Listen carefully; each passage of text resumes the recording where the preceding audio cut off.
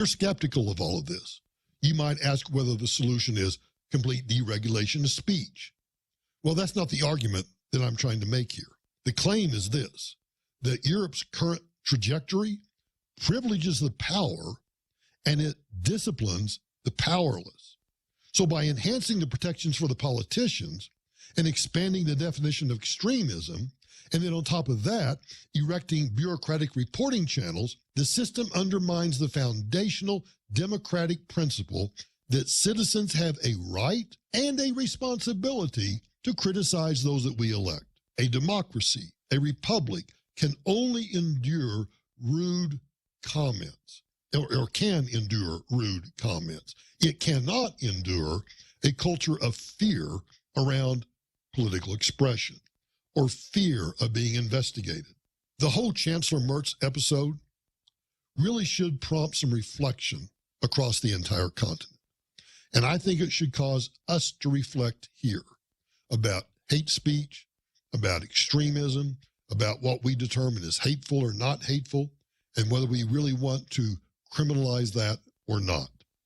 Because if a prominent public figure can marshal the law enforcement resources against thousands of critics with very little scrutiny, then that kind of system is not protecting democratic principles. It is protecting the ruling political class. It is protecting the cabal. A legal framework that encourages self-censorship, that's a framework that weakens public deliberation. And then the long-term consequences is a body politic in which important questions get left unasked because the cost of asking becomes too high. Europe's defenders argue that these laws promote civility, social peace. Critics reply, civility cannot be enforced or commanded by cops, and that social peace cannot rest on silence. I think the truth lies in understanding the trade-offs. And those 4,999 complaints eliminate the trade-offs. It shows a system that has drifted from its liberal foundations toward a model that makes dissent a liability. The danger is not hypothetical. It's actually visible. If you read about the raids, the seizures, and the prosecutorial zeal in Germany, you'll see that that danger is very real, which means that Europe has reached a moment where when the structure of its speech regime deserves really careful scrutiny.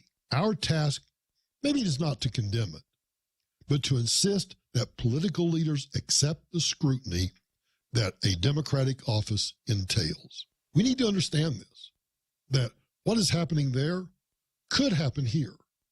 And what I'm trying to do is just sound the alarm that look across the pond, look toward the east and see what's happening in Europe. And then think about what's happening in this country, where you start with, oh, you can't say that because that's going to offend somebody. Well, sucks to be you if you get offended. It's the Weekend with Michael Brown. Text line's always open, 33103, keyword Mike or Michael. I'll be right back.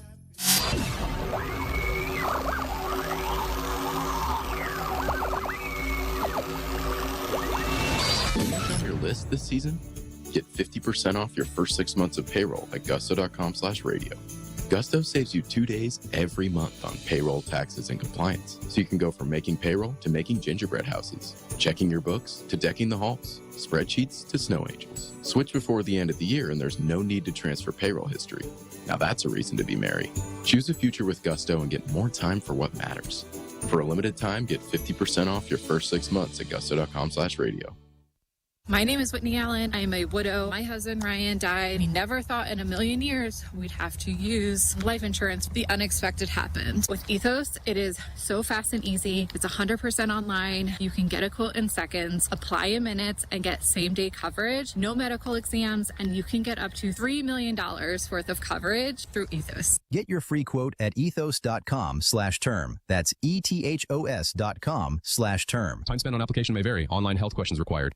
Take it. I'm Gianna Gelosi with your Fox True Crime Minute. A guilty plea from the former court clerk in South Carolina that helped out with the murder trial of Alec Murdaugh. Former Colleton County Clerk Rebecca Hill pleaded guilty to obstruction of justice, perjury, and misconduct in office. Hill was arrested in May, more than 2 years after Murdaugh was found guilty of murdering his wife Maggie and younger son Paul, who were found dead with gunshot wounds near the dog kennels at their family's hunting estate in 2021. The arrest warrant said Hill violated a judge's order to keep sealed photographs from the public, then gave false and misleading testimony during a hearing in January of 2024 when she denied she allowed anyone from the press to view the exhibits. She was also charged with misconduct for using her office to promote a book she co-authored about the trial on social media. The judge in the case said he didn't think Hill deserved to be incarcerated and sentenced her to 3 years probation and 100 hours of community service. There's more on this story at foxnews.com or subscribe to the Fox True Crime podcast. I'm Gianna Gelosi with your Fox True Crime. The Point is KUSG, Hagåtña, Guam, 93.3 FM and 104.3 HD3. Paying his respects. I'm Carmen Roberts, Fox News. President Trump says it has been a rough couple of days in the world, mentioning the anti-Semitic attack in Australia, the deadly ambush on U.S. troops in Syria, and the mass attack in Brown University. To the 9 injured, get well fast, and to the families of those 2 that are no longer with us, I pay my deepest regards and respects from the United States of America. Police in Rhode Island have a person of interest in custody in relation to that mass shooting at Brown University that killed 2 and injured 9. Fox's Brian Yennis has more from Providence. At 3:45 this morning, police found this person of interest and took him into custody at a hotel in Coventry, Rhode Island. That's about 20 miles south of where we are here, just outside of Brown University in Providence. And Kash Patel, the FBI director, released photos, and he wrote on X that they were able to geolocate this person of interest using critical geolocation capabilities. And Fox's Trey Yingst has more on the mass shooting in Australia that left 16 dead and more than 24 injured. One of the gunmen also killed. 2 gunmen opened fire on Jews at a Hanukkah party along Bondi Beach. Australia's Prime Minister reacted to the event, saying this. This is a targeted attack on Jewish Australians on the first day of Hanukkah, which should be a day of joy, a celebration of faith. An act of evil anti-Semitism, terrorism. Local police put out a statement saying 2 people are in police custody at Bondi Beach. Now, they have updated this statement to say one of the attackers is dead, another remains in police custody. America's listening to Fox News. This holiday season, Subway turns up the crave with the limited-time festive flavors collection. A lineup of 3 bold sub rings in beloved holiday flavors in handhelds with Subway's extra festive stuffing and cranberry sauce. Take a bite on the wild side with the Turhampton, oven-roasted turkey, ham, tender rotisserie-style chicken layered with Monterey cheddar, herb stuffing, onion, sweet cranberry sauce, and mayo. Served on hearty multigrain bread. Or set the Friendsgiving feast abuzz with the festive turkey and the festive chicken. Put a fresh twist on holiday feasting. Only at Subway. Eat fresh, feel good. In a world where the 2025 Nissan inventory must be moved, one team rises. The clearance team. The clearance team? What's that? We're the Nissan Guam clearance team, slashing prices on all 2025 vehicles. We even have models starting as low as $150 per paycheck. That's awesome. Let's do it. You're gonna love yourself a Nissan. Don't miss the model year-end clearance happening now at Nissan Guam. On approved credit, some conditions apply. See Nissan Guam for details. Ukrainian President Zelensky and U.S. envoys arrived in Berlin today for another round of peace talks. Ukrainian ambassador to the U.S., Olga Stefanisha, tells Fox News it's up to Russia to finalize a peace deal. Ukrainian president, like a lot of European leaders in person, are doing, a lot to have this agreement finalized as much as it is possible. It's only Russian president sitting on his throne and communicating that he's waiting for something. Zelensky will be joined by President Trump's special envoy, Steve Witkoff, and the president's son-in-law, Jared Kushner. The Trump administration is relying on different legal justification for seizing a Venezuelan oil tanker that strikes alleged narco-terrorist traffickers. even though both moves are intended to ramp up pressure on Venezuelan leader Nicolas Maduro. And Venezuelan political activist Maria Corina Machado joined CBS Faces the Nation and says that she's going back to Venezuela despite the danger. Well, of course, they are concerned as any other Venezuelan child that has their parents or relatives back in our country, because the regime, as I said, has persecuted, tortured, killed, disappeared thousands of Venezuelans, and recently it has turned even more violent. And she says her children are concerned about her going back. The White House says the seizure is meant to increase pressure on Venezuelan President Maduro, whom U.S. officials accuse of being a narco-terrorist and leading a regime. And Connecticut is working to become a destination for holiday movie fans, promoting its charming towns featured in films like Hallmark and Lifetime. The state has launched the nation's first Christmas movie trail. It's a self-guided tour of locations where 22 films were made. I'm Carmen Roberts, and this is Fox News. Wakey, wakey, Guam. It's time to rise, shine, and dine at Wendy's. Kickstart your morning with our breakfast faves, like the Morning Melt Panini, savory breakfast burrito, or sausage, egg, and cheese English muffin. Or are you looking for some local flavor? Choose one of our local breakfast platters, like the Biggie Breakfast Platter. It's hearty, filling, and packed with island goodness. Start your day with Guam's best value for breakfast, only at Wendy's. Head on over today. Bud Light wants you to watch your favorite NFL team live. All you have to do is purchase 12 packs of Bud Family or Bud Light Seltzer and look for the QR code inside. I'm only here for the game. Scan the QR code for your chance to win one of 2 trips for 2, including airfare, accommodations, and tickets to a regular season NFL game of your choice. Plus, every code scanned will earn you points to redeem for Bud Light NFL gear. Must be 21 to enter. Some conditions apply. Visit currentguam.com for details. Bud Light reminds you to drink responsibly.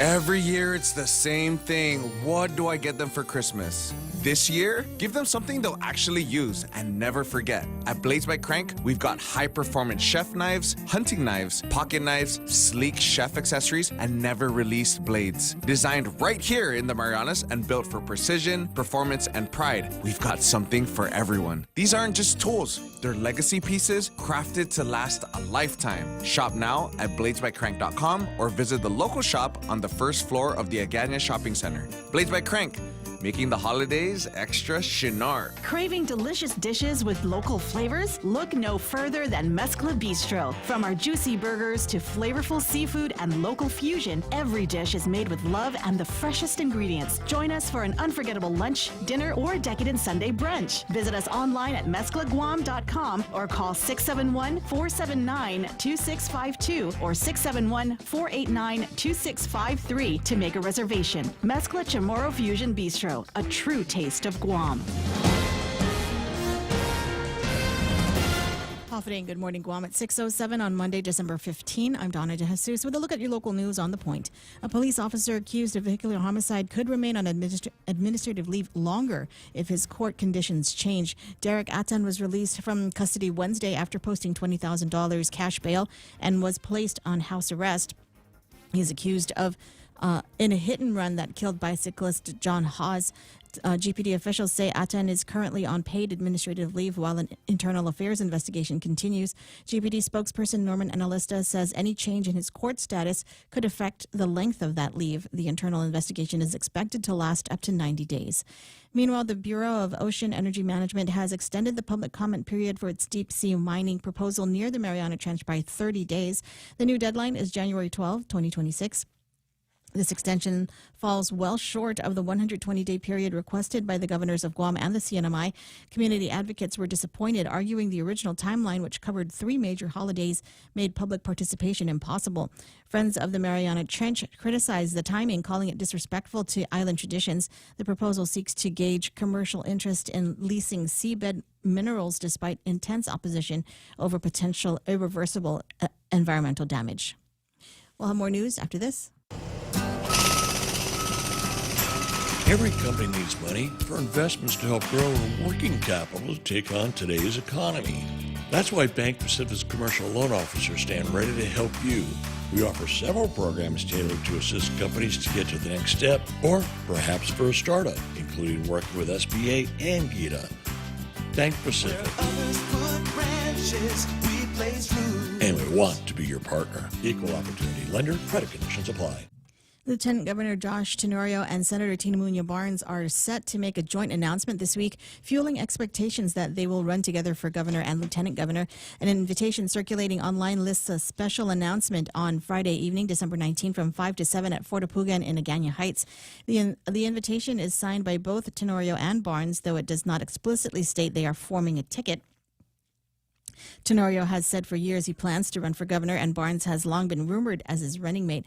The primary election is set for the 1st of August 2026. And the Tumon night market is proving popular, with vendors generating $1.8 million in revenue over 9 Sundays, but some surrounding businesses are suffering. Concerns raised at the GVB board meeting Thursday included night market patrons taking up parking for regular customers and lengthy road closures that force transportation companies to reroute.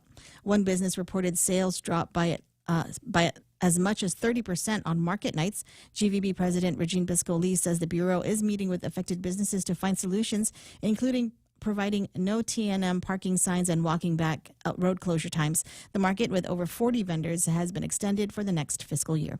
And those are your top stories right here on The Point. Now here's Ray with your weather. I got it. 10 after 6 o'clock in the morning, and weird weather we had yesterday, wasn't it? Every time it was another one of those crazy Sundays where it's like, okay, it's kind of wet and gloomy here, but then the sun comes out, and then you're thinking, okay, this is it. I'm going to hit the beach, get the shorts, get everything ready to go, and and then it starts raining again. I'm sorry. It's okay.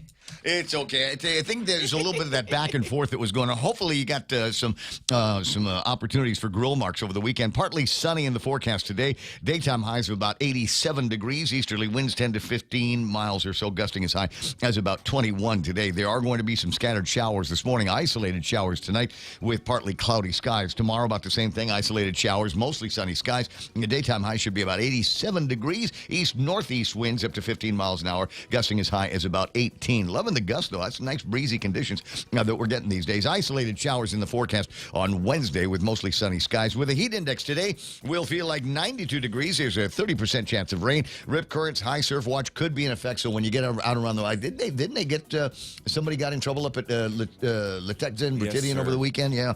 Be careful when you're getting in the water. Sunrise this morning, 6:36. Sunset tonight, 5:56. As the days get shorter, where is solstice territory coming up? Right? Did you look it up? I'm more positive. Yeah. Yes, it's going down, man. Going down. just checking. Sometime I want to say it's the 21st or 22nd. It's going to be the shortest day of the year, and there's got to be a way that we can commemorate that one way or the other. 6:11. There it is. News and weather together on 93.3 The Point. Now brought to you by Bank Pacific, banking on the Pacific for over 70 years. It's back. Celebrate 75 years of Payless Supermarkets with a $5 off fuel coupon to redeem at any 76 Circle K location when you shop and save at Payless Supermarkets. That's right, $5 off fuel with every $75 purchase at any Payless location. But hurry, this offer is only good from November 17th to December 31, 2025. So don't miss out. Stock up on groceries and hit the road with fuel savings from Payless Supermarkets and 76 Circle K. Minimum $30 fuel purchase required to redeem coupon. Some conditions apply. Boss, I got run over by a forklift. Boss, I crashed a company truck. What do we do? Our warehouse and inventory are gone. Hi, this is Dave Silva from AB Risk Solutions, and it's time for Risk 101. Everything you just heard are examples of risk your businesses can face. Our job is to ask the hard what-if questions and teach you how to reduce your exposures and help you recover if things go sideways. We've got decades of experience in Micronesia working with businesses big and small. Call AB Risk Solutions today at 777-2668 for a free inspection and quote. AB Risk Solutions, formerly known as Aon. 10 more days till Christmas. Get the perfect Shinarp gift at the local shop or bladesbycrank.com. Portions of the Ray Gibson Show brought to you by APL, American President Lines, a global presence with a local home, and my team at Take Care. The Ray Gibson Show. Morning talk that matters. Call now, 888-TALK. That's 888-8255.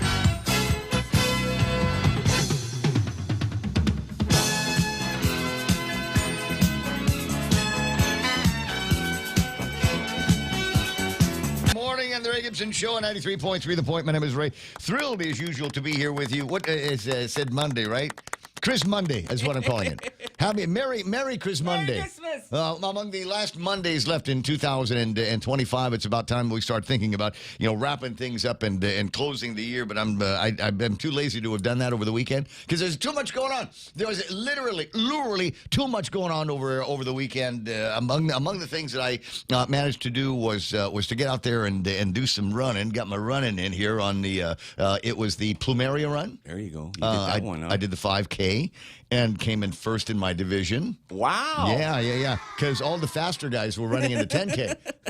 and so I let them do that. And my excuse was, I'm going to run tomorrow over at the Leo Palace, the Jingle Bell run on Sunday. And I wanted to have fresh legs for both of the events. But you got into the 5K thing, and there was a little bit of I don't know. We're gonna need to educate the runners about this. If it says showtime at 5, go time at 6, you know what that means? Yeah. You show up at 5. Especially if you don't have 6. Especially if you don't have your bib yet. You don't roll in at 10 to 6 and then get into the line to get your How are you bib. gonna win like that? Because it just wastes everybody's time. So they didn't get that thing started until 20 after 6 o'clock in the morning. And by then, my goo, I get the goo, right? I get the goo. I put the goo in my mouth 5 minutes before the race starts, and at 20 after, it's already done. Up. It's already done. It's already gone through the system. Out. I memmy the thing out. Waste of time. Oh my God. Oh, and one other thing. Because and there's a lot of new runners and a lot of people that they're doing a lot of this over with the Guam Running Club. It's the chip timing. So they give you a bib. And it's got this little flap on the back, and that's the thing that talks to the system about where you started, sometimes where the turnaround was, what your lap time was for the turnaround, and when you cross the finish line at the actual end of the race. So they got this significant technology so that it can be as accurate as possible. And you know what's screwing it up? What is people that get their bibs, and then it just here's one for Donna, here's one for Ray, here's one for Joe. Not necessarily knowing that it's not tied to the name. It's not tied to the name. And when there's a 5K and a 2K, people they're going, oh, is this a 5K bib? I don't know. Maybe it's a 2K bib. And so what happens is you get these guys they ran their ass off during the race, get a 24 minute, and then they look at the standings and they got beat by somebody that crossed the finish line in 12 minutes. You know why? Because they ran the 2K, not the 5K. So we're gonna go over the runners etiquette thing after a while. One of the another etiquette thing, just FYI, is don't grab all of the fruits and the drinks when there's still people outside and that are still running the course. Just because you see that every once in a while, people show up with bags and they take all of the bananas and all of the oranges and all of the drinks while there's still people waiting to cross the finish line on their own. It's not crab legs. It's not crab legs. Jesus. Yeah, this is not Friday night seafood buffet over at the place. Save some for somebody else. Anyway, 6:17 in the morning. Now I got that off my chest. But otherwise, it was nice. And one of the other things I got to do was hang out with Bertie and Gnomes over at Pono's for their grand opening on Saturday. They closed off the road. They did. Yeah, they closed shut it down. Why not? That little exactly. Exactly. Why it's not like there's a lot of traffic through there anyways, and there's a bunch of different ways that you can get around it. But it was kind of a sweet. We say definitely congrats and appreciate the confidence that you have in the economy. What with DFS going to close down, and we had the scare with Tony Aromas and Planet Hollywood food looks legit. Yeah. Oh, it's totally legit. Totally legit. It does. I'm gonna try teriyaki bowl and spam musubi. The little girl says, "What kind of musubi you want?" I said, "Is there any other than spam?" Ooh, that's life. It's the only one in there. Yeah. So congratulations, Berto, and the entire family. And I think I met the entire family when they were there. Anyway, welcome to the program. Excuse the mess. Ray Gibson Show, 93.3 The Point. It is a Monday, the 15th, and as you heard Frank the Crank mention in the commercial a few seconds ago, 10 days away from Christmas. Now, our buddy J.B. St. Nicholas is going to give us the real countdown, which is 9 days and like 17 hours. God, yeah, that's going to come up a little bit later on. And nine sleeps. If you sleep. Haven't even started. Haven't even started. Did the race yesterday. Had Big Sister Shelly's birthday brunch over at Bistro. Happy birthday. Then they get hit with life. You know, you got the baby, you got the rent, you got to get a couple of jobs going, and so they've got a program now that will allow people to donate for folks specifically so that they can take those 1 or 2 classes left and finish their degree and get everything taken care of. So a neat program. We'll talk about that a little bit more. Real Joe, 888-8255, 888-TALK is the telephone number. That's the thing that you're going to get. Present. All right, groovy. 797-8255 is the meme machine, and the meme machine this morning, generally in the mornings, is first thing that comes in is pictures from the eastern side of the island. Interesting colors from Jeff and the team over at Pirates Cove as he's watching the sun break over there. Still another 12 or so minutes between now and the actual sunrise. So a little bit dark. You can see some rain wanting to come in, and that's what it's going to look like for the rest of the day. It's going to be sunshiny, and then it's going to be rain, and sunshiny, and then it's going to be rain. I did manage to get a couple of coats of paint on the house on Saturday. It was you. Yes. You caused it, huh? I managed to get a couple of coats of paint going on the house. I bought a paint sprayer. Nice. I know. Yeah, did I you haven't figure used it out yet? No, I haven't used it yet. That thing will stay in the box for a couple more years. Supposed to read the manual, but I figure, why would you read the manual? Most of the stuff that you need to know is printed on the sticker on top of the thing, right? Yes. But plug and play. So here's the reason why I didn't use it on Saturday night, because it would have saved a whole lot of time. I get a note from Tracy over at the Guam Power Authority. And good morning, Tracy. What's that? Oh, thank you for the power. Yes, thank you very much. She sent me a note on Saturday, and it said so they shut down the Ukadu plant completely. Yeah, I heard about that. So that they could restart everything on Sunday, and then they're going to run the thing for 7 whole days in a row. Ooh. We'll get more details on this from Simon. But as it turns out, the other generation wasn't making as much electricity. Said, "Good evening. As previously announced, Ukadu Power Plant is offline for 24 hours in preparation for the final testing phase. While all baseload units are online, the older Cabarrus units have limited output. One CT combustion turbine is offline and working to return to service. So as of 5 p.m. Saturday, December 13th, energy demand has exceeded capacity, prompting load shedding." Yeah, I felt that, bro. Did you get? Yeah, I did. You did? Last night, yeah. Oh, last night? Yeah. This was Saturday night. Well, last night I got about an hour. Really? Yeah. I'll be darned. I didn't get anything on that. As of 6:55 p.m., this is on Saturday night, Dededo CT number 1 returned to service, adding sufficient capacity to meet current demand. No further load shedding is required at this time. So it's that weird kind of space where you got the combustion turbine that wasn't making enough electricity, Cabarrus not making enough electricity. It was night on an overcast day, and so there wasn't a whole lot by way of. I've got these solar lights at the house. And usually they're still on when I leave about 4:30, 4:45, right? But this morning when I got out there, they were all off because we haven't had a whole lot of steady sunshine in the last couple of days to charge the batteries. Oh, woe is us. Anyway, Donna D's going to take care of news and headlines for most of it. Well, actually, an hour.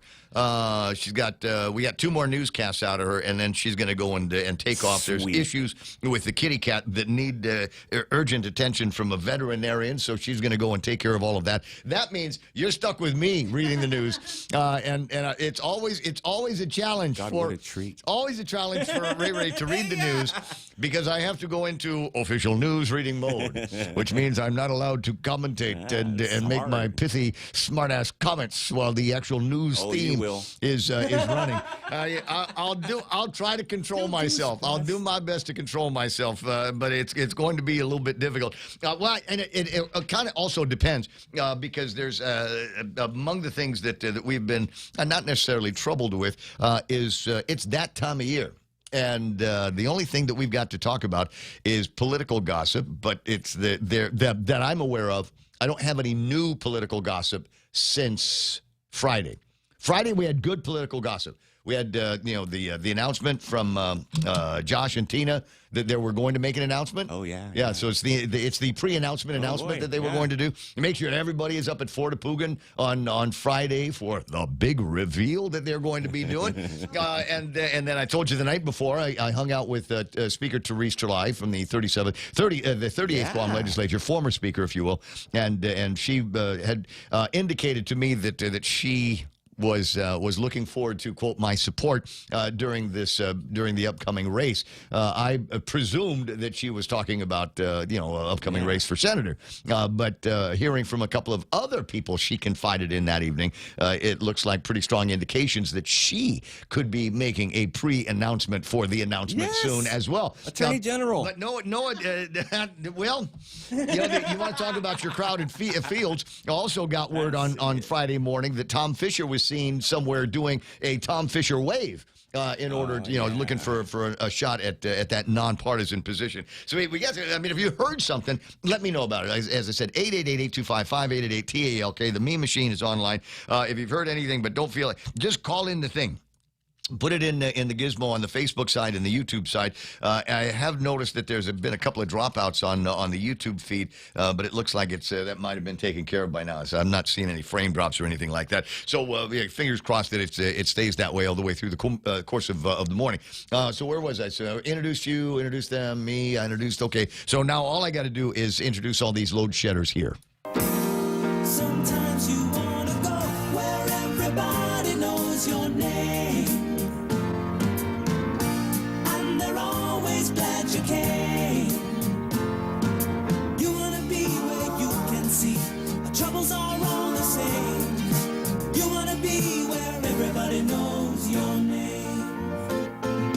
You wanna go where people know people are all the same. You wanna go where everybody knows your name. Yeah, such a nice feeling. 626, everybody knows your name, traffic court, DMV, et cetera, et cetera. And now we start off with, wow, Lori with a Y. Duenas is number one here today, beating out DOD Kaboom and Auntie Bennett Lujan Duenas. They're in there, but she came in first, so congratulations. There's EOD Kaboom coming in at number two, saying, ahoy! There's Auntie Bennett with her hi and ho and hoy, and eventually the litany of all of her favorite Republicans. Nice to see you there, Auntie Bennett. Elizabeth Mendiola too says, good morning, all. Off a day to you. Let me see, you got any new names floating around in this part of the Gizmo. There's Mark Mendiola. Good morning, Mark. It's nice to see you there, my brother. Off a day to you and the boys. Keenan McCausland checking in from stateside. Ooh, what's up, States? Football is what's up today. Oh, yeah. Football is the big deal today. I don't have the NFL scores up on the screen. I can do that right about now. I think the Niners had a bye last week. So I think, I'm not sure. But I'll see what I can. We don't know. Well, somebody, I kind of, I'm not going to say I stopped paying attention, but I just wasn't paying attention to it most of the weekend. I had all kinds of other stuff too. Anyway, yeah, Sunday, fun day, football getting towards the end of the season here. Tony and Annette and Pinko added, Rio Joe, I don't think we've seen the last. Vice Speaker and Pika's best funeral home director, Tony added, begging the question now: if we've got pre-announcements going out about the actual announcement from Josh and Tina, does that mean? Because we know that they're running together. They've done a thing, right? Yeah. They've already done the big hey. Vote. We're running. Vote for us. Who? They should. Tony and EJ. Yes. They should do Full another on one. announcement. There should be another one Yeah, right. maybe people forgot. There should be like an announcement every week, and Our you should memories are bad all around buy here. lots and lots of advertising for it right here on 93.3 The Point. I'm looking to see if I uploaded any pictures of me and my friends running races over the weekend. There it is, where everybody knows your name. There's me, and that's always talk about Felice from Beyond the Box. Nice. That's her. That's her. Holy moly! So everybody, just about everybody here, Go to Beyond the Box. is holding a blue ribbon, which means they come in first in their divisions. Way to go, guys! Off a day to you. Let me see, where was I? Jerome McDonald saying, good morning, Ray, Donna D, and Real Joe. Enjoy your Monday. Good plan so far. Let me see. Jerome saying good morning to Tony and Annette. Stephen Blake. Real guy.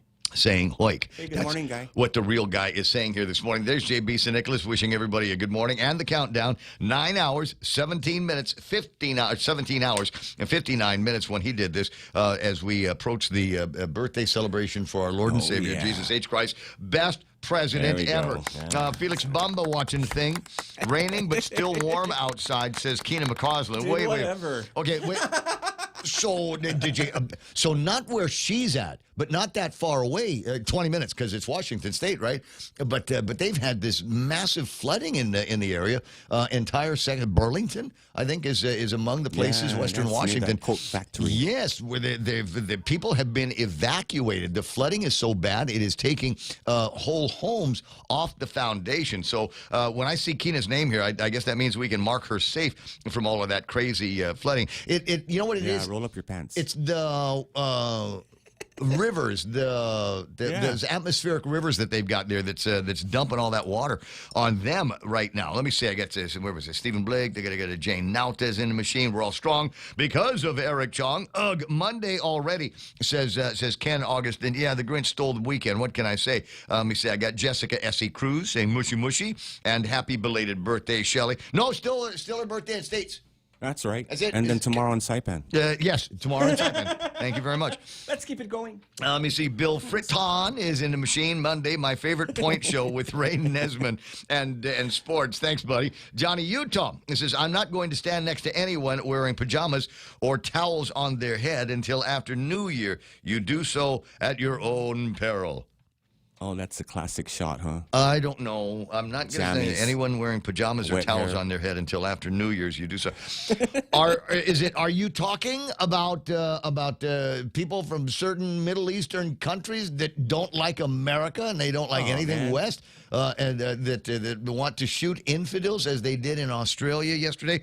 I tell you what, harrowing scenes of people running, screaming off of the beach and trying to find. I'm thinking they probably should have just hit the deck, but they were trying to get away from the sounds of the gunfire as much as possible, except for a couple of guys. One of them that was lurking. Waiting for an opportunity, and there's videos of this all over the social medias, X in particular, and saw an opening and went and grabbed the gun away from one of the gunmen. Yes, courage, man. Courage, Right absolute courage. Another guy was facing down one of the gunmen. He was standing there out in the open. He didn't run. He was just standing right out in the open, pointing his finger at him. Hopefully, he was saying "bang bang," but he was pointing his finger at the gunman. This is a video that goes almost a minute long. Absolutely terrifying. Some of the things that you may have seen there, made even more terrifying because there's no Second Amendment in Australia. You'd think of all places, it's gun-free. There would be a working wink. Second Amendment, but they took all the guns back from everybody, and so you've got no way to defend yourself from the people that wish to do you harms and don't care about the laws and will get firearms and will shoot at you if they don't like your religion or the color of your skin. So Johnny Utah may have a point there. Stephen Liz are online. Says, good morning, Guam. Pal, we'll have flights to Saipan because of casino gambling. It's time to legalize casino gambling on Guam.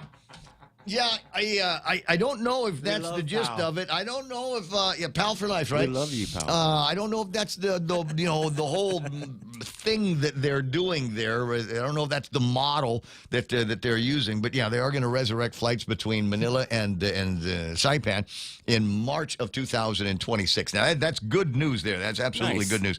But Steve, there's gambling in Philippines.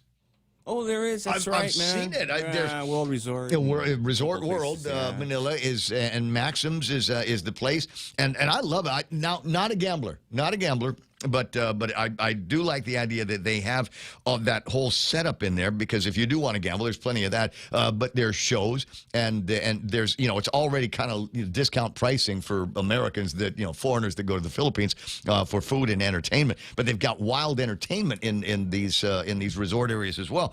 So I don't know how we're going to compete with that unless we're going to look at say the Sandcastle model and say, okay, so we'll have gambling there, or adjacent to it or around that area, if that or a place like that in Saipan. So I don't know. It was still worthy of conversation, but. January? Can we do this in January? You want to do it in January? Yeah, we should. Yeah, Yeah. I don't want it to be one of the because it's a fight in the family. Every time they talk about casino gambling on Guam, it's Black a major, eye. it's a major fight in the family, and I just don't want to do. Will it I don't give you a black don't eye, want to go bro? through that crap during the holidays. Alicia Duenas Anderson online. Linda Gabriel saying good morning to everybody. There's Carol Ann Prune. Ali Malaka saying good morning, Ray. Donna Real Joe and the Point Familia. Have a wonderful Monday. That's the plan. Looks like we're on it so far. Where's that? More from Alicia Duenas Anderson saying good morning to her primo Jerome McDonald in Stateside. Havaday Maria Duenas Perez checking in from Perez Woods. Tattoo Shauna Fujikawa Stickles saying good morning to everybody. 3 cups of coffee in the deal. Thank you very much. Good morning. Jack Larimer says, bang, bang, Niner gang. Thank you, bro. Yes. Jerome McDonald says, zip your pants. No, I like the ventilation. Oh, she saw that. No, huh, it's Jerome? ventilation time here, bro. Why are you looking there, Jerome? When I was kids, we didn't say zip up your pants. No, we didn't. No, the phrase was your townhouse is open. Yeah, it is. And my mom always said, well, it doesn't close till 9. So we always had an answer to your townhouse is open. John South. What do they say now? I don't know. Because I mean, when we were kids, that was it. There was townhouse, flies open, and that was it. That was like the only place to Diana's, another place to go shopping. But it wasn't like there were any big shopping centers besides that one, right? So your townhouse is open. I'm wondering how the children refer to it now. Maria Duenas Perez saying good morning to Vivian Castro Leon. Anthony Bennett says no vote for Fisher. Sorry, Tom. Sorry, Tommy. I don't remember what it is that you did to lose her, but when you are a Republican or voting as a Republican or running as a Republican, we forgot, and you man. lose Auntie Bennett Lujan Duenas, that's it. That's it. Turn in the card because it's over for you. EOD Kaboom says, anybody catch the amazing meteor shower last night? I did not. It was a lot of clouds in the sky. So if it was happening, I missed it. However, it is that time of year where we're moving into a shower. I forget which one's the pertussis shower, the Leonidas shower. I can't remember which one it is. I think pertussis is whooping cough, Ray. Whatever. But it sounded right. It sounded right. Sorry, the Perseids man, or something like that. Okay, great. so all right, we'll reach out to her and see if Pam Eastlick might be able to join us and talk about this. But every year around this time, and traditionally right after the Honolulu Marathon. Oh, by the way, Guam runners in the Honolulu Marathon, good luck to you. Some of them trying to think of where they might be. You're not going?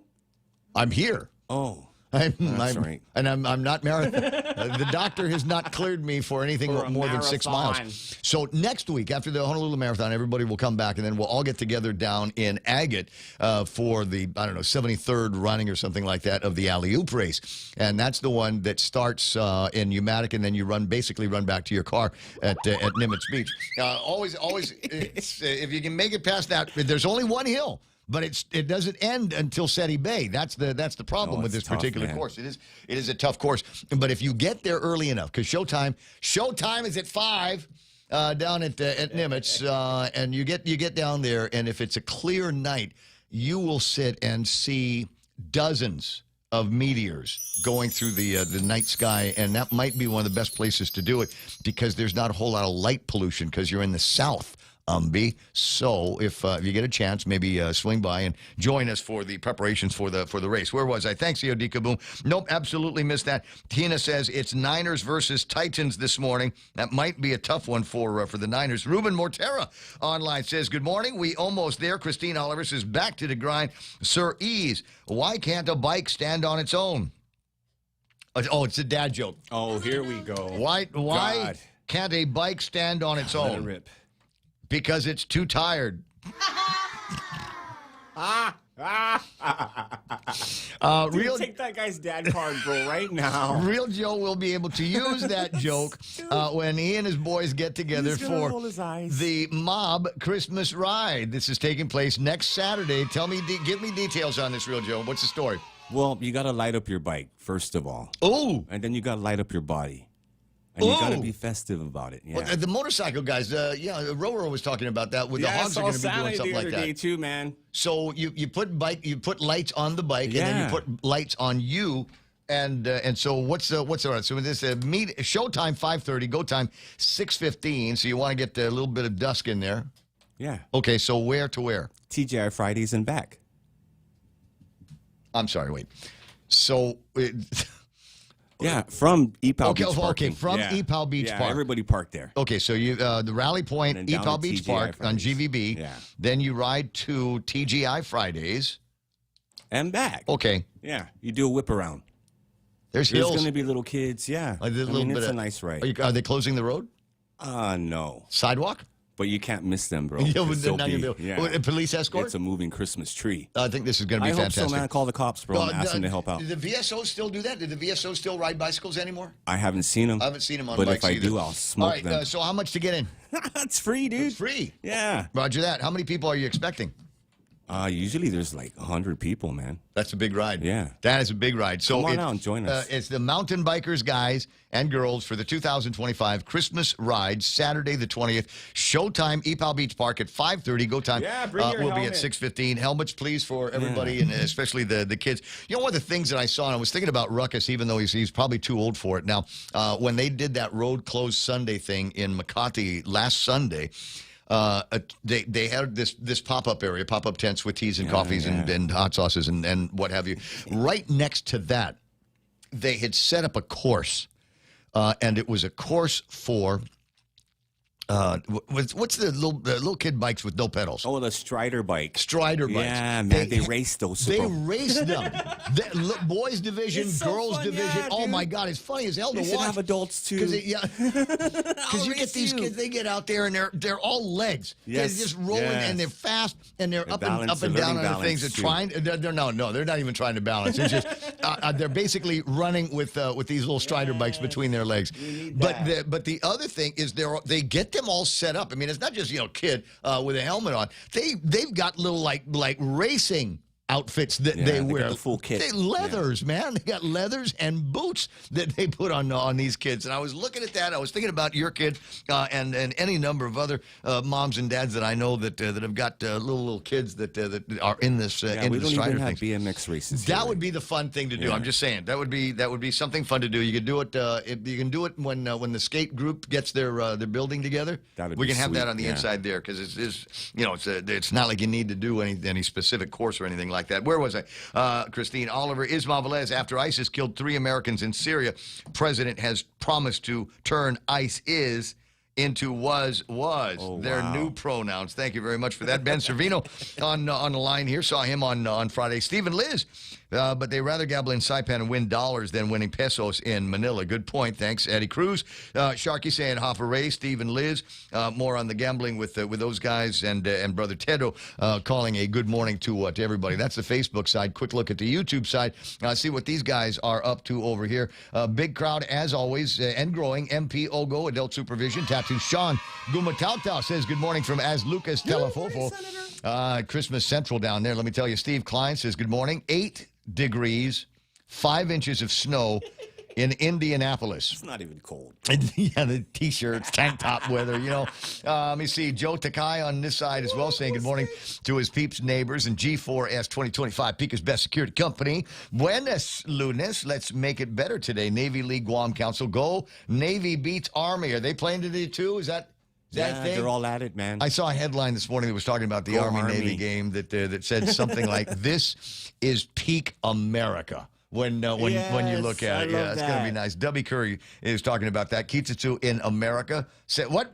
Hey, he says 49ers, and he's got the thumbs down. Yeah, man, what's up with you, Kitsutsu? Bro, that's our beloved 49ers. He says, let's go Ravens, let's go Broncos. Snow last night. Polar vortex coming through their area where he's at.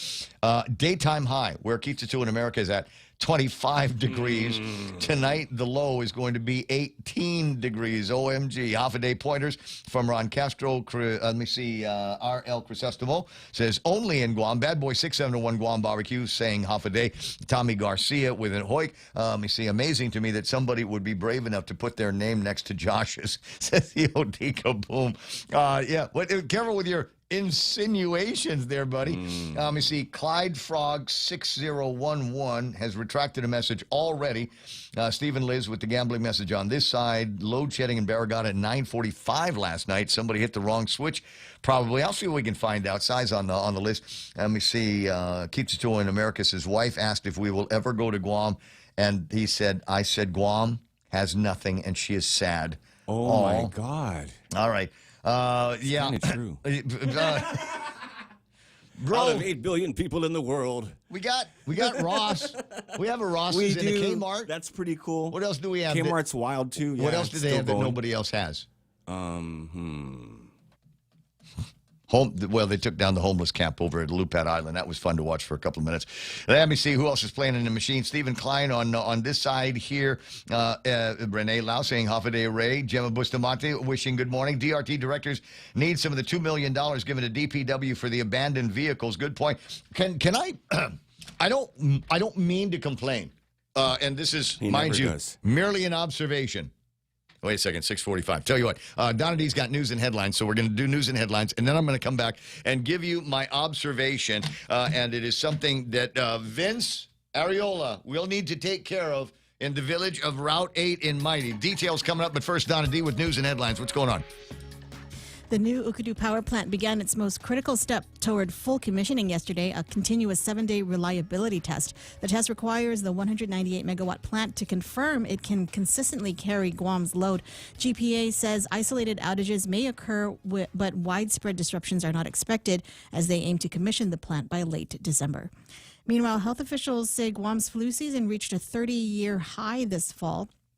Cases climbed sharply in October and peaked in November with 431 reported infections. Children ages 5 to 19 were most affected. Recent reports show fewer emergency room visits, suggesting Guam may be past the worst of the flu season. And Mariana's Finance donated $10,000 to Harvest House last week to support foster children on Guam. The funds will provide essential resources, including basic needs, emotional support, and educational programs. MFC leaders Phil Flores and Carmelita Gogui presented the donation to Executive Director Jared Baldwin, helping strengthen foster families and improve the lives of the island's most vulnerable children. And those are your local headlines on the point. Now back to Ray's observation. It's my observation. So the I forget who the contractor was, but they recently did some work in between the turn that goes to Venue and backside of Bang of Guam. They recently did some work there. From there up to about the Rainbow intersection, actually a little bit further. Yeah, actually a little bit further. But patchy. Something's wrong. Yeah, well, number one, it's patchy. Oh yeah. Number two, it's hard to describe. You know Something how there's and I don't want to use the phrase rippling because that's a different phenomena that affects the phenomena. But so rippling is a different phenomenon that affects the asphalt. What we've got here is from one side of the Plumeria Hotel fence to the other side, right where that Hong Kong Jade store that's been there for like 50 years, and I've never, ever been inside. There's this. It almost looks like a river. It's deep. It's got to be a foot in one part of this. You'll feel it going down towards the Venue, and if you're headed up towards the old Rainbow area, you're going to feel it as well because literally the front of your car will drop out in front of you, and it's like a speed bump in reverse. And I'm pretty sure that wasn't in the plan. I'm pretty sure that wasn't in the drawings or the diagrams for this work that literally can't be any more than a couple of months old. So somebody forgot to put a rebar in there or something. And as somebody that uses that road pretty much every day, both sides, pretty much every day, I'd like to know if we can have somebody from the company go out there and patch that thing up. Now, I don't know what you need to do about patching it up. Hopefully, it's not something that we're talking about procurement that requires ripping the entire road apart again. And then figuring out where the underlayment went. It looks like it's preparing to be a sinkhole in that area. I don't know that that's even possible, but nobody thought there was going to be that big, massive mudslide on Marine Corps Drive either. So somebody needs to go out there and take a look and see what's going on. Anyway, 6:48 in the morning. Lots and lots in my head in the table of contents. Dying to find out what is in your head, in your personal table of contents as the show commences. At 6:49, we'll find out about traffic after these. At Guam Regional Medical City's Cancer Center, your care is our priority. We provide comprehensive treatment services tailored to your needs with compassionate support every step of the way. Our expert team specializes in hematology and oncology, delivers advanced radiation therapy, and offers personalized chemotherapy infusions in a comfortable setting. We also provide effective pain management and a full range of outpatient infusion services, including blood and iron transfusions. We're here for you, supporting your entire journey right here at home. Guam Regional Medical City, comprehensive cancer care close to home. Guam, are you ready? For one night only, Julian Marley and the Uprising, featuring the sounds of DJ Bonix, are coming to Guam at the Lime Event venue this February 14th. And the best part? Everyone is VIP. Experience roots, reggae, and pure Marley vibes live on Valentine's Day. But listen, tickets are extremely limited, and once they're gone for good. Don't wait. Get yours now at guamtime.net. That's guamtime.net. Brought to you by New Wave Studios Guam, Empire Realty, Star 101, Boss 104, and The Point. One night, one price, one legend. Got it. I had the football scores up. I'll get back to that. We got to take a look at what's going on in traffic. It's 6:50 in the morning. Let me see. Is there anything we're talking about here? Usually just a little bit of traffic. Yeah, that's what I'm looking at. A little bit of traffic at Anderson Air Force Base. Southbound Marine Corps Drive looking good all the way. Pretty much all the way until you get to the Micronesia Mall intersection and basically intersection traffic there. You will find some traffic up around the Ukadu side. And then after that, southbound Marine Corps Drive, Upper Tumon, Harmon area, Tamuning, East of Ganya, everything looking good all the way into the downtown Agutnia area. Now, I do see a little bit of traffic in between downtown Agutnia and Adelup. Now, I don't want to call it an accident as much as I might want to call it some maybe police activity. Is it possible? Is there somebody down there with the radars and that kind of thing? You know, doing some fundraising for the Guam Police Department. Yeah, but it might be that this morning. Time of year. So be on the lookout for it. It looks like it's affecting northbound traffic between the Adelup and the Paseo area. So Adaya for that one. Otherwise, things are looking pretty good. No major traffic around the actual old what is that commercial port? That's what I'm thinking in my head. Not a whole lot with around the cemetery. Southbound Marine Corps Drive looks like things are getting a little bit busy around Infusion and then the main gate at Naval Base Guam. I think that's just about it. 6:51 in the morning. There it is. News, weather, traffic, yak together. It's all on the point. You asked and we listened. The Bacon Portobello Mushroom Melt, a Wendy's favorite, is back. Try our deliciously indulgent sandwich made with juicy beef, crispy applewood smoked bacon, sautéed portobello mushrooms, and melted cheese, all on a soft toasted bun. Available only for a limited time. Head on over today. Choose wisely. Choose Wendy's Bacon Portobello Mushroom Melt. Coming January 24th to the UOG Calvo Fieldhouse. The Cover Girl, live on Guam. Angel, the original cover girl, and her iconic voice, singing all their hits like Because of You, Promise Me, Inside Out, and Show Me. Joining them on stage, the queen of dance, EDM, and freestyle, Shannon.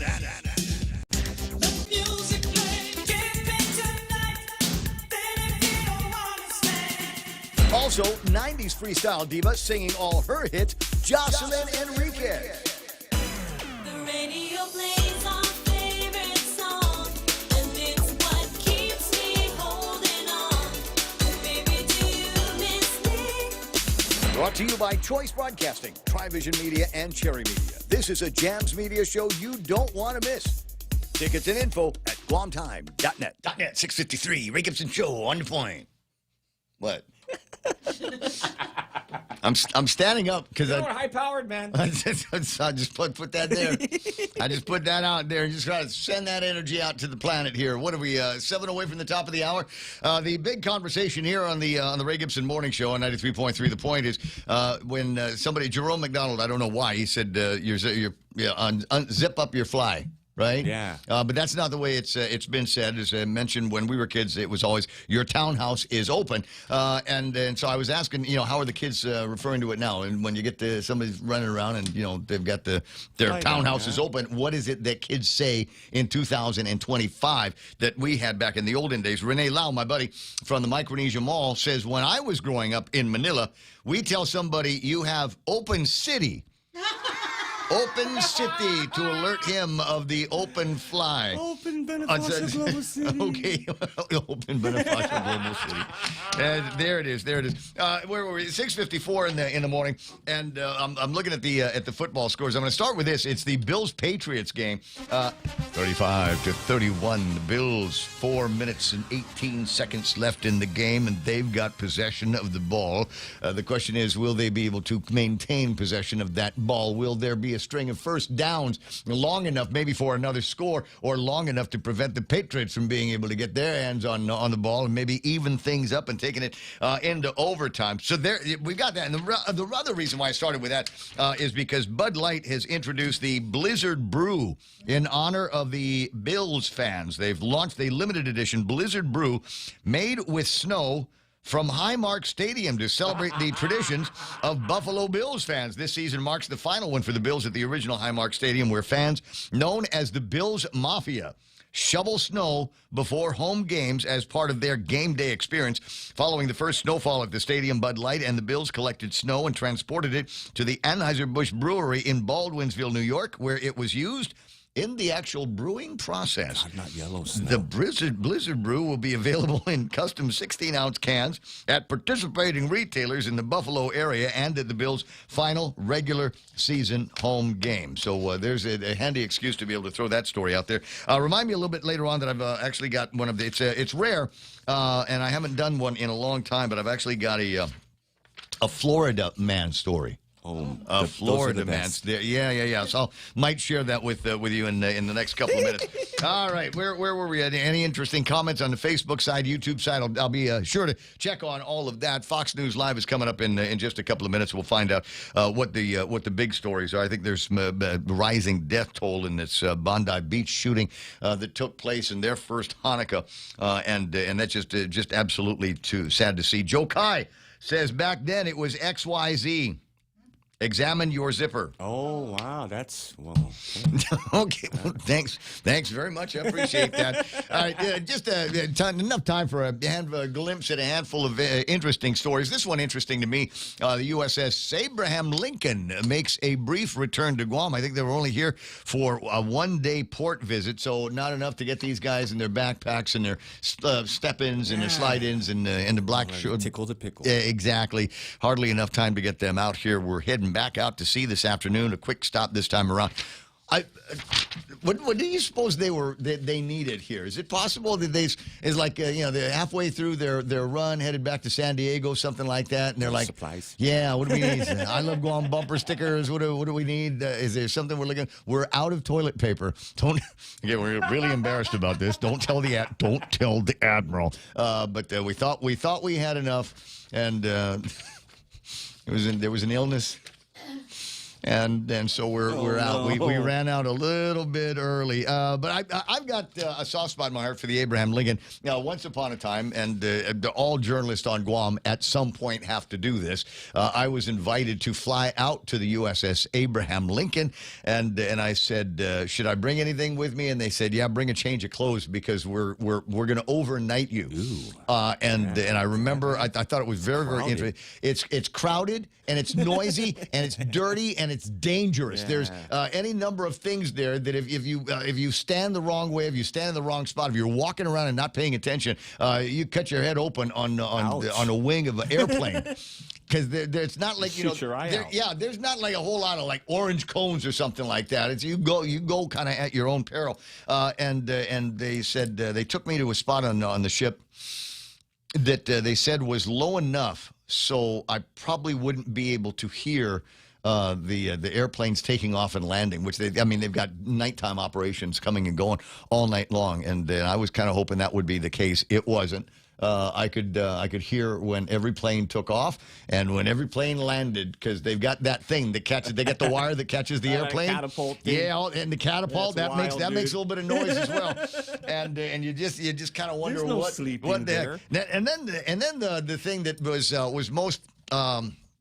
It was an eye-opener. I mean, I having not had the opportunity, the privilege of service, especially in the United States Navy, I never. It was rare. It was rare. It was a throwback to Father Duenas from when I had to use the bathroom, because there's no stalls. Yeah. There's no. You just kind of there. You go. You looked at your neighbor. Let it fly. Yeah. Just look at the neighbor, smell the neighbor, eye contact, all of those kinds of things.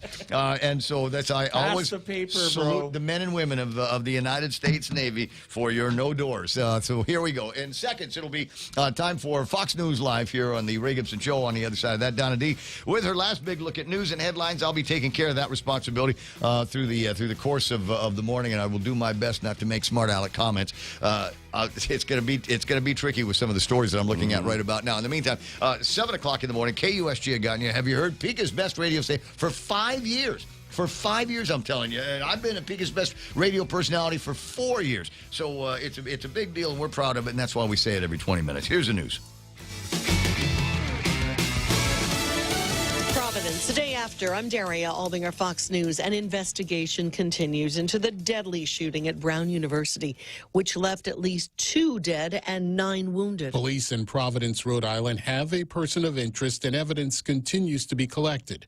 Beyond that, officials had little more to share on the suspect other than Chief of Police Colonel Oscar Perez Jr. saying, the person detained is actually a person in his 20s. Providence Mayor Brett Smiley said now is not the time for any discussion of gun policy, but he did relay what one hospitalized victim told him that may have prevented more tragedy. Literally said to me, you know, that active shooter drill they made me do in high school actually helped me in the moment. So far, a motive has not been discovered. Gernal Scott, Fox News. At least 16 people are now confirmed dead, including a suspected shooter after a horrific attack during a Hanukkah celebration in Australia. Here's Fox's Stephanie Bennett. 11 people were killed, 2 suspects. One of those suspects was shot and killed by police. The other one is in critical condition and is in police custody. 29 others injured, including 2 police officers. Now, the noise of gunshots sent everyone into a panic, fleeing and running from their lives from the beach all the way to nearby apartment buildings. It is the deadliest shooting for almost 3 decades in the country with strict gun control laws. The Australian Prime Minister called it a targeted attack on Jewish Australians, an act of evil anti-Semitism, terrorism that has struck the nation. It all started before 7 p.m. local time. Witnesses say 2 gunmen started firing round after round from a bridge towards Archer Park at Bondi Beach, where people were celebrating the first day of Hanukkah. It was the worst attack on the Jewish community since the October 7th attacks. America's listening to Fox News. Breathe easy this Christmas with Carrier Guam. Keep your home merry, bright, and fresh with our XL Air Purifier. Now just $265 while supplies last. With 3-in-1 filters and LED air quality monitoring, it's the perfect gift of clean air for your family. Visit Carrier Guam in Harmon Industrial Park behind Kmart or call 671-647-2665. Carrier, your local source for comfort and quality this holiday season. Carrier Guam, turn to the experts this Christmas. This season, KFC turns up the flavor with the all-new KFC Hot Honey Wings. Crispy, juicy KFC wings drizzled in that perfect mix of sweet honey and just the right spicy kick. One bite, and you're hooked. Crave bold flavor the KFC way. Order now on KFCGuam.com or visit your nearest KFC on Guam. KFC Hot Honey Wings. KFC, it's finger-licking good.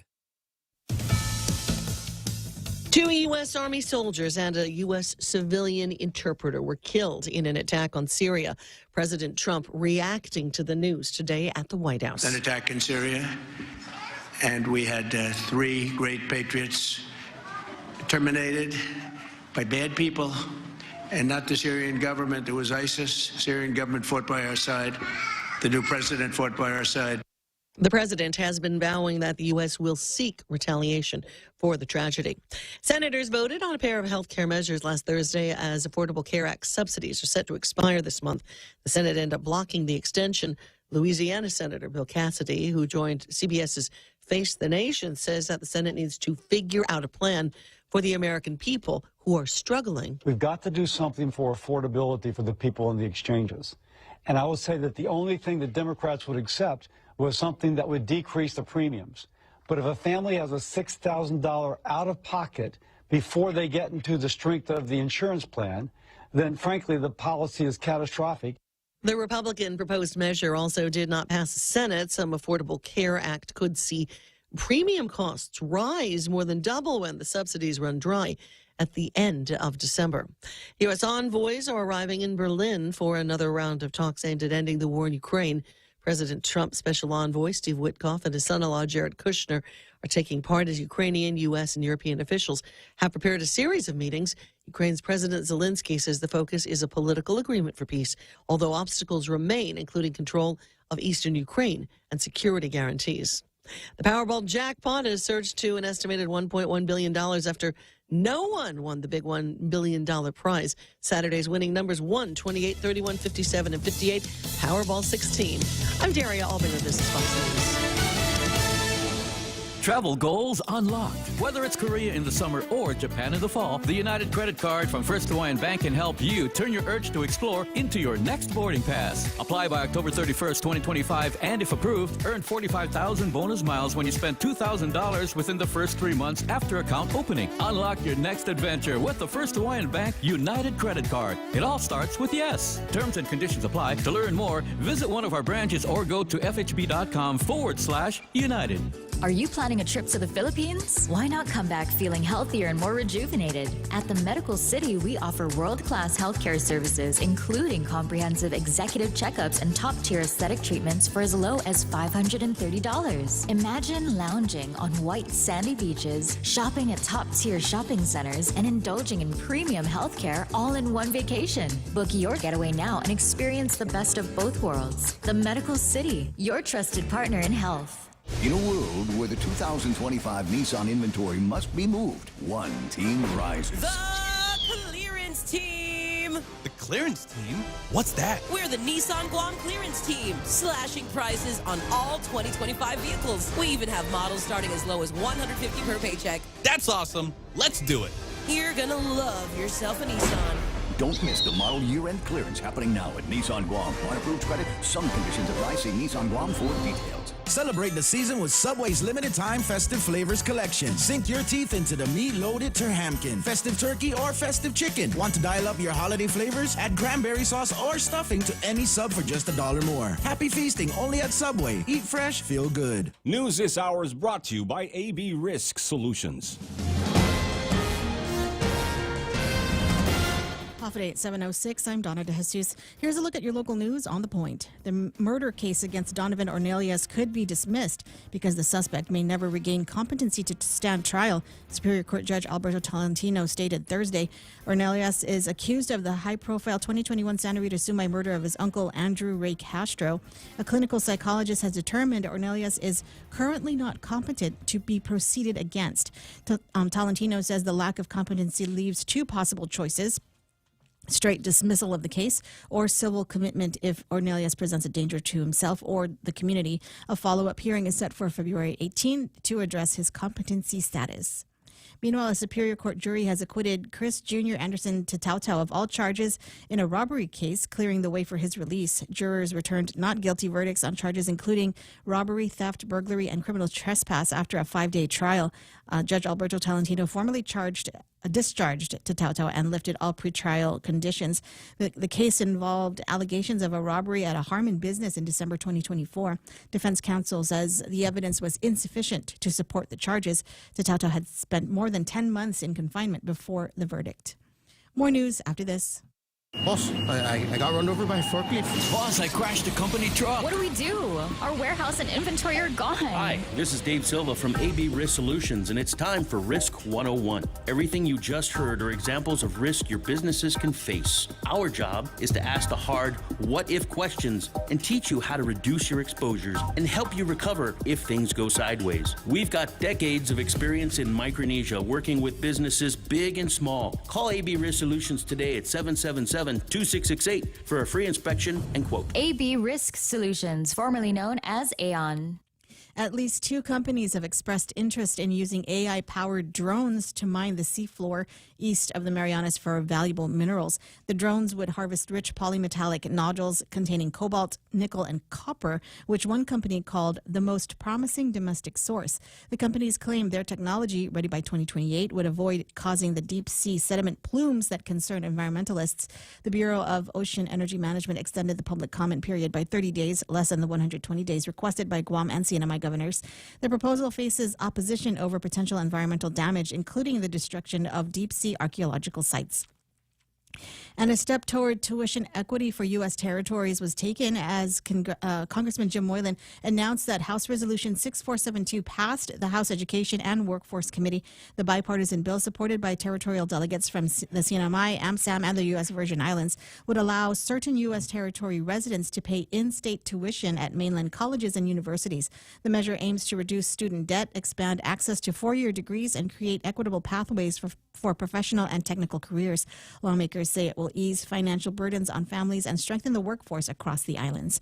And those are your top stories. Back to Ray with weather. Gotcha. 9 after 7 o'clock in the morning, and it's got some great pictures that were taken over at Guam Memorial Hospital. You know what? Because they cleaned the place up. Yeah, they did. Somebody went out there. You know, we had the fire guys working with some others that did some of the zabao work, cleaning up the jungle line in that area and kind of sprucing up the yard. Yeah, lipstick. Sorry, man, I had to. It's okay. It's all right. But we also had the what do you call it? Not the clearance team. That's a Nissan ad. We also had the pressure washer team. The pressure washer patrol went out there. The water blastering guys went out and did some cleanups there. We got the paint patrol guys did some work as well. I'll share the pictures with you a little bit later on. And in some cases, it almost looks like the place is new, which kind of raises the question. So you could have done this anytime before. Don't move the carpet. Scattered showers are in the forecast. Partly sunny with daytime highs of about 87 degrees. Winds out of the east up to 16 miles an hour. We'll see some gusts up around 20, 21 miles an hour today. Partly cloudy in the forecast tonight with overnight lows of about 78 degrees. There's mostly sunny skies on tomorrow with daytime highs of about 87 degrees. Still gusty about 18 miles an hour. Partly cloudy in the forecast for tomorrow night. Long-range forecast for Wednesday also calls for mostly sunny skies. So it's possible that maybe we're going to get out from under some of the clouds and the rains that we've got here and maybe get ourselves set up for some grill marks. My pasty white legs could sure use it. With a heat index today, well, either pasty white or you know what? I wore leggings to the race on Sunday morning. Nice. Yeah, I was wearing leggings, my sexy leggings. You know why I was wearing sexy leggings? Because I had paint all over my white legs, and I didn't want it to show. I got off as much as I could when I took a shower that morning, but it was I'm not a good painting guy. I should wear an outfit to prevent all of this stuff, but it's hot on Guam, so I just go out there with my shorts, my bahakis, and get the painting done. But you paint next to a leaf, and then you get paint on the leaf, and then you stand next to that, and it's all over you.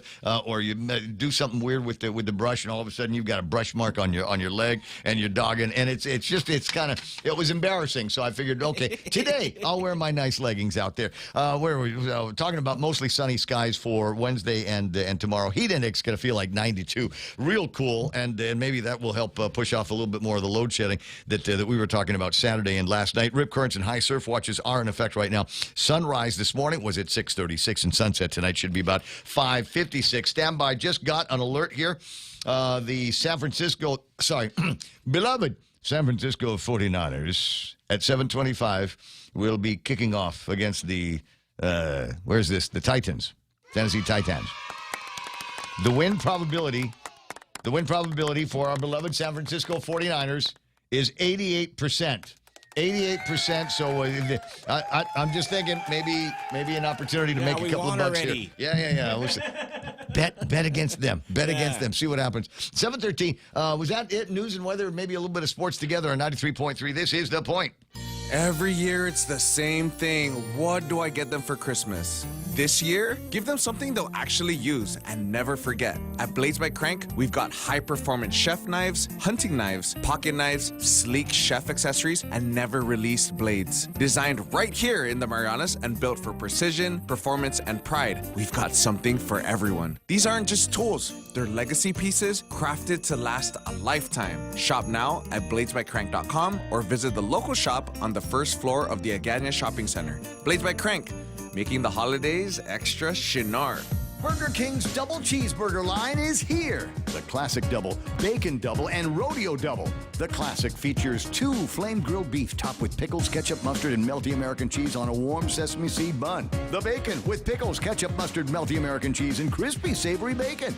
And the rodeo filled with the melty American cheese, tangy barbecue sauce, and onion rings. Making a meal with cheesy tots and a refreshing Coca-Cola. BK's new double cheeseburgers. Available for a limited time only at BK. You rule. 10 days till Christmas. This Christmas countdown is brought to you by Carrier Guam. Daily savings on all our high wall units, both Carrier and Toshiba splits. What happened? It's this guy again? Okay, got it. Portions of the Ray Gibson Show being brought to you by the good-looking team over at Security Tunnel. That's Kim and Ron's people and APL American President Lines, a global presence with a local home. The Coconut Wireless is back. The Ray Gibson Show. Call now, 888-TALK. That's 888-8255.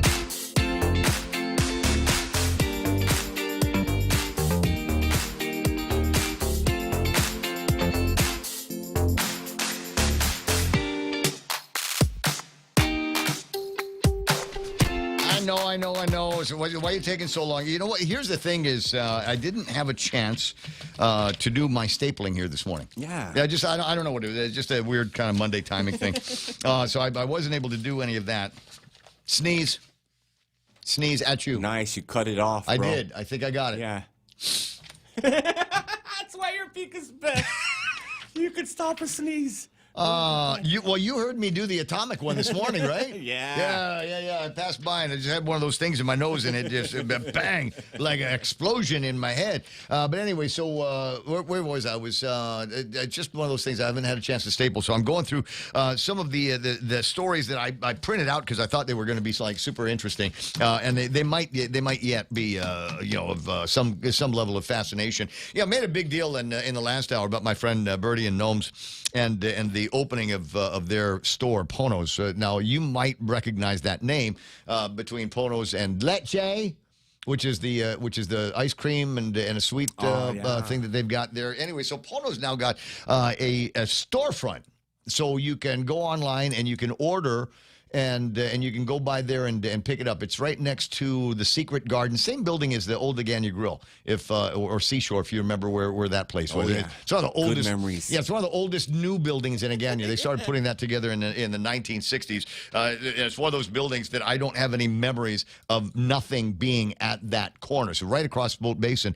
And so I went there on Saturday. Welcomed them into the grand opening. Made my order there, and I'll show you in a second. Got a couple of pretty girls on the inside taking care of the orders, and they go back to the kitchen. And I love this because there's for the bird that I got, the little bird bowl I got with the teriyaki in it. I actually saw the boys in the back barbecuing it. Oh, fired up. Fired up. Yeah, I mean, it was fresh, literally fresh off the grill when I had mine. So it was a great deal. I'll see if I can get some information from Bertie a little bit later on how you can do that. But there's Bert right in front of the place, Pono Hawaiian Grill. There's Gnomes in a big seating area that they had on the actual street. And I said, you guys need to do this every week.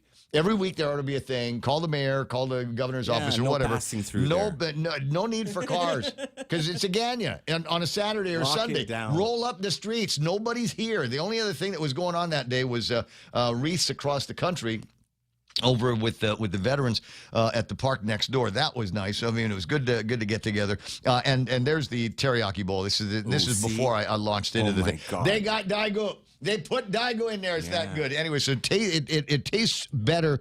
It looks good, but it tasted better than it looks. You put the thing in your mouth and you're going to be crazy about it. And you just go, this is nice. It was a nice presentation. on a nice day with some folks that are taking a chance. I mean, they could do this anywhere. They've done business in other parts of the United States of America, but they wanted to do this here on Guam. And given the nature, the state of the economy these days, that's saying it. That's saying something. We got enough confidence in Guam and the future of Guam to say we're going to do it. We're going to make the investments. I'm really, really super proud of them and the work that they've done. But there's other interesting stories, kind of along the same lines, where you start looking at people and their confidences about doing business and in the future, and even the working world. They did a study and found the most used word in businesses these days among employees. This is odd. Fatigue. It's just, and not burnout. Fatigue. Not burnout, just fatigue. Is an interesting word, and there's a lot of other ways that people are using the word fatigue these days, especially in the cities and on airplanes and cruises and cruise lines. We'll spend maybe some time talking about that. 7:19. But there's another business that I've got fond memories of that are celebrating. Uriah Uggan from the Pacific Daily News over the weekend wrote a story about Micronesian Divers Association, MDA, celebrating 100,000 certified divers. They did the 100,000th certified diver with their 50-year association with PADI. I am a PADI certified advanced diver, but PADI was not my open water. And when I got my open water, I don't have it on me, but it's in a handy place in the house. I still have my certification card from NAUI. That was one of the outfits that you got signed up with. A fella named Jim McWhorter was my instructor, and we put together about a dozen people over at Guam Cable TV. And he came over, and over the course of a couple of nights did the book work. And then that weekend we went out and did the open water stuff. And by Sunday afternoon we were at Marty's having cocktails and toasting each other, because we were all now certified divers. Now this would be back in 1980, maybe 6 or 7. It was that long ago that I got this thing done. There were still fish out there. There were still fish. You could still go and find nice shells in the ocean. But I do want to say congratulations to them. They got an incredible history with MDA. Now current owner is a fellow named Lee Weber, who you might know, owner and president, bought the business back in 2007. They got all kinds of rewards with their 60,000th diver, and 18 all these years later, all of a sudden we're up to 100,000. So you say congratulations to those guys and to Lee Weber for making the investment and getting people to the degree that you can control that kind of thing with just having all kinds of great business opportunities and working together with everybody else. There's always competition, but always excuses for collabs and things like that.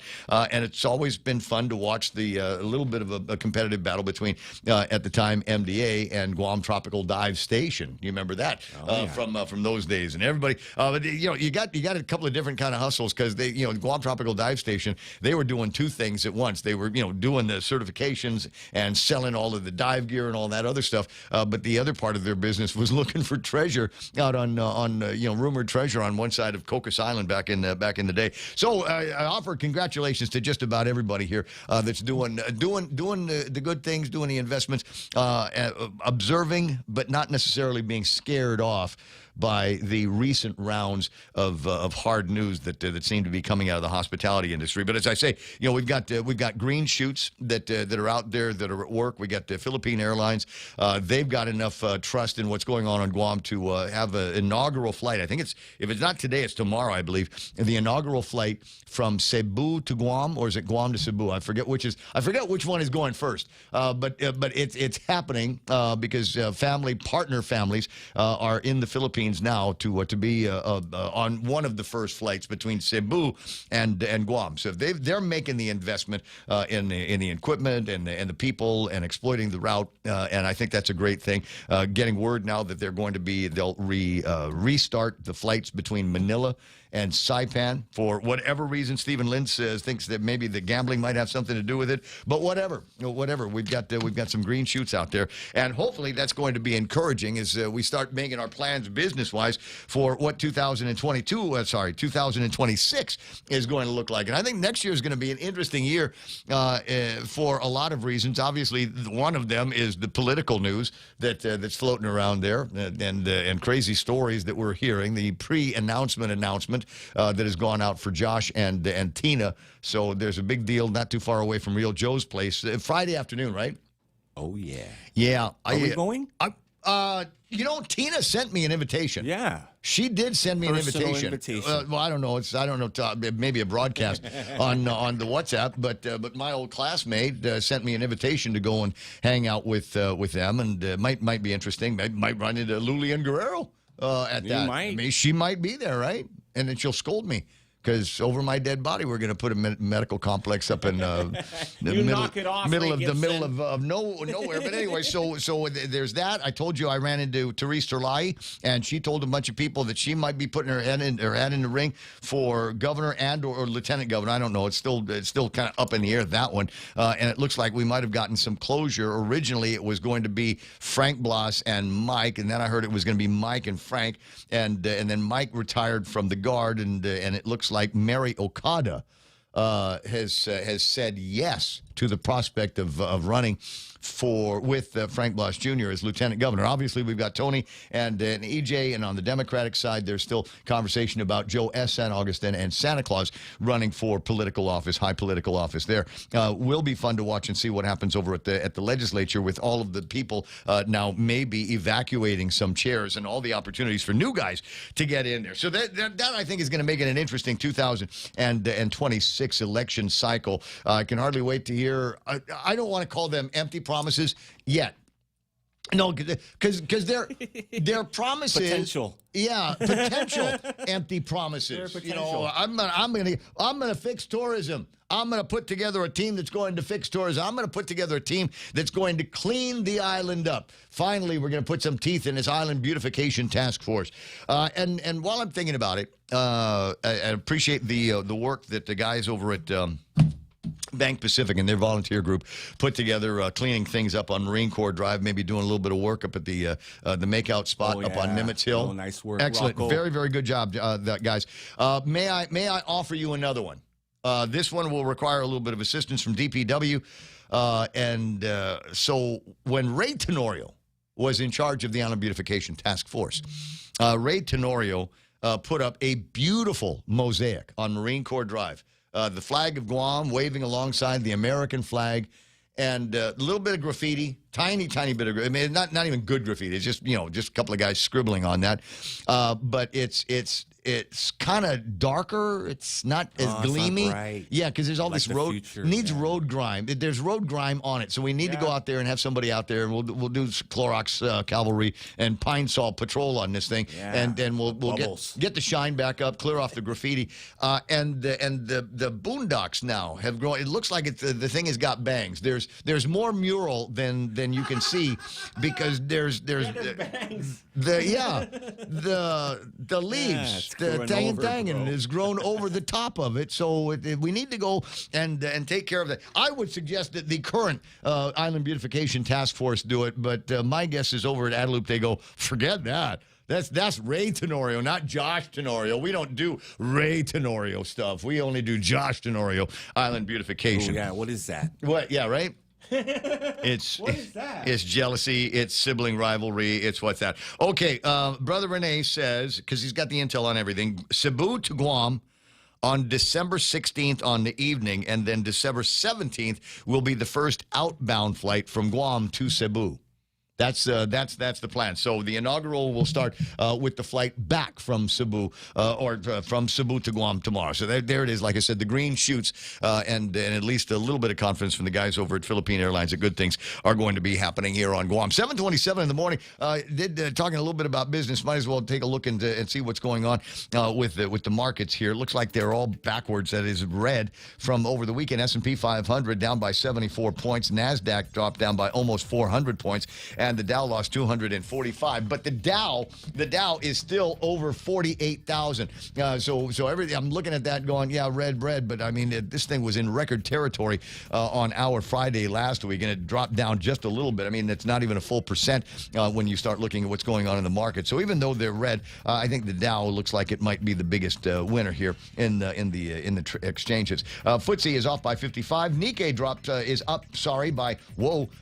is up by 687 points. Hang Seng Index is up by 446, and the Shanghai is up by about 16. DAX lost by about 108 points. And I think the Nikkei went up because there could be a little bit of rattling in the markets, in the agricultural markets in Japan. They will be welcoming American rice in Japan.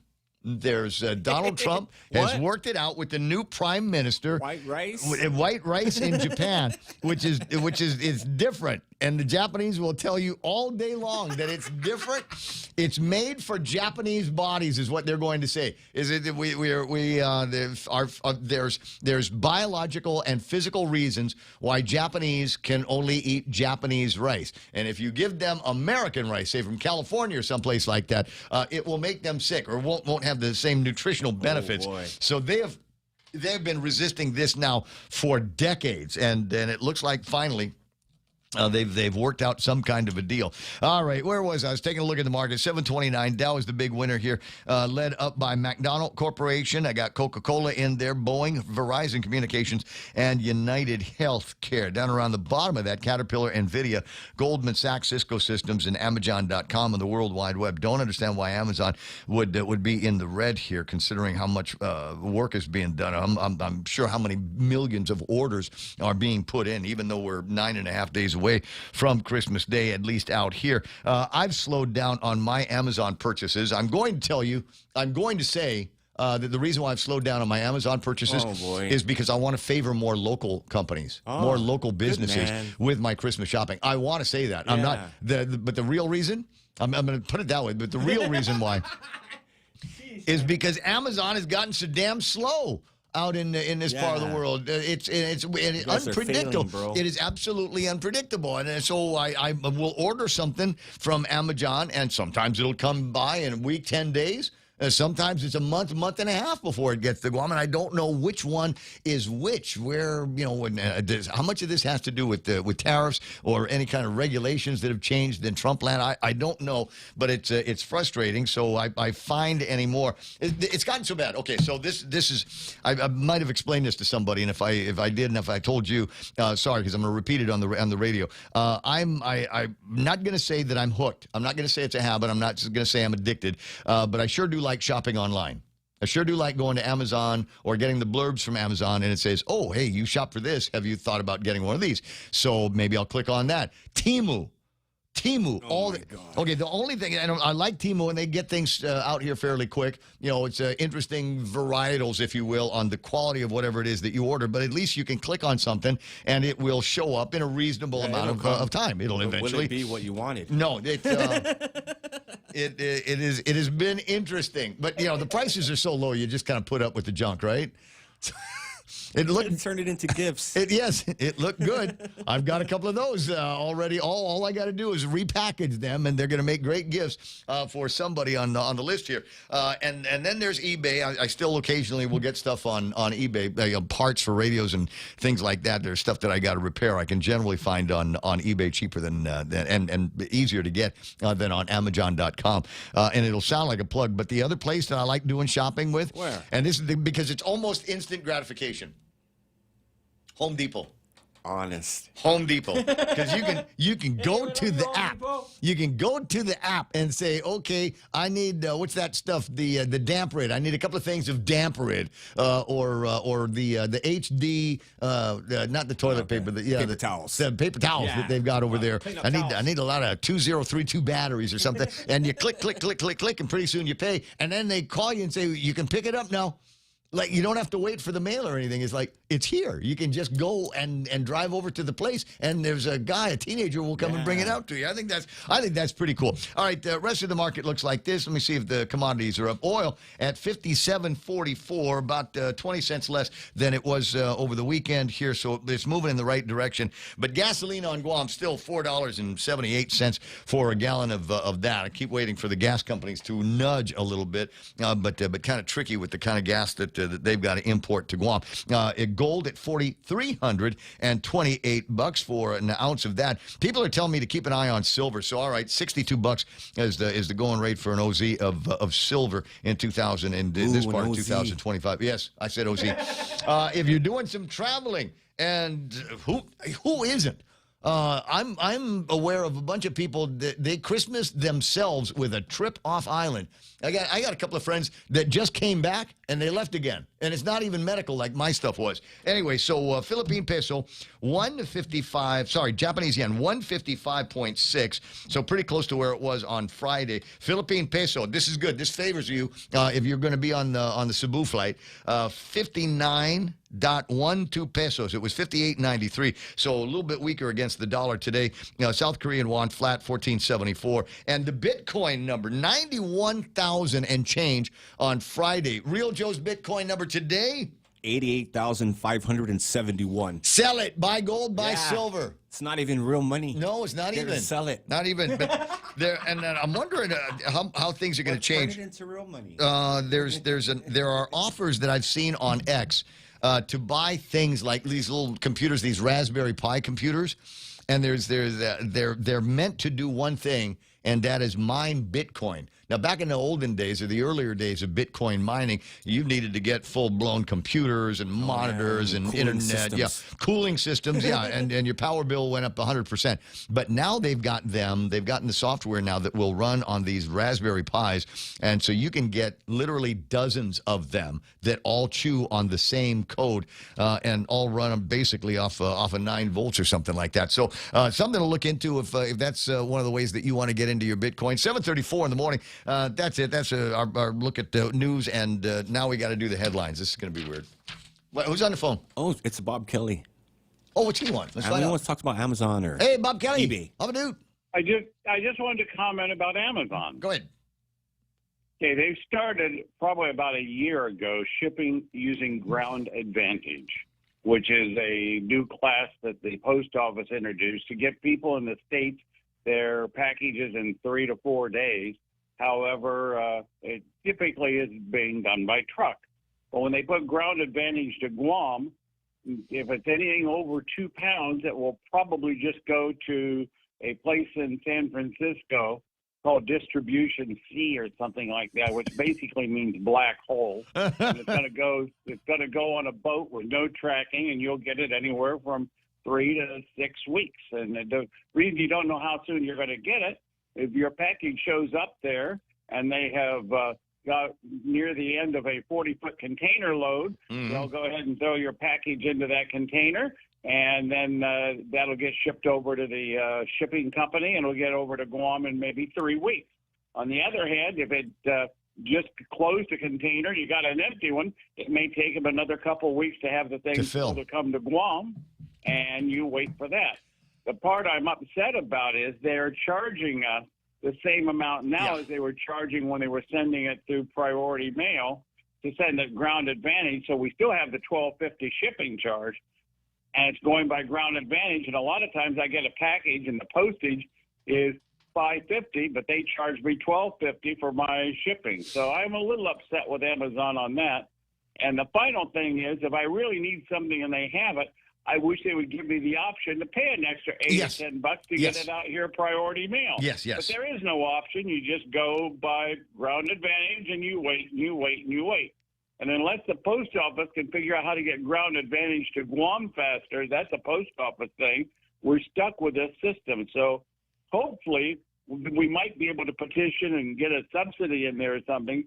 So Ground Advantage maybe go standby on flights, but doesn't have to go ocean for everything that's there. The difference is usually between 1 and 2 pounds. If it's a small package, 1 to 2 pounds, it's got better than a 50-50 chance it'll still go by air if it's ground advantage. But that's not even guaranteed because I ordered two things that were basically identical from Amazon in weight and what is in it. One came by, they both ground advantage.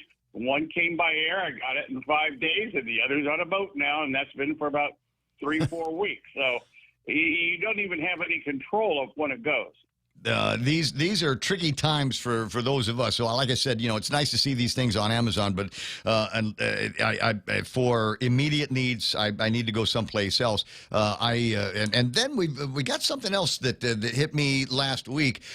You'll recall we had an issue that I had to bring Mikey in on, and the fix on that was power supplies. So I went to the company that makes our gear, and I ordered some redundant power supplies, and they came in. And then I get a note from FedEx, the guy over at FedEx. He says, by the way, I need to send you this invoice on behalf of customs. There's a use tax charge for this. Now, First time I'd seen it since that legislation went through.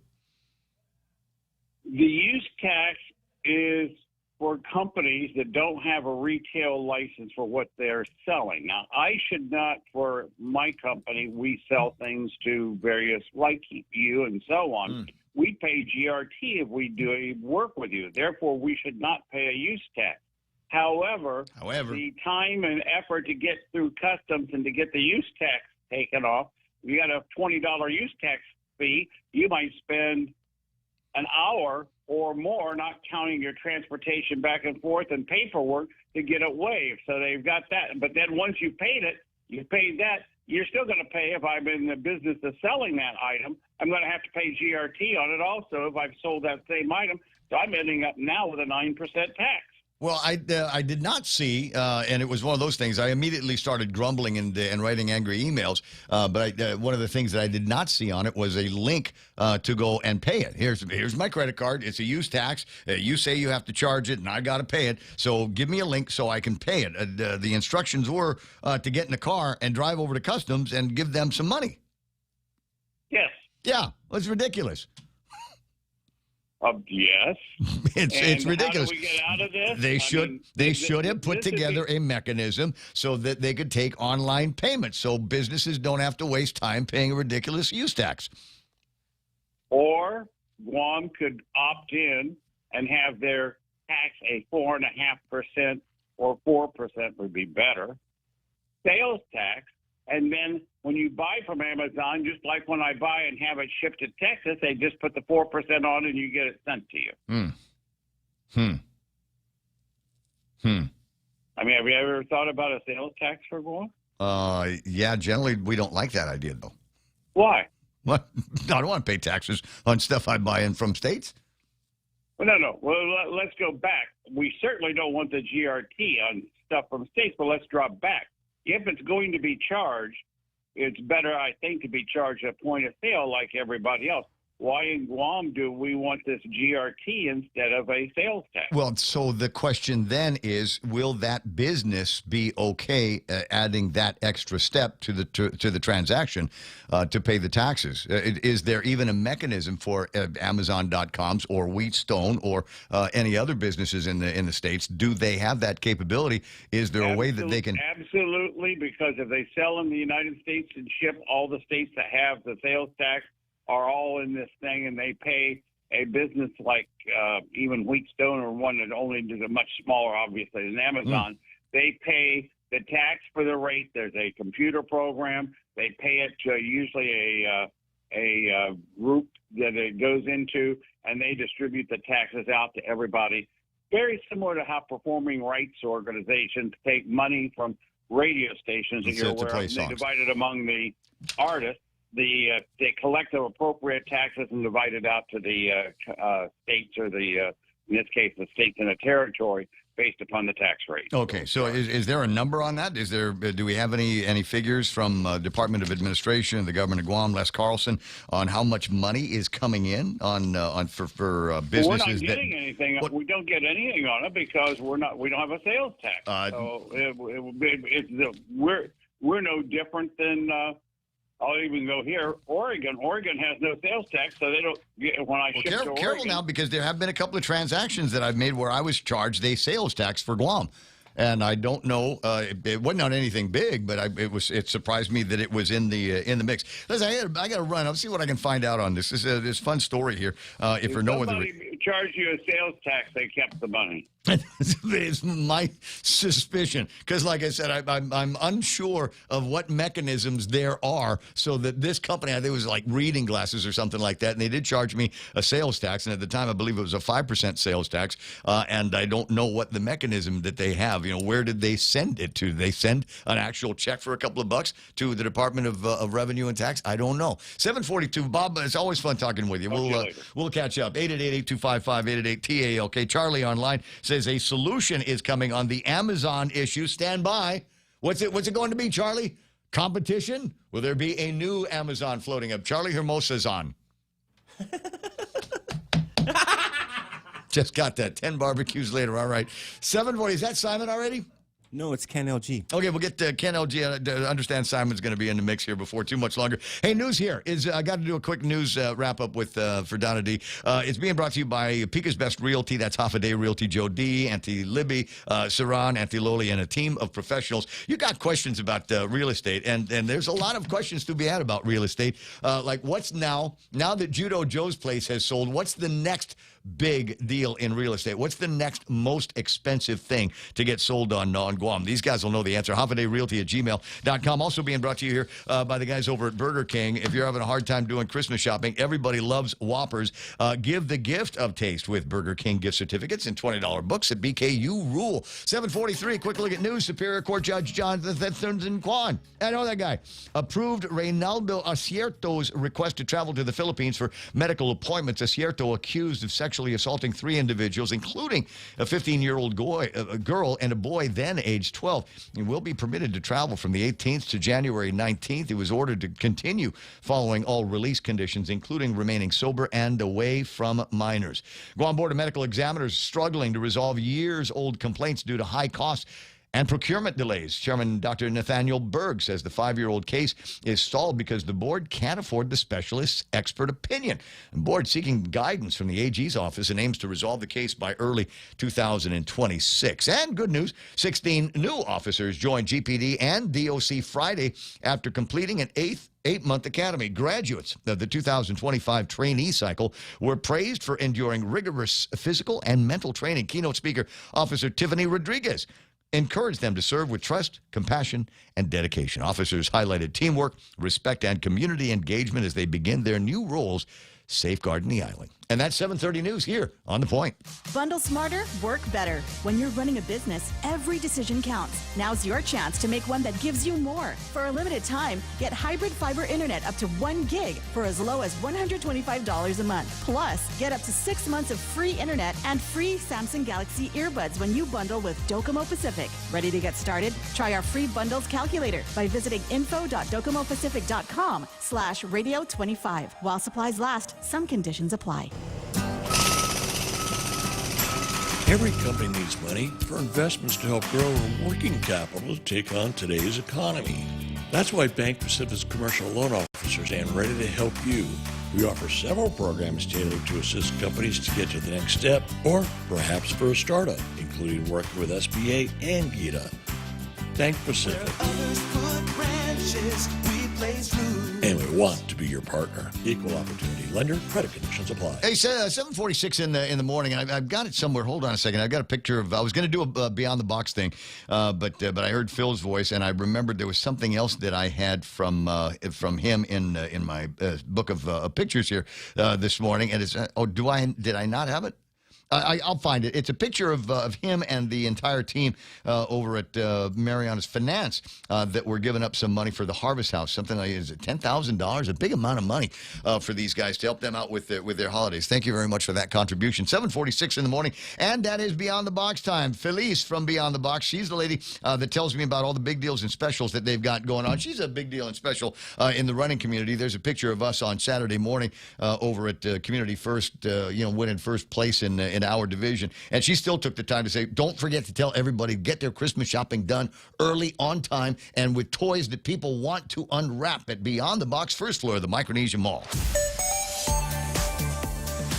Okay, let me get that off the screen here and show up with the traffic here. Let me see. Is there some? Yeah, it does look like we've got some traffic here finally. A little bit of traffic at Ipao trying to get across Iseng Song. Once you're in Dededo land, you should be okay. Minor traffic coming off of Route 3. Meeting up with just a little bit of traffic over at the intersection of 1 and Micronesia Mall. You'll find a little bit more traffic over at the McDonald's at Harmon Loop, and then southbound on Route 16 to 8, 10, and 16. It's busy on the post office side, Tammy Post Office side. Also busy on Route 8 as you're making your way towards that Lunga intersection. But you should be okay. If you're going to stay on Route 10, expect some delays at 10 and 15, but that's mostly from the Ta'i side towards that intersection over by the church and the mayor's office place. A little bit of traffic over at Ta'i meeting up with Route 4 and the usual spots where it slows down at Epicento Gardens and the Cost-U-Less area, slow up around Ordot. And then once you get down the hill from the Sinahanya and the gas stations, you should be okay. I did have a little bit of a slowdown between Adeloop and let me see, and the port.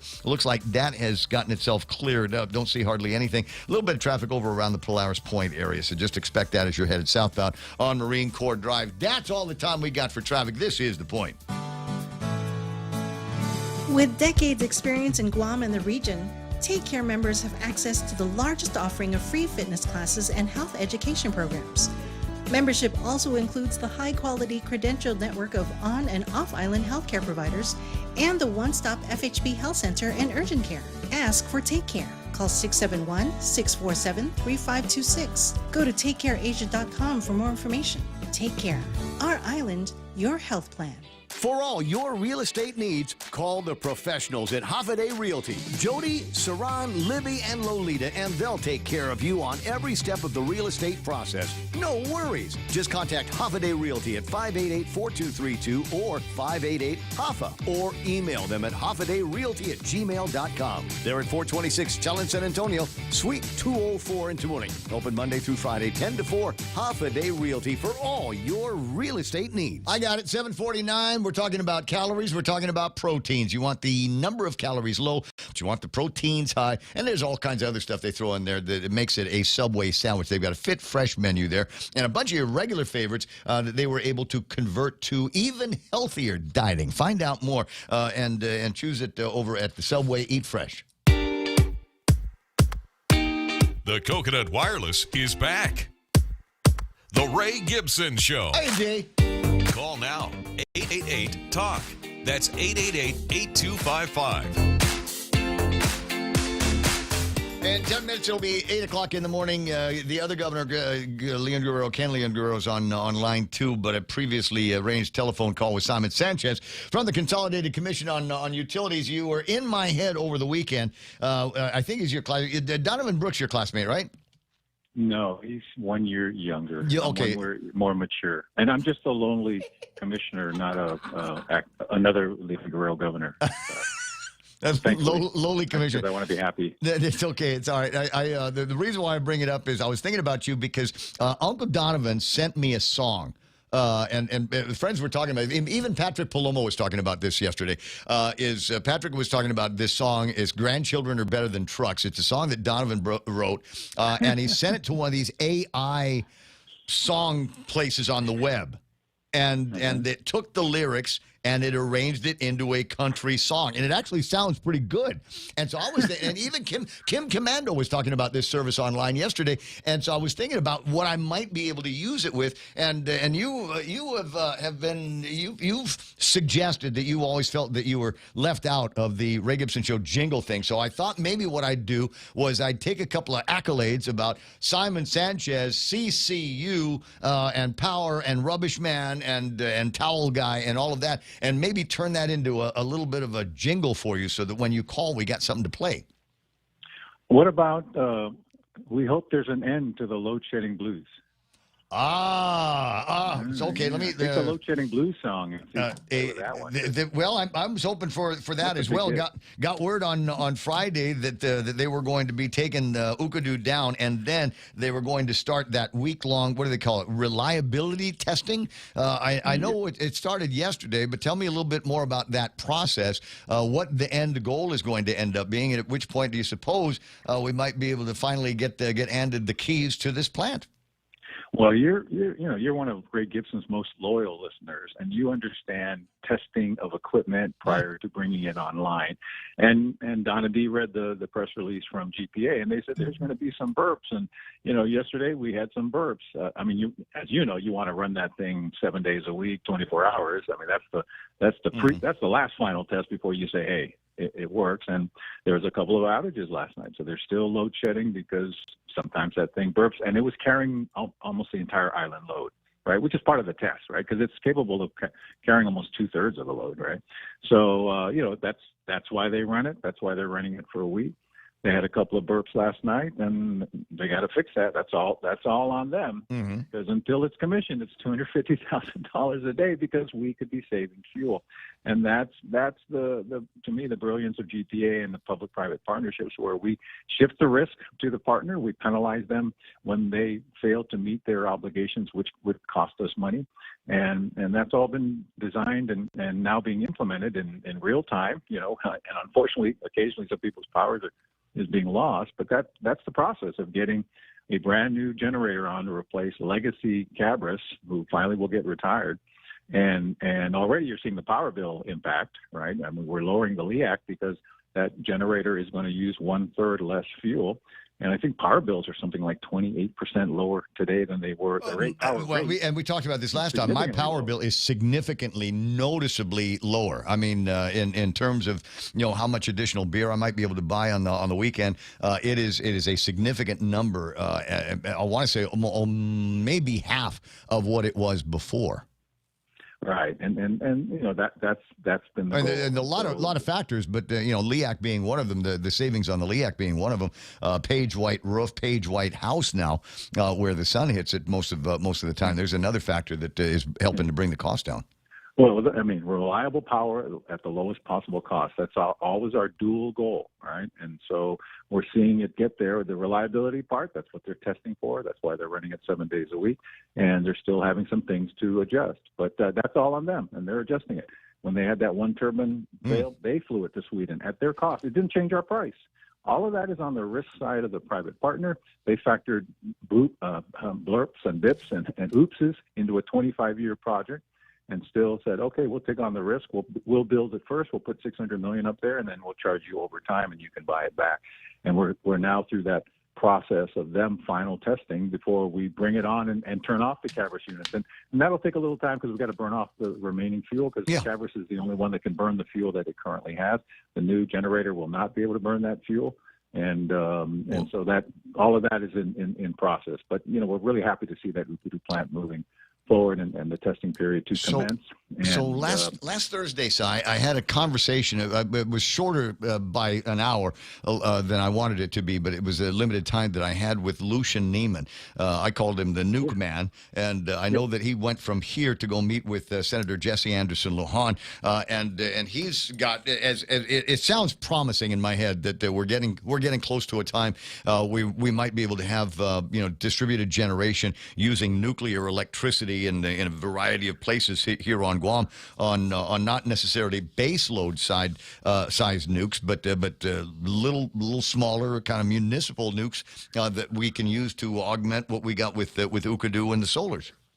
Yes, it's a ways away. He's just doing a study to recommend to certain senators in Congress to propose this solution to help DOW and Guam provide reliable power. But to me, the more intriguing part was to bring data centers here, you need huge power loads.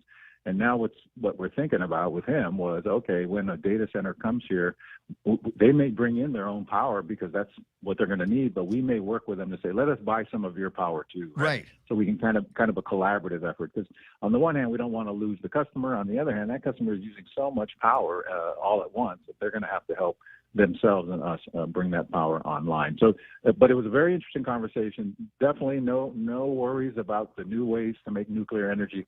I think nuclear energy is going to play a major role in Guam's power. And when we retire Ukadu and all the other conventional generators over the next 25 to 50 years, hopefully you and I are in heaven looking down, watching our grandkids have even lower power bills, very reliable power, powered by nuclear energy, with data centers here on Guam doing what they're going to do. Well, as you point out, plus whatever it is the Department of War is considering for Guam. We still don't know exactly what that is in terms of what their electrical footprint is going to end up being on Guam.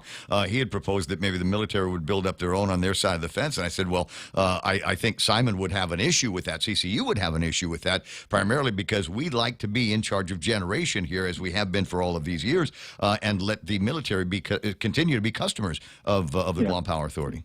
But part of it is, if you're going to put in a offensive weapon, do you put it on civilian property or do you put it on military property? From DOW's point of view, they want it on military property, which means then the energy has to be sourced on there. But we'll figure it out, and that was the whole point of the visit, was to start thinking through this new way of bringing energy to Guam down the road, and the new role we are playing as the tip of the spear, right? And kind of figuring all that out. But he's writing a report to Congress. It's a macro presentation. It's years away. Meanwhile, Ukadu will carry us forward. And but we're always looking forward at GPA. You've got to plan for infrastructure. It doesn't happen overnight, and that's one thing I think GPA has always been very good at. What's going to happen with the plants that you're going to mothball? I mean, everybody knows what Tengisan looks like these days. You can just drive up and take a look around. But what is Petey going to look like as we move away from the old Cabras generation? We're exploring options. The point is, we own the property. It'll be free and clear. We have to mothball and remove the generators, and then we'll have uses for it. We've talked about putting the liquid natural gas presence there, but we also think we may put it up at Tengisan because it's closer to Ukadu, and take advantage of the fact that we have an old Tengisan property and a way to come into the shore from Tengisan. So we're going to look at that, and we already run the dual pipelines, and so there's lots of options with Cabras, but the old Cabras units have to go away. That's by a U.S. EPA mandate. We don't want to get fined, and we don't need them anymore. They've outlisted their wonderful usefulness. But what about that? What about that river, that man-made Emerald Lake? I think they call that. The Koreans love going down there and taking pictures of that. Is that going to necessarily go away with changes in what happens on that land? Physically, it'll still exist. We just won't be actively using it as a discharge for the Cabras units. So, I mean, it's going to be there. Let's turn it into a place people can, the old former GPA, whatever you want to call it, right? There's some history. But, there's a lot of history there, including when you and I were kids and go hang out at USO and learn to swim over there and occasionally jump into that stream, even though we weren't supposed to. It's 8 o'clock in the morning, Si. Always a pleasure talking with you. We'll yak some more about all this stuff down the road. Yeah, let's yak. Tomorrow, let's yak about Dieldrin. That public hearing last week was very revealing about how good and competent a number of professionals are working on here to deal with it. And what we're doing looking forward with not only Dieldrin, but other emerging contaminants. And all right, we'll save that conversation. We'll save that conversation for tomorrow about this time. It's 8 o'clock now. I got to go. I'm going to kiss Auntie Lou. I'll see you soon. Fox News, an investigation continues into the deadly shooting at Brown University, which left at least 2 dead and 9 wounded. Police in Providence, Rhode Island, have a person of interest, and evidence continues to be collected. Beyond that, officials had little more to share on the suspect other than Chief of Police Colonel Oscar Perez Jr. saying, the person detained is actually a person in his 20s. Providence Mayor Brett Smiley said now is not the time for any discussion of gun policy, but he did relay what one hospitalized victim told him that may have prevented more tragedy. Literally said to me, that active shooter drill they made me do in high school actually helped me in the moment. So far, a motive has not been discovered. Gernal Scott, Fox News. At least 16 people are now confirmed dead, including a suspected shooter after a horrific attack during a Hanukkah celebration in Australia. Here's Fox's Stephanie Bennett. 11 people were killed, 2 suspects. One of those suspects was shot and killed by police. The other one is in critical condition and is in police custody. 29 others injured, including 2 police officers. Now, the noise of gunshots sent everyone into a panic, fleeing and running from their lives, from the beach all the way to nearby apartment buildings. It is the deadliest shooting for almost 3 decades in the country with strict gun control laws. The Australian Prime minister called it a targeted attack on Jewish Australians, an act of evil anti-Semitism, terrorism that has struck the nation. It all started before 7 p.m. local time. Witnesses say 2 gunmen started firing round after round from a bridge towards Archer Park at Bondi Beach, where people were celebrating the first day of Hanukkah. It was the worst attack on the Jewish community since the October 7th attacks. America's listening to Fox News. Craving delicious dishes with local flavors? Look no further than Mescla Bistro. From our juicy burgers to flavorful seafood and local fusion, every dish is made with love and the freshest ingredients. Join us for an unforgettable lunch, dinner, or decadent Sunday brunch. Visit us online at mesclaguam.com or call 671-479-2652 or 671-489-2653 to make a reservation. Mescla Chamorro Fusion Bistro, a true taste of Guam. From small teams to growing companies, the United World Elite Business Credit Card from First Hawaiian Bank can help turn your purchases to rewards your business can use. Plus, enjoy MasterCard benefits designed to give you peace of mind. Apply for the United World Elite Business Credit Card today, and if approved, earn 50,000 bonus miles when you spend $5,000 within the first 3 months after account opening. It all starts with yes. Terms and conditions apply. To learn more, visit one of our branches or go to fhb.com/United Business. Fox News. 2 U.S. Army soldiers and a U.S. civilian interpreter were killed in an attack on Syria. President Trump reacting to the news today at the White House. An attack in Syria, and we had 3 great patriots terminated by bad people, and not the Syrian government. It was ISIS. Syrian government fought by our side. The new president fought by our side. The president has been vowing that the U.S. will seek retaliation for the tragedy. Senators voted on a pair of health care measures last Thursday as Affordable Care Act subsidies are set to expire this month. The Senate ended up blocking the extension. Louisiana Senator Bill Cassidy, who joined CBS's Face the Nation, says that the Senate needs to figure out a plan for the American people who are struggling. We've got to do something for affordability for the people in the exchanges. And I will say that the only thing that Democrats would accept was something that would decrease the premiums.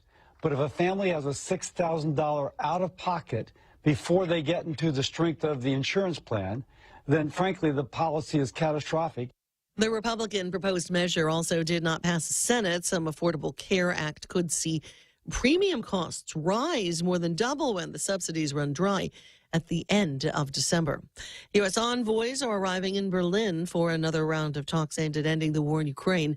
President Trump's special envoy, Steve Witkoff, and his son-in-law, Jared Kushner, are taking part as Ukrainian, U.S., and European officials have prepared a series of meetings. Ukraine's President Zelensky says the focus is a political agreement for peace, although obstacles remain, including control of eastern Ukraine and security guarantees. The Powerball jackpot has surged to an estimated $1.1 billion after no one won the big $1 billion prize. Saturday's winning numbers 1, 28, 31, 57, and 58. Powerball 16. I'm Daria Albino. This is Fox News. This February, skip the roses and give them a night they'll never forget. It's Subscribe to Love, happening February 13th, 2026, at the stunning Leo Palace Resort. She's my sunshine in the rain. Starring 2 of the smoothest voices on the internet, Jeremy Passion and Gabe Bunda. Your fingers cross mine. Together for one unforgettable night of music, vibes, and island romance. Couples, singles, and a whole squad. This is your Valentine's celebration. Tickets available now at guamtime.net. Make this Valentine's weekend unforgettable. Get set to subscribe to love. For all your real estate needs, call the professionals at Hoffaday Realty. Jody, Saran, Libby, and Lolita, and they'll take care of you on every step of the real estate process. No worries. Just contact Hoffaday Realty at 588-4232 or 588-HOFFA or email them at hoffadayrealty@gmail.com. They're at 426 Challenge San Antonio, Suite 204 in Tamuning. Open Monday through Friday, 10 to 4. Hoffaday Realty for all your real estate needs. It's the most wonderful time of the year, and all of us at Security Title want to wish you a joyous holiday season. We are grateful for your continued trust and support, and we look forward to serving you in the new year. May your homes be filled with warmth, laughter, and love this Christmas. From our family to yours, Merry Christmas and Happy Holidays. Security Title, celebrating over 25 years as your trusted partner in real estate. Guam, are you ready? For one night only, Julian Marley and The Uprising, featuring the sounds of DJ Bonix, are coming to Guam at the Lime Event venue this February 14th. And the best part? Everyone is VIP. Experience roots, reggae, and pure Marley vibes live on Valentine's Day. But listen, tickets are extremely limited, and once they're gone for good. Don't wait. Get yours now at guamtime.net. That's guamtime.net. Brought to you by New Wave Studios Guam, Empire Realty, Star 101, Boss 104, and The Point. One night, one price, one legend. 10 more days till Christmas. Get the perfect Shinarp gift at the local shop or bladesbycrank.com. News this hour is brought to you by Family Finance. Thank you, Real Joe Cruz. 7 minutes after 8 o'clock in the morning. It is Monday, December the 15th. And in the news, 34-year-old Jake John Ugun Sanchez was released Saturday after Superior Court Judge Maria Senzon accepted a plea deal resolving 2 separate felony cases. Sanchez admitted to recording a sex video without a woman's consent and later assaulting a police officer. His sentence was 3 years in prison with all but 120 days suspended since he had credit for 119 days served. He was ordered released. Sanchez pled guilty to misdemeanors, avoiding a felony conviction. He was placed on a year of supervised probation, fined $300, and ordered to complete 150 hours of community service, as well as attend counseling. Guadeloupe officials say the 30-day extension to comment on deep-sea mining in the Marianas waters is not enough. Bureau of Ocean Energy Management extended the deadline to January 12th, but this is significantly less than the 120 days requested by Guam and CNMI governors. Governor Lulian Guerrero stated the process must respect the complexity of the issue and the time needed to consult island communities. Lieutenant Governor Josh Tenorio recently raised Guam's concerns directly with federal officials in Washington, D.C. Guadeloupe is urging the public to submit comments before the new deadline. It's 8:08. Be right back. Family Finance has been serving the people of Guam since 1959, and they will continue to be there for you in the years to come. Whether you're looking to get a personal loan for that family vacation or paying off those long overdue bills, Family Finance has got you covered. Apply for a personal loan from $1,000 up to $4,000 by calling Family Finance in Hagåtña 475-4545 or Dededo 633-4473. Family Finance. 9 after 8, the Guam EPA believes there may be no single smoking gun source for dieldrin contamination on Guam. Senior Science Advisor Captain Elizabeth DeGrange told lawmakers on Thursday the banned pesticide was widely used for years, causing a fairly broad contamination problem across the entire island. The issue gained attention back in September after the Y-15 well in Jigo exceeded the threshold, prompting advisories for over 1,000 residents. The Guam EPA now pursuing an assessment under the federal CERCLA program to potentially secure funding to identify, investigate, and clean up sites. Lawmakers are already pushing for a comprehensive public health study. Several villages have upcoming events planned to celebrate the Christmas season. Selenpago Ordad hosting their annual Candy Cane Lane at the mayor's office Friday from 6 to 8. Saturday on the 20th, Inalahan will hold its Christmas parade starting at 6:30. And in Malesu, a night parade and angel gift tree event will take place Sunday the 21st starting at 6. Inalahan also holding their Merry Wheels bicycle raffle for young residents on December 23rd. Floats are welcome for the Inalahan parade with applications available at the mayor's office. And it bears repeating here as we move through the hour from Real Joe and his biking buddies. An opportunity coming up this weekend for you to dress up your bike, not motorcycle, bike. Put some lights on it, put some lights on you, and go on their 2025 Christmas ride. Rally Point at Epal Beach Park, starting at 5:30 with a go time about 6:15. So you get a little bit of sunshine before it gets to be dusky, and enjoy the run from Epal Beach Park all the way to TGI Fridays and then back. Expect about 100 people there. Lots of kids going to be participating in this ride. Remember, the family that plays together stays together. There is no charge for this event. So get the bikes all dressed up, get yourself all dressed up, and get ready for some cycling fun on Saturday. And finally, just to keep things interesting, a court in China has dismissed harassment charges against a man who broke into the home of a neighbor. He secretly loved this neighbor. He broke in 5 times and stole one of her bras. The judge, though, decided the man had good intentions because while he was there breaking into the house, he also did the woman's laundry, washed her dishes, and even fixed her computer. That's love. That's love. It's 8:11, and that's the news. 93.3 The Point. Here's me with weather. You throw it to yourself. I don't know how else to do this. Scattered showers with partly sunny skies today. Daytime highs about 87 degrees.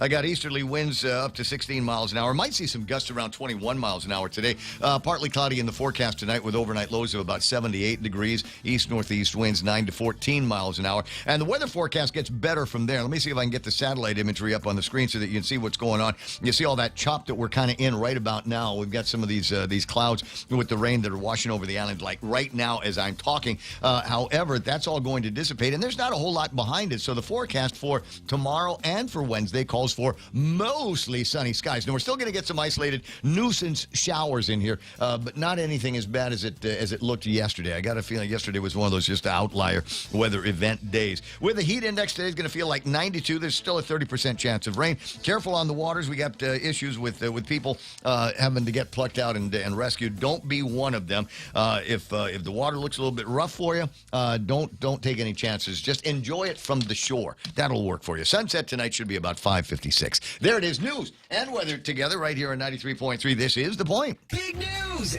At GTA, everyone gets the best deal. Right now, score $300 off when you grab any flagship smartphone on HBO 30 with our Live Unlimited plan. That's right. No gimmicks, no hidden hoops. Just the latest smartphones, the plan you love, and a deal that works for everyone. Don't wait. Upgrade today and put that $300 back in your pocket. GTA, we start with you. Terms and conditions apply. Breathe easy this Christmas with Carrier Guam.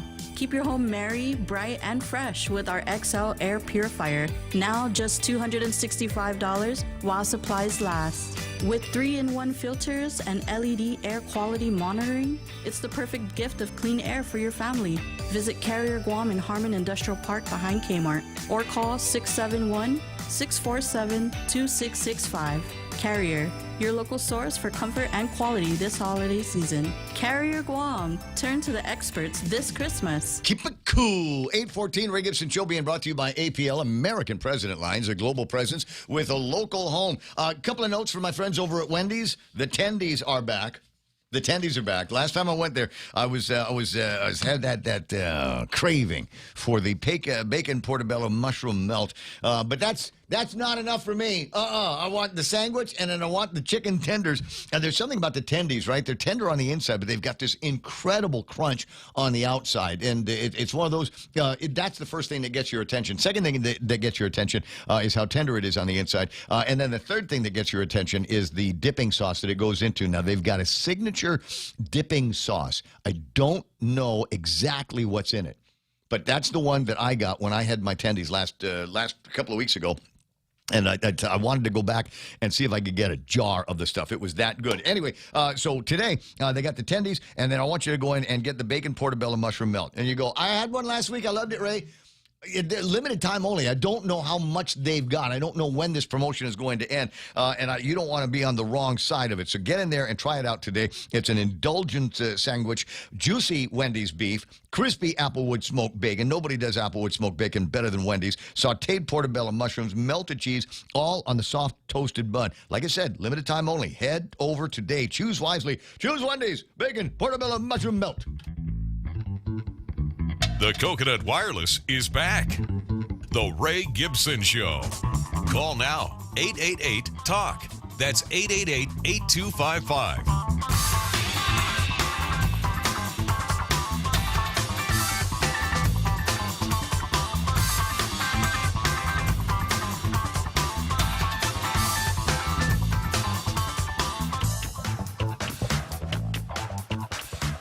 I'm just checking out some of the commentary on the YouTube side. See what people are talking about here. What's that? Are you Kaduku 671? Oh, Simon's here to tell us how nice the electricity increase will actually be. and how if you squint your eyes just right, it'll seem like you're paying less money, but with more blackouts.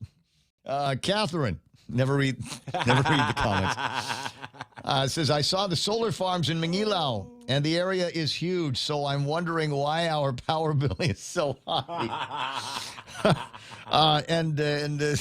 Lupang Guam, eBay has easy communication between buyer and seller before and after the sale. Choose small to medium-sized mom-and-pop home sellers and simply ask for USPS Air. Use PC desktop browser, not the dumbed-down phone app. I will, for those, Lupang Guam, I agree with you on this. I will use the dumbed-down app to make sure. I mean, I just want to scan and see what I'm looking for. You know what? I needed to get switches. I've got a friend of mine in a massage business, and one of the special treats that she gives to her customers are heated towels. And the switch on this old Japanese towel heater went south. So I said, "Oh, I can fix that. I'll fix that for you." And so I went to eBay and I used the dumbed down eBay app to see if they had the part that I needed. And when I decided that they did have the part that I need, then I've shifted over to the desktop and made the order there. But yeah, it's always cool because there's great communication. As soon as I make the order, I get an email that says the order has been accepted, the payment's gone through, and then I get another one that says it's shipped, and then I get another one that says here's your tracking. So I kind of like that, and the fact that I might be able to get these switches for a whole lot cheaper and a whole lot faster than anything else. And it's not like we got a switch store that I can go to and buy from here. Let me see. What's that? More from RU Kaduku 671. It's foolish to think single source fuel to energy should be streamlined. Not sure what you're saying there. Maybe take another look at that and otherwise clarify what you're saying. Let's go Titans, says Kichitu in America. Let's go. Raven is smoking hot today. Oh, I thought you were going to say I'm smoking hot today. I did take a look at a little bit of football, and in the second quarter, early in the second quarter, we get about halfway through second quarter. We got it's San Francisco 49ers 14, and the Titans are at 10 here this morning. I might as well take advantage of that and take a look at the rest of the scores here in Week 15 of 18 of the regular season of the NFL. Da-da-da, da-da-da. The Falcons beat the Buccaneers Friday. That was 29-28. Ravens today beat the Bengals 24-0. How about this one? The Eagles beat the Raiders 31-0. Texans and the Cardinals. Texans walked away with that one 40-20. Got the Chargers over the Chiefs here 16-13.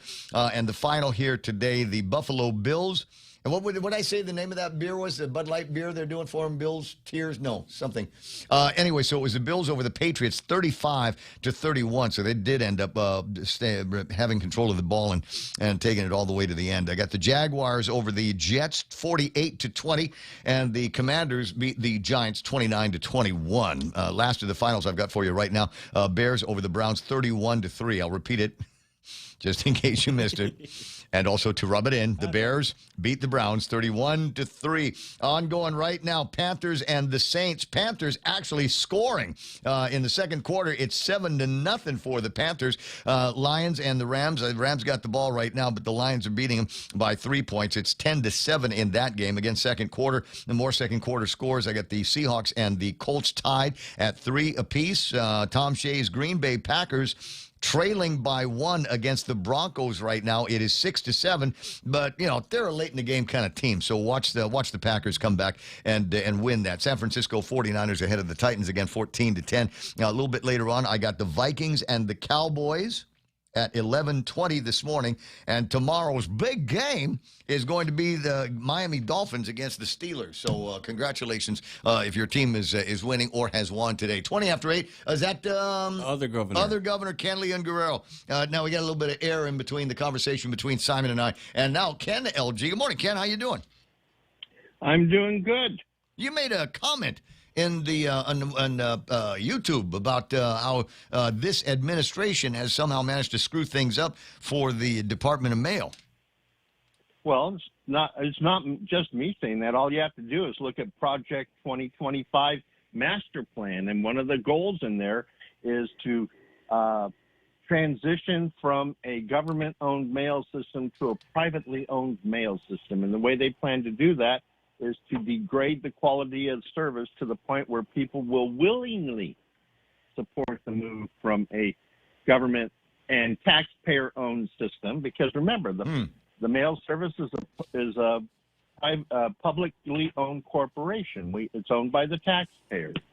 So as a result, so far in this administration, there's been 35,000 people eliminated from the Postal Service, and all the processing equipment that was purchased to improve mail delivery and parcel delivery has been warehoused. It hasn't been implemented, and there are no plans to implement it. So we're going to continue to see a degradation. And now they're talking about closing down a couple of sorting centers, just like they did with Social Security. They closed 3 of the 10 regional centers, and they laid off about 30,000 people from the Postal Service. From Social Security. You don't seem to be And having now any they're problems planning- taking my Social Security money. that hasn't apparently Well, affected whole the point is deposit side. They want to privatize it. They want to privatize it. It's the same thing that they're doing with Medicare. You know. Well, is privatization automatically a bad thing? Well, in this case, it is, and in the case of the Postal Service, it is, and in the case of Social Security, it is, because what they want to do is they want to transition all the Social Security money into a fund that the big stock brokerage firms and private equity firms will be able to play with, and we're going to see horrible things like we're seeing right now. I mean, you look at the Dow. Remember, the Dow is 30 companies. The Dow is not 8,000 companies. And when you see the Dow 30 up, all you're looking at is 30 companies, 25% of which are the Magnificent Seven, you know. And that is not representative of the true economy. You look at the economy around the country, and it's going down the toilet fast. But those 30 companies are doing very well. But those 30 companies don't employ all of America. Those 30 companies combined maybe have 1 million employees altogether. But then you look at what Amazon just did. Amazon shut down a number of distribution centers, laid off 30,000 people. UPS, because of falling demand, has shut down a couple of centers. Federal Express is shutting down centers because of the falling demand. And why is that demand falling? Well, nobody if you look buying at anything. Consumer confidence report, people are saying that this Christmas they're cutting their spend down from $900 to $350. Save your money for next year. We're seeing that right now all across the failures. We'll see what happens when it comes down to 2026. We'll see what happens with the additional taxes that they're supposed to be getting shaved down, some of which are going to be permanent. So maybe a little bit more money in my pocket that I can spend next year once we make it completely out of the Biden economy. 8:24 in the morning now. So you're a billionaire. You're a billionaire. They're the only ones that got a reduction in taxes. I'm a thousandaire. I'm a thousandaire. Nah, you didn't get shit. Oh, pardon me. That's okay. Let me make a point on top of that here. They've been talking about privatization, wiping out the postal system since we had UPS, since we had FedEx, and since we had DHL. Those businesses might have put a dent into the shipping business and in the USPS, but it has not eliminated them. Of course not, because the USPS has a scale of economy that none of the commercial carriers have achieved yet. And the solution to that, according to Project 2025, is to severely degrade the quality of service in government-owned corporations like the Weather Service, the Postal Service, Medicare, Medicaid, and the Veterans Administration. And I got experience with that. My brother-in-law's surgery got put off because in Reno, they eliminated a number of healthcare professionals. And so now instead of getting his surgery back in November, he has to wait till February to get his surgery. Like Canada. Okay, Ken, I'm going to let you run. All right. Talk to you later. Talk to you pretty soon. 888-255-88-TALK. Clean it up. We got kids listening. It's 8:26 in the morning. I don't know. It depends on where you sit. You know, from where I sit, you know, I take a look at where I think the economy is now. And while I would have liked to have seen things go faster across the country and here on Guam when it comes to prices, there's just no way that you can wipe out 4 years of the tragic Biden economy, waste, corruption, duplication that came along with that, and some of the other things that it's hard to plan for. You know, explosions in factories and on farms and chicken places where you just absolutely get wiped out with bird flu, and the cows get sick, and all of these things that had an impact. And then you factor in the fact that everything costs extra for Guam because we've got the Jones Act on top of everything else, the tyranny of distance, and the fact that I'd love for us to be able to buy gasoline made from West Texas crude that's only $57.45 a barrel. Can't do that here. We can buy West Texas crude, but by the time they ship it to Guam, it'll be $75 a gallon at the gas station. So obviously we're going to have to live with whatever we've got factored into all of this. Will all of the boats rise at the same time? Unfortunately, I don't think so. But I think in the next year, I think we're going to start seeing a lot more for the working class. There are going to be no taxes on tips one of these days. What's the deal now? You buy an American car, you go to the bank and take out a loan for that American car. Like in the old days, they don't charge the interest on that.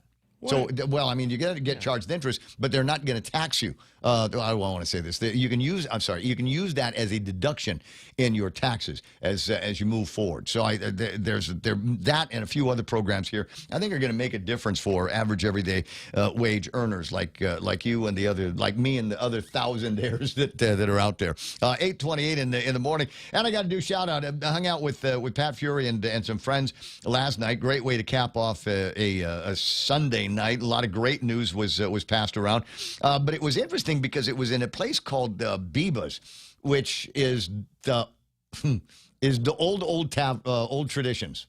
You know where Ball Scratchers is? You know where that panic room thing? They've got a panic room deal there. Ball Scratchers. Anyway, so because there's a pool place upstairs. But anyway, there you go downstairs and it's the same layout as it was before. But I eventually had to visit the men's room.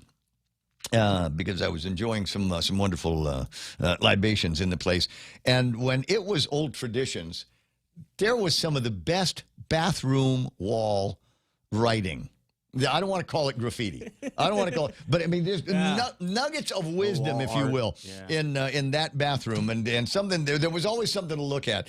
And I got to say, I walked in, and the new owners, Ranger and his wife, did a great job fixing it up, and it now looks like a bathroom in a hotel or at my house. It's clean, it's shiny, everything is new, but all of the nuggets of wisdom that were on the wall have sadly been replaced. Maybe they're underneath the fancy tiles that they've got. I don't know, but it was different to go in there. That's not to say though that they did not have anything worth sharing. They did have a sign over the urinal that says, "Please flush only toilet paper.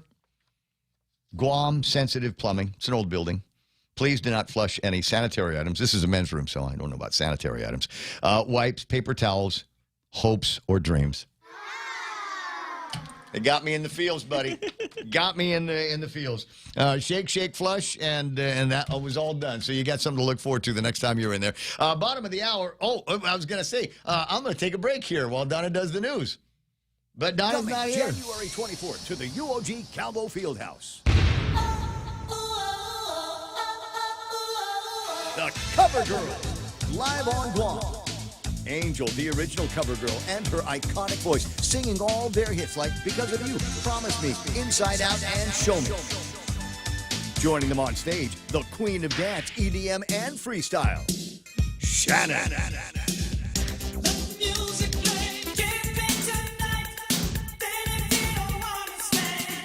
Also, 90s freestyle diva singing all her hits, Jocelyn Enriquez.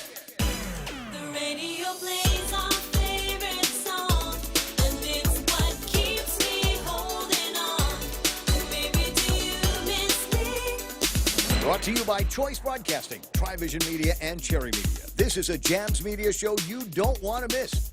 Tickets and info at GuamTime.net. It's back. Celebrate 75 years of Payless Supermarkets with a $5 off fuel coupon to redeem at any 76 Circle K location when you shop and save at Payless Supermarkets. That's right, $5 off fuel with every $75 purchase at any Payless location. But hurry, this offer is only good from November 17th to December 31, 2025. So don't miss out. Stock up on groceries and hit the road with fuel savings from Payless Supermarkets and 76 Circle K. Minimum $30 fuel purchase required to redeem coupon. Some conditions apply.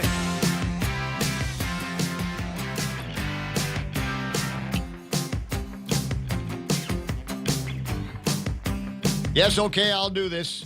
We don't normally do a Paw Patrol kind of feature here in the program, but before I get to the news, let me take care of this. I received this in a personal WhatsApp from a personal friend who was down in the Paseo area doing some morning constitutional training, running, intervals, and there's this one puppy dog. And she says the puppy dog is following her around. Oh my gosh. And crying. That's a baby puppy. It's a baby puppy. This looks like it could be the baby puppy of a very expensive. Is it a Booney dog? Is it a Booney dog, or is it just? I don't know. Did somebody lose a dog out in that part of town here? I don't know what the answer to the question is. So this dog cannot go home with this person. And I'm not going to be available. I don't have a place for a dog at my house, so I can't go and foster this critter. But if you're in the area and are capable of maybe even for a short time, right? Foster this. Go and foster the dog. Christmas miracle. You can't miss it. Yes. The dog will eventually one day save your life. This is the Christmas promise. I'll put this in a form you can understand. The dog will smell smoke. Oh, yeah. And then bark, get your attention. And if it can't get your attention, it will dial 911 for you. I can tell by looking at this dog. Look at you. You can see. Look at this. Oh my God. I can zoom. Can I zoom in even more? Yes. Oh my God. They changed out the browser on this, so I get crazy zoom potential in this thing. So a little kind of buff-looking dog, hanging out, crying, looking for company, looking for a friend at the Paseo Stadium. Looks like this is on the parking lot side, not the surfing side. Yeah. So it looks like on the parking lot side. Just go down there. So Vienna sausage. This dog, I guarantee this dog is a fan of Vienna sausage. So go and get yourself a can or two of Vienna sausage and feed the dog. And if possible, maybe even rescue it and take it over to your place. Oh my God, it gets worse. There's videos. Hold on. No. I don't think we need the audio on this. Let me see if I can scroll into the video zone and see if I can get this thing to play in the stream. Oh, there! Oh my God! Oh, little puppy dog! Don't run in it, you're gonna get run over. Don't drink that water. You're gonna get worms too. Oh, he's a shorty. You think? Yeah. Yeah, you think he's got short legs. You got Come on, take the dog home, somebody. For Christmas. Put a bow on it. Give it to the kids. Here, it's Christmas time. I got you a dog. That's what I'm saying. Anyway, 8:34, Ray Gibson Show. I don't know if my friend is going to be sticking around there long enough for you to go swing by there. So I think she's probably got some stuff to take care of, et cetera. So if you've got time this morning, Paseo, look out for this new little shorty and see if you can make a warm, wonderful Booney dog addition to your family. All right, so last look at headlines at 8:34. Let me see. There it is. 20-year-old Marcial Kitipong Loto, who I saw the picture, doesn't look like he's ever stepped out of line a day in his life. It was just a fresh-faced kid, was Wednesday charged with attempted terroristic conduct for making bomb threats against JFK. Loto initially claimed his phone was hacked, but later told police he made the calls because he wanted a female student to know that he would always be there for her. The school deemed the threat low risk and was not evacuated. Bill 202 proposes Guam Veterans Higher Education Benefits Act, offering veterans a local tuition waiver at UOG and GCC after federal aid runs out. While supporters call the measure long overdue, UOG warns the cost could exceed $1.2 million per year if family members are included, raising concerns about an unfunded mandate. The Marines and the Guam Chamber of Commerce. Do I need to take a break? You think? Can I? Yeah. All right, just okay. fast. I'll be right back. Stay cool all year round by checking out Johnstone Supply for your HVAC and refrigeration needs. Located at 170 Guerrero Drive on Picanel Road in Tamuning, call Johnstone Supply today at 671-649-0581. That's 671-649-0581. Open 8 a.m. to noon and 1 to 5 p.m. Monday to Friday. Open Saturdays from 8 a.m. to 12 p.m. and closed on Sundays. Stay cool with Johnstone Supply. In a world where the 2025 Nissan inventory must be moved, one team rises. The clearance team. The clearance team? What's that? We're the Nissan Guam clearance team, slashing prices on all 2025 vehicles. We even have models starting as low as $150 per paycheck. That's awesome. Let's do it. You're gonna love yourself a Nissan. Don't miss the model year-end clearance happening now at Nissan Guam. On approved credit, some conditions apply. See Nissan Guam for details. All right, let me start all over again. Nah. I'm sorry. I was all choked up with this story about the dog, and it got me right in the feels.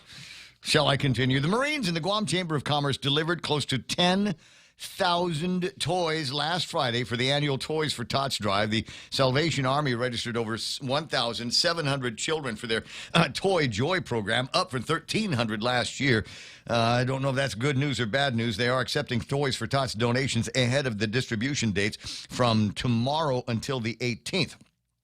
Donations can be dropped off at the Teedson Warehouse, the Manietlu in Salampago, or Catholic Social Services out in Barragata Heights. And I think that's all the news we got. That is it here on 93.3. The Point, it's 8:37. Boss, I got run over by a forklift. Boss, I crashed a company truck. What do we do?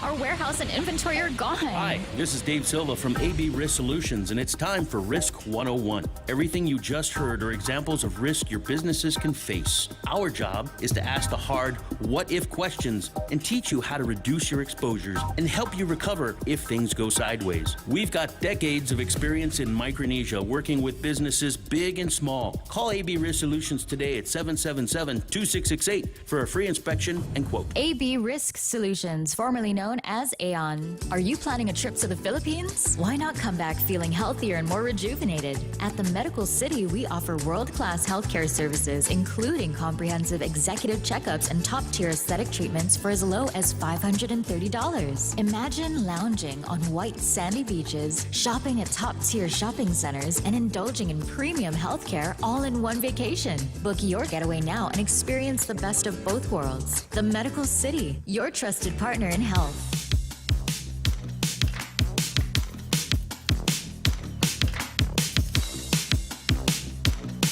$8:39. Ray Gibson Show.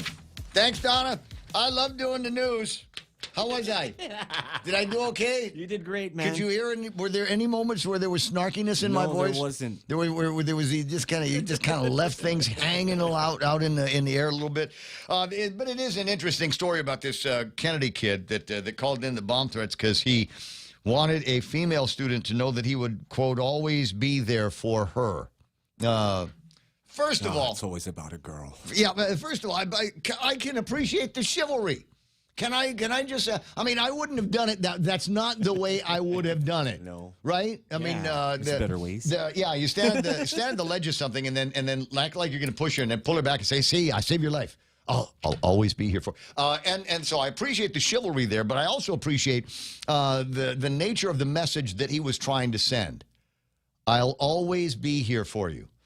Which now, and again, never take love advice from somebody that's been divorced twice like me. But I'm just saying, I remember reading once upon a time that if there was ever a phrase or a sentiment that you could convey to, in particular, a woman that would kind of hold our heart a little bit, it's that phrase. I'll always be here for you. The only thing that you got to be careful of is so it doesn't come off like, stalker, every breath you take kind of thing, right? The old Police song. So yeah. try not to make it sound like I'll always be here for you. Never say things like, I don't know what I'd do if I lost you. I don't know what I would do if all of a sudden you weren't part of my life, because then all of a sudden we've gone from the romantic chivalrous statement to, wow, This is starting to feel like suicide. You're a trap. This is starting to feel like murder suicide. I don't know.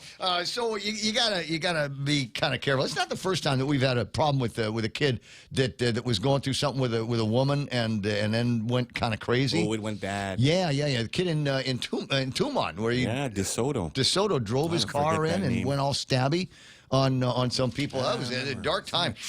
Well, it's one of those things where it's probably getting a whole lot worse because after COVID, it was already bad with all the snowflakes that have been raised and the way they've been raised, unfortunately, because they don't know how to handle adversity. They don't know how to deal with it. When I like a girl, she doesn't like me. Does that mean I can get all stabby in the tourist district?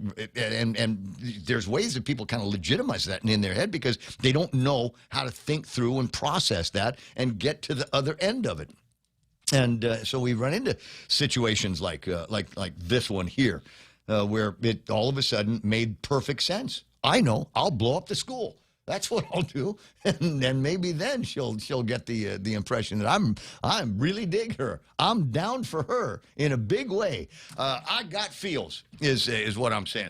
But anyway, so we go from that story into all kinds of real Joe in an attempt, and I appreciate it, to ensure that I've always got something interesting, fascinating to discuss here in the morning. Make sure that I've always got a copy of the printed Guam Daily Post in my hand, and today is no different. Monday, December the 15th, Guam Daily Post, and we've got the tuition equity bill. Jimmy Craig and I talked about this last week. Yeah. He called in special. He called in special because he wanted to talk about a bill that he and other members of the Territorial Caucus and what they wanted to talk about was, let's make it so that we've got parity. So if you got a student on Guam and they want to go to school in the States, then they get the reciprocal rate. They get the in-state tuition out at some of these this place. What was it? If the school is accepting money from the federal government, then this is going to be part of that, and they're going to have to extend an in-state rate, even though these kids are from Guam or Saipan or American Samoa or someplace like that. Interesting concept. Still in the early stages. Don't know what kind of support it's going to get from other members of the House of Representatives. We'll just have to watch and see where that all ends up. And then you go into some of the other news stories that they've got. Some more interesting than others. I was delighted to be near the scene for the Wreaths Across America ceremony that took place, and I was there when the truck rolled up. When the big rig rolled up, I was sitting over at Pono's, and all of a sudden this truck rolls by, and I was talking with this old veteran, and he started making noise. Well, it was nice meeting you, nice talking to you, Ray. I got to go and see to the Wreaths. And he did. It was a nice get-together from among all kinds of people, and a great way that we mark where we are on the calendar. USS Abraham Lincoln making a brief return. A conversation about procurement on page 8. I might, depending on whether I get inspired today, read it. There are numerous. Every once in a while, we get to so fed up with the system around here. And we say, well, okay, we're gonna have a hearing at the legislature. We're going to bring in experts, and we're going to finally resolve the procurement problem. Because I've seen them do this a bunch of times in my career as a broadcaster. And there's a lot that gets made out of it, and there's people proclaiming victory one way or the other. And then there will be a procurement for school buses or baggage handling devices or rebuilding a school up north. And then they will go through a process, and then somebody's going to complain, and then everything will come to a screeching halt. That's where we are now.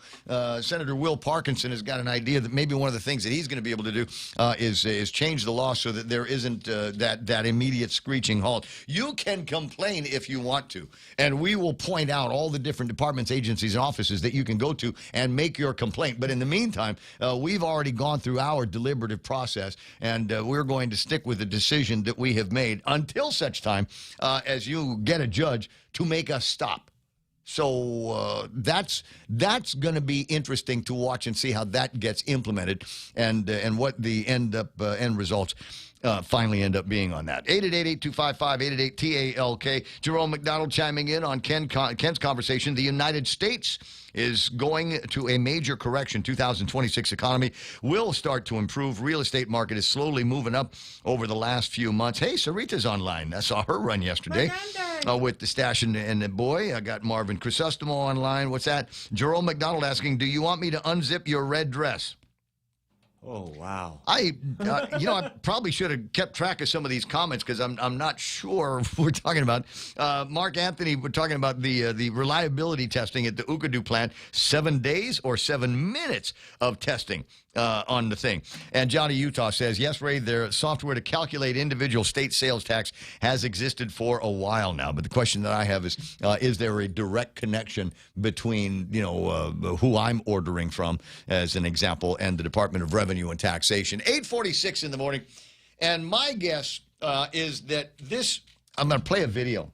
I don't know. I haven't heard the audio on this, so I don't know if it's somebody complaining in English or complaining in Kenley and Guerrero French about what they're seeing. But it's a picture clearly taken from a balcony in the Tumon area. Nice. Maybe you've seen it. So we'll leave the audio place down, and I'll just kind of narrate this. And it's an image here, a video now of they're zooming in on aircraft, and they're flying over the blue skies and the blue waters of Tumon Bay. And look. Here comes not one, not two. I think there were three in the shot entirely, and it's a bunch of airplanes, and they're coming right for the balcony. And the guy takes a beauty pass, and it looks like he couldn't be any more than about 500 feet off the deck. It's called buzzing the tower. Making that glamour Maverick. And there's the other one making a glamour pass over the Tumon Bay area. To which I'm sure that there are one of two kinds of people that saw this video and remarked about it. I know that when I first saw it, I said, you know what that looks like to me, Real Joe? That looks like freedom. Oh, that's what that looks America. like. That's American horsepower. It's American air power coming in my direction and showing off but from there, you could count the rivet. You could see the nose hair of the pilot on this thing. That's how close it got to the place. And I'm like I said, I'm looking at it going, I like seeing stuff like that. I like the idea that we got an Army, Navy, Air Force, Marine here, and we get a chance to see all kinds of high-tech war toys.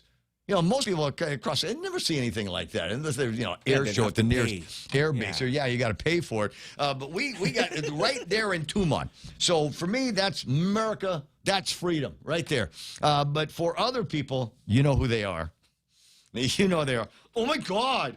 I can't believe they're flying so close. What if they had an accident and they crash landed into the ocean and they kill all the Koreans and all the tourists and the Japanese and the locals there sitting down there listening to their beach music? Oh, my God, I can't believe who do we complain to? Jesse Anderson Lohan, we're going to complain to you about these planes flying a little bit too close. I feel safe seeing them there. Right? Yeah. I feel safe. I hope the Chinese communists that were lurking down in Tumon spying, I hope we've given them something to spy about. That's what I'm thinking.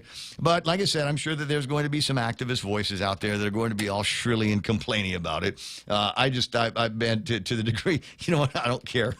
I'm just saying, I think it's a terrific piece of video. We need to put some Top Gun music behind this and then upload that to X or Twitter or something like that. But thank you very much for sending the thing out. Now, my understanding, because people are asking, maybe looking to someone like me for an explanation, is we've got Operation Christmas Drop that's, undergoing. And so these guys are used to landing the airplane and maybe offloading to a degree some of the materials that they get. Every once in a while, they'll drop it from the airplane onto a battlefield or something like that, out to drop off supplies and munitions, etc., for men and women that might be on the battlefield. So nice to get a little bit of practice in, especially for Operation Christmas Drop. Oh, yeah. They cannot drop those crates on the ground. Well, they can. I mean, they got parachutes on them, but they've got to be very, very careful about it. You don't want to get it too deep in the ocean where they might not be able to get it. And then you also don't necessarily want to drop it like on top of somebody's hut. No. So we give them an opportunity to do these little glamour passes, flying, close and low, in order to maximize the efficiency and the survivability of the materials that are getting thrown out of the airplanes. That is my understanding of what that was all about. But even when it's not Christmas drop, I've been at the beach and I've been on the shore drinking my beer, looking at the bikinis and going, hey, that plane's awful low. Hey, that plane's awful close and low. How about that? But it never, ever, ever gets tired. Gets me tired. 10 away from the top of the hour. Who's that on the phone? Elena. Who? Elena. From what? She wants to talk to you. Let's go. Hey, Elena, how you doing there? I'm good, Ray. How are you? Awesome. Thrilled to be here with you and filled with the holiday spirit. They had the Jingle Bell run yesterday over at Leo Palace, and I don't know if you've seen the shirts that came with it. They're reminiscent of the ugly Christmas sweaters. Oh, wow. Yeah, and maybe all kinds of people with fun. Yeah, it was nice. It was nice. Hey, what's on your mind today? Okay, I just wanted to find out, when is DPW going to do the road? You know, paint the road, paint the island, from American Grocery all the way into the Sangsong after the Coral Pit. You know, last night I almost got into an accident because you can't see it. You can't even see the road. And when you go further up, you know, you go around that bend, the road is so bad. I saw someone that almost got hit head on because they went on the wrong lane. But I thought they did all the construction on East Sangsong a long time ago. No, not all. I'll tell you, when you're going to exit to NCS from there, it's really bad. I don't know is the answer. They don't have like a legit, always talking to the media PIO over at DPW, even though I think from time to time they should have somebody that will go in. Actually, with DPW, frankly, they need their own show. Because they need to talk about all of the things that they are responsible for, all of the things that get busted, that need to get repaired, all of the things that are in the state of some kind of renovation or restoration, and let us know what's going on. Sometimes the only time that you find out what's going on is when the Hawaiian Rock guys or Black Construction's already on the scene with their witches' hats and their candlesticks getting the work done. Be nice to have a little bit of knowledge about when they're going to be doing that on a going basis. But as I said, I remember when they were doing the work on a Sangsong, and they didn't finish it. They never got around to finishing it. No, after the Coral Pit, when you're going to go to a Stumbo, go out NCS, the lane, you cannot even see the lane at all. So my discovery over the weekend was going up on Route 8 in front of the old Rainbow, actually in front of that Hong Kong Jade place. Next to where the old Rainbow was. The place has been there for as long as I can remember. But anyway, so they've recently done some work on that, and and now they've got, it's a speed dimple. This thing goes down as much as a speed bump goes up, and your car's going to feel it. And if you're trying to stay on the outside lane, it's a big bump before you get out from there, and it's the same thing on the other side of the street. Not as bad, but it goes from the old Plumeria Hotel clear across the street. It's like a tear in the fabric of the roadway, and that's new construction. They just finished up there. But they didn't finish the one up there with the one I'm telling you. Yeah. Another bad place, I'll tell you. It's very dangerous, and I think 2 people died from there. The road from where the airport, and then you're going to go into Alligator. And you go down the hill, you cannot even see the road. And I've seen a couple of people almost head on. Yep. And sometimes they can't have street lights there. The reason is because of the planes. The other thing is when you're going down that hill, unless you're from around those parts, sometimes it's a little tricky to remember where the edge is. Where do I stop? Where do I stop and make that right hand turn?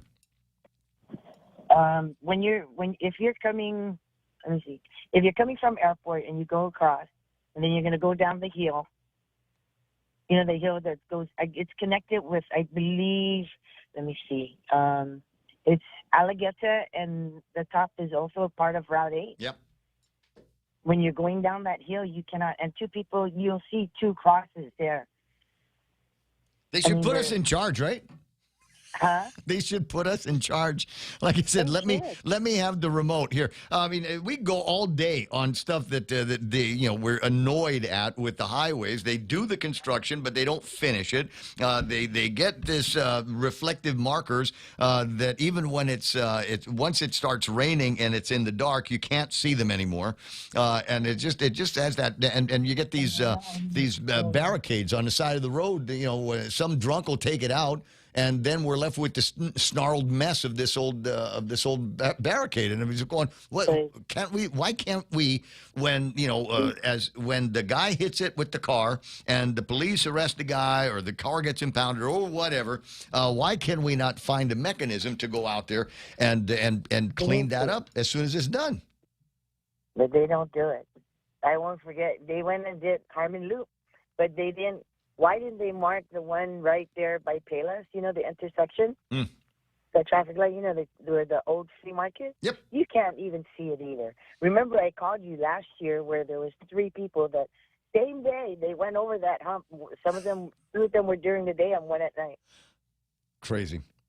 Well, I'll see what I can find out. We'll send a note, and but don't expect anything back, because they just kind of do what they want to do over there, and they're okay with hearing about complaints, and they'll just kind of chalk it up, and we'll get to it when we get to it. Well, one of the things that continues to be a major point of aggravation for me, and I'll let you go after this, is they fixed the snaky road that goes between EPOW 76 Circle K and the Hilton. That's done now. We got a nice little walkway they've got. It's a little bit wider, so it feels a little bit safer. It's kind of nice. The graffiti guys haven't tagged it too much since then. And then you go up the hill, past the where's that? You pass the Seventh-day Adventist, and then it goes back to being a junk road. All the way to the 76 Circle K. And I'm going, why didn't you just keep going on that one? Why couldn't you just finish it up, do the road widening, and put turn lanes in there for Mammoth Street and Talo Verde, etc., and just keep going and make it nice all the way down, pretty sidewalks and lights, because that's the new pedestrian way for people to get from Tumon up the hill and then to the village of Donkey. Yeah. It needs to get done. They can't do their work. Now, I'm sure there's a good excuse. I just it just bothers me that there's an excuse. What they're going to say? We don't have to paint. We don't have the money. Come on, get real. Out of brushes. Home Depot doesn't have our favorite color, yellow. I don't know, sweetie, but I appreciate your call. Appreciate you getting it off your chest. Find out, because it's really dangerous, and like I said, I've seen so many people get into accidents there. Well, you know what? It's very terrible that they can't do anything about it. It's shameful. This is what we can look forward to. Is there's going to be a full court press in the last year of this administration to get Josh Tenorio elected. So I'm expecting miracles in 2026. I'm expecting it's all going to happen in 1 year. That's terrible. I hope people will wake up and see what's happening. 8:59 now. It hasn't happened yet, dear. I'll talk to you later. Have a great day. Merry Christmas to you. Merry Christmas. Yes, indeed. It's the Ray Gibson Show on 93.3 The Point. That's the conventional wisdom. That is the conventional wisdom. Wait, you want to see progress? You want to see progress after months and months and months of complaining? Much of it was right here on the Ray Gibson Show. I'll show you what's going to. So all of a sudden now we want to make the Guam Memorial Hospital look nice. How about that? Yeah, we're going to put some attention on this after wasting the last 4 years talking about a medical complex out in Manila. We finally figured it out, and now we're going to be doing sprucing up at GMH. I'll share some of those pictures with you while the news is playing from the Fox Radio Network here on KUSG. I got you 93.3. That's us. Pika's best, ladies and gentlemen, for 5 years running. What do we got to talk about in the next hour of the program? No idea. No idea whatsoever. But it'll at least be interesting to me, and maybe likewise interesting to you. Stand by now. It's time for Fox News on The Point.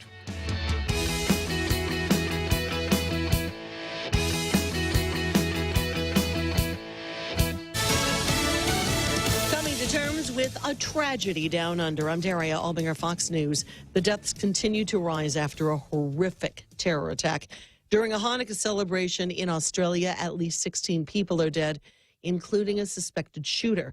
NSW Police Commissioner Mal Lanyon on the suspects who opened fire at the world-famous Bondi Beach. We are satisfied that there were 2 offenders involved in yesterday's incident. One is deceased.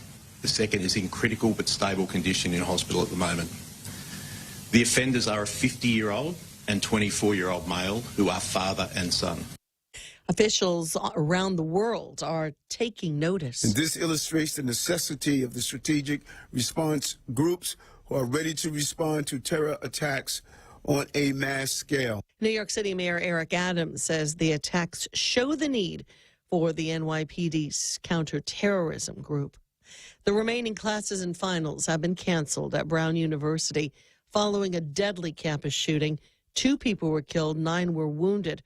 Fox's CB Cotton is in Providence, Rhode Island. Providence officers also wouldn't say whether they'd recovered a gun, only that they're still in the process of collecting evidence. However, FBI Director Kash Patel is sharing much more, including photos that he posted on X, saying they show the federal agents and geolocation tools that were used to track down the person of interest to a hotel in Coventry, Rhode Island, just before 4 a.m. Eastern this morning. The hotel only about 20 minutes from Brown's campus. Patel wrote that it all came together based on a lead from Providence, Rhode Island police.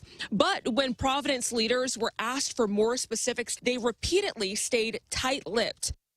Officials are now saying that the person of interest is a man in his 20s. It earlier said he was in his 30s. America's listening to Fox News. Knowledge is power. In just 60 seconds, the Evil 360 provides you a unique experience and a detailed report of your body composition for you to take action to improve your health. The Evil 360, turning information into inspiration to live a balanced lifestyle.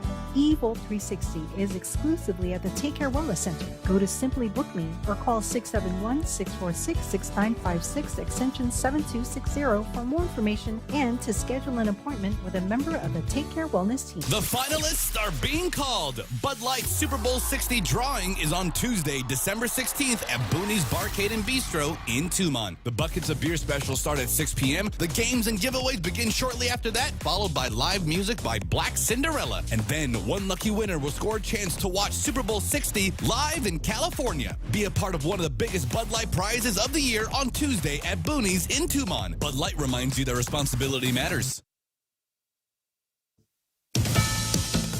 He's one of the men on President Trump's short list to be the next Federal Reserve Chair, and he's dropping some hints on how he would work with the White House in that role. One of the 2 men President Trump would like to see replace Fed Chair Jerome Powell is his National Economic Council Director, Kevin Hassett.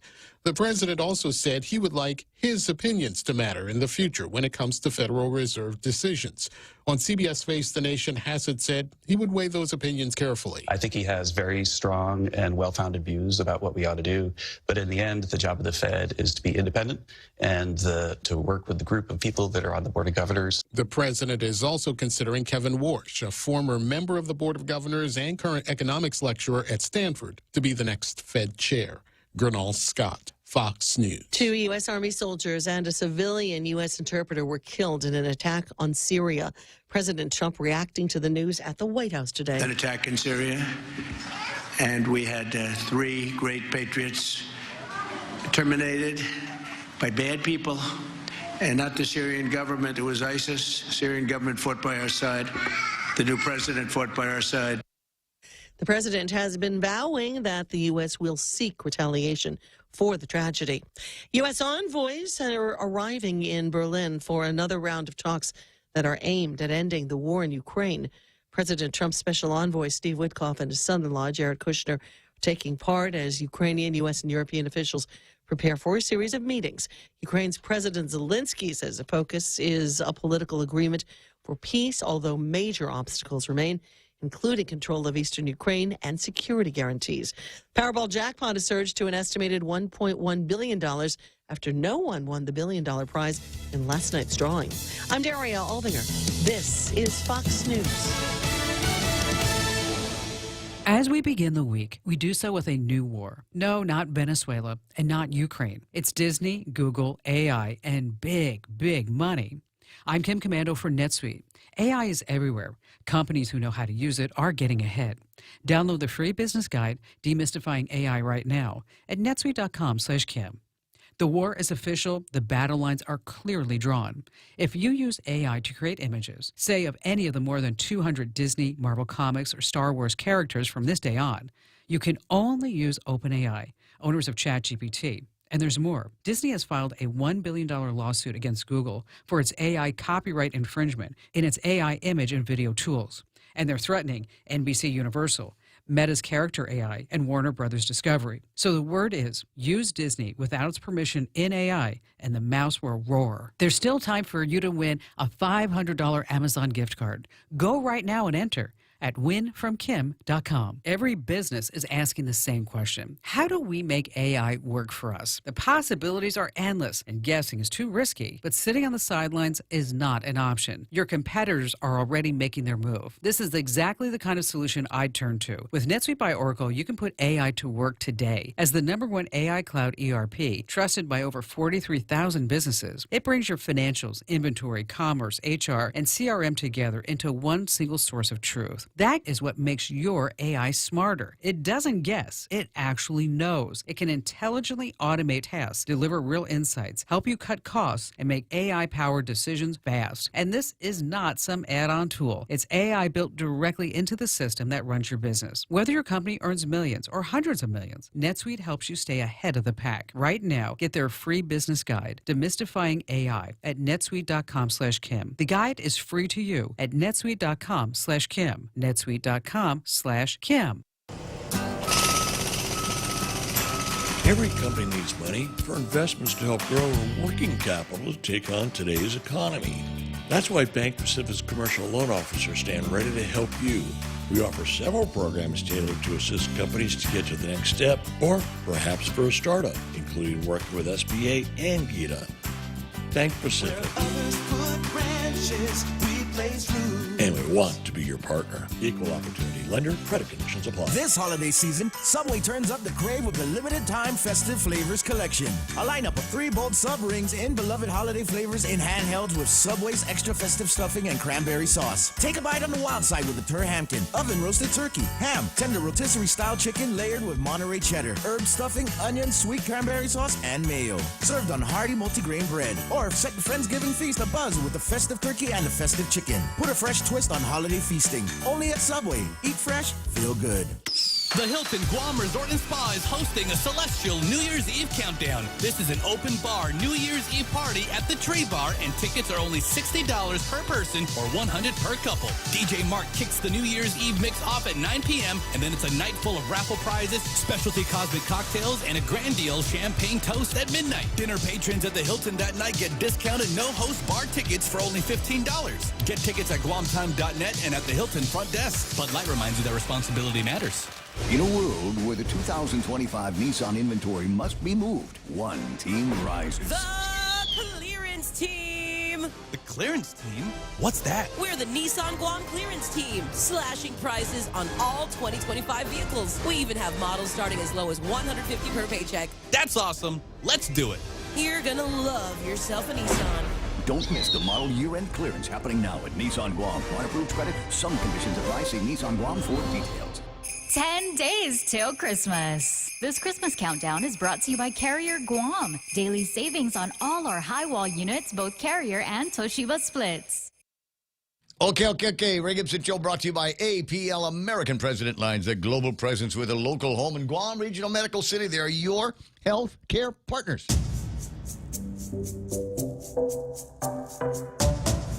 Any speaker, anytime. The Ray Gibson Show. Call now, 888-TALK.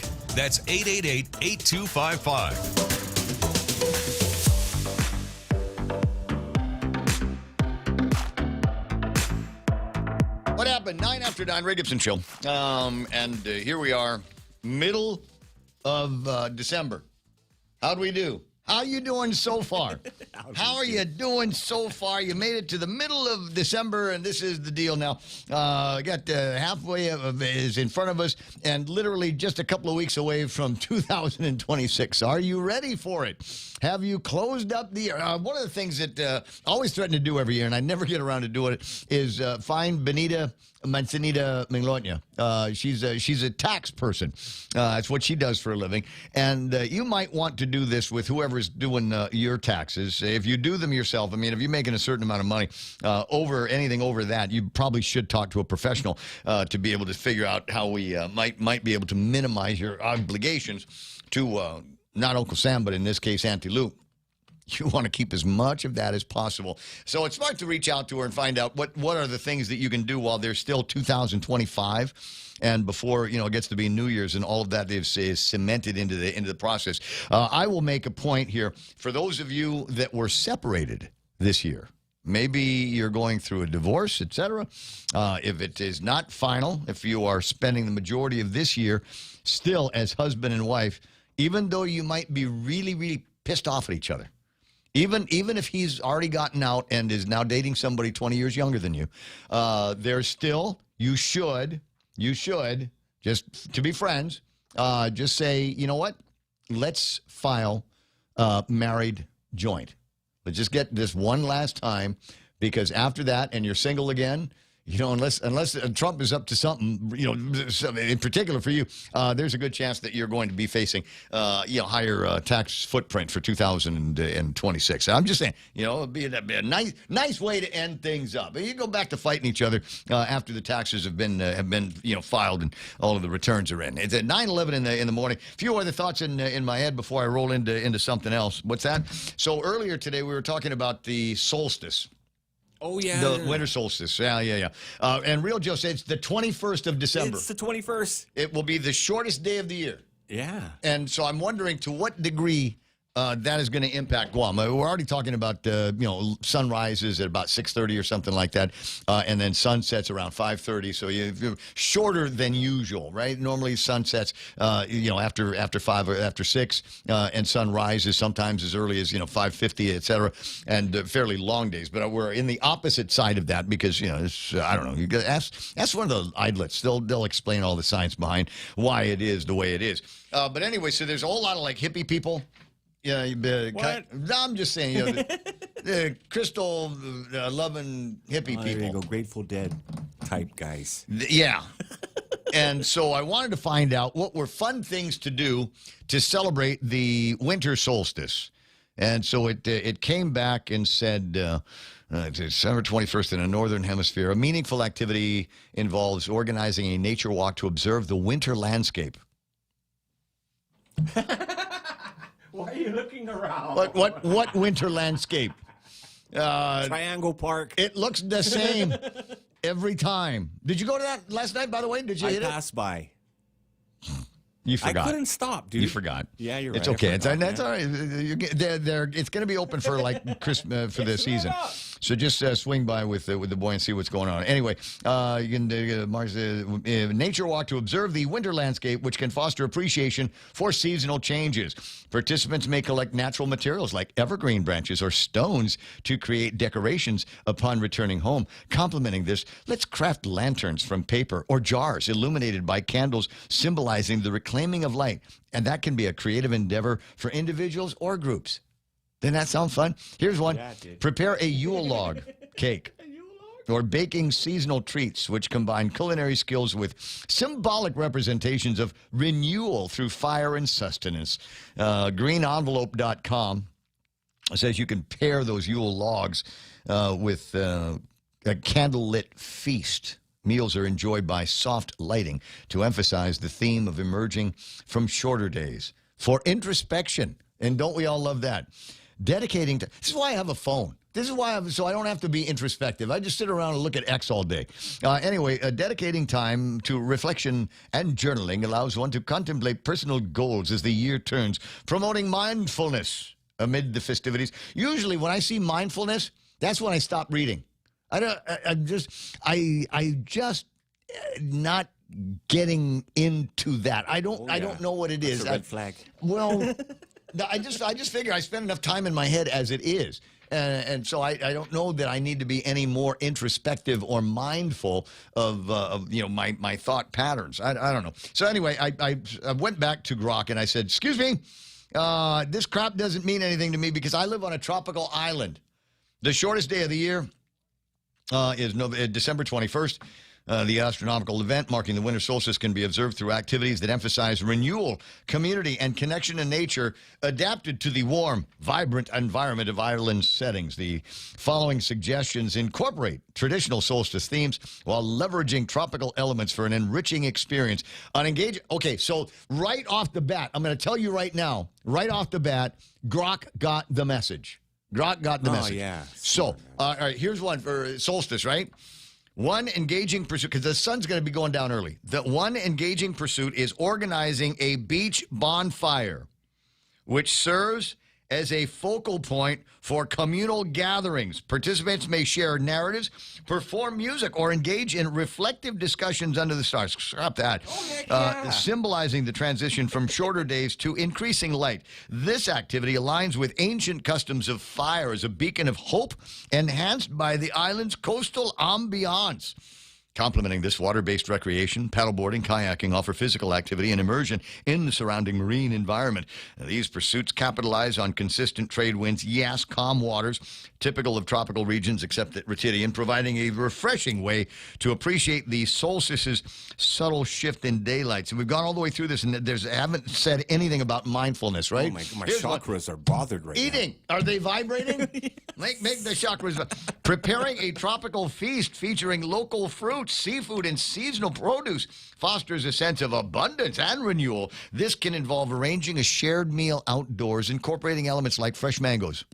There you go. Out of season. Pineapples, okay. Grilled fish to evoke the theme of sustenance amid the year's turning point for a contemplative approach. Here's that mindfulness crap. Stargazing on the beach allows observation of celestial patterns heightened by the tropics' often clear night skies. This practice encourages mindfulness and education about the solstices, astronomical, blah, blah, blah, blah, blah. Okay, so there are things that we can do that would be unique and peculiar to Guam in the solstice time. And don't forget to take out your crystals and put them under the full moon, and so they can be recharged for 2026. 917, who's on the phone? Jonathan Savaris. No way. Is he going to solstice? Is he going to tell? I don't know. He put up his first sign the other day. Oh. Yeah. Really? It's in a good spot. Whoa. You know who's got a good spot? Who's got a good spot?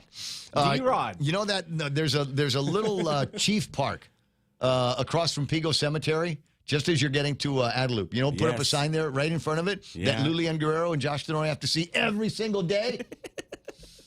Tony Ada and EJ Calvo have got their Ada Calvo sign right in front of the governor's office. I think that's what's the word I'm looking for? Ballsy. There we go. 9:18 in the morning. Hey, John, how you doing, Senator? Good morning. Good morning, Ray, Joe. Sorry I missed you, Donna, and to the point, Familia. It's beautiful Monday. Beautiful Monday. Despite whatever the solstice is going to be, the sky is blue and it's just God is blessing us with a beautiful day back on our island. Yeah, I just wanted to chime in and talk about, I was asked something about President Trump's rescheduling of cannabis from Schedule 1 to Schedule 3. I was asked, what's the implications for Guam? And for me, it's one, we're moving it to a medical class, and that's what the people of Guam elected. I voted on, right? Medical cannabis, and that was led by, former speakers Barnes and Dalka. And she has, from what it looks like, her and the lieutenant governor have some big announcement this coming week. And hopefully we can keep that line right. Going with to get this stuff operational, because it is something that people actually need. It was something that helped me through my journey on my medical. No more narcotics, and we know that it's a supplement for certain things. For certain medications. And I just wanted to come on and condemn and thank President Trump for holding true to his campaign promise, because there are a lot of people, especially a lot of veterans, who can utilize this medication instead of taking PTSD medication narcotics, to do with, instead of in lieu of narcotics, this provides another option for people on a medical in a medical setting, and our president is stepping up to the plate.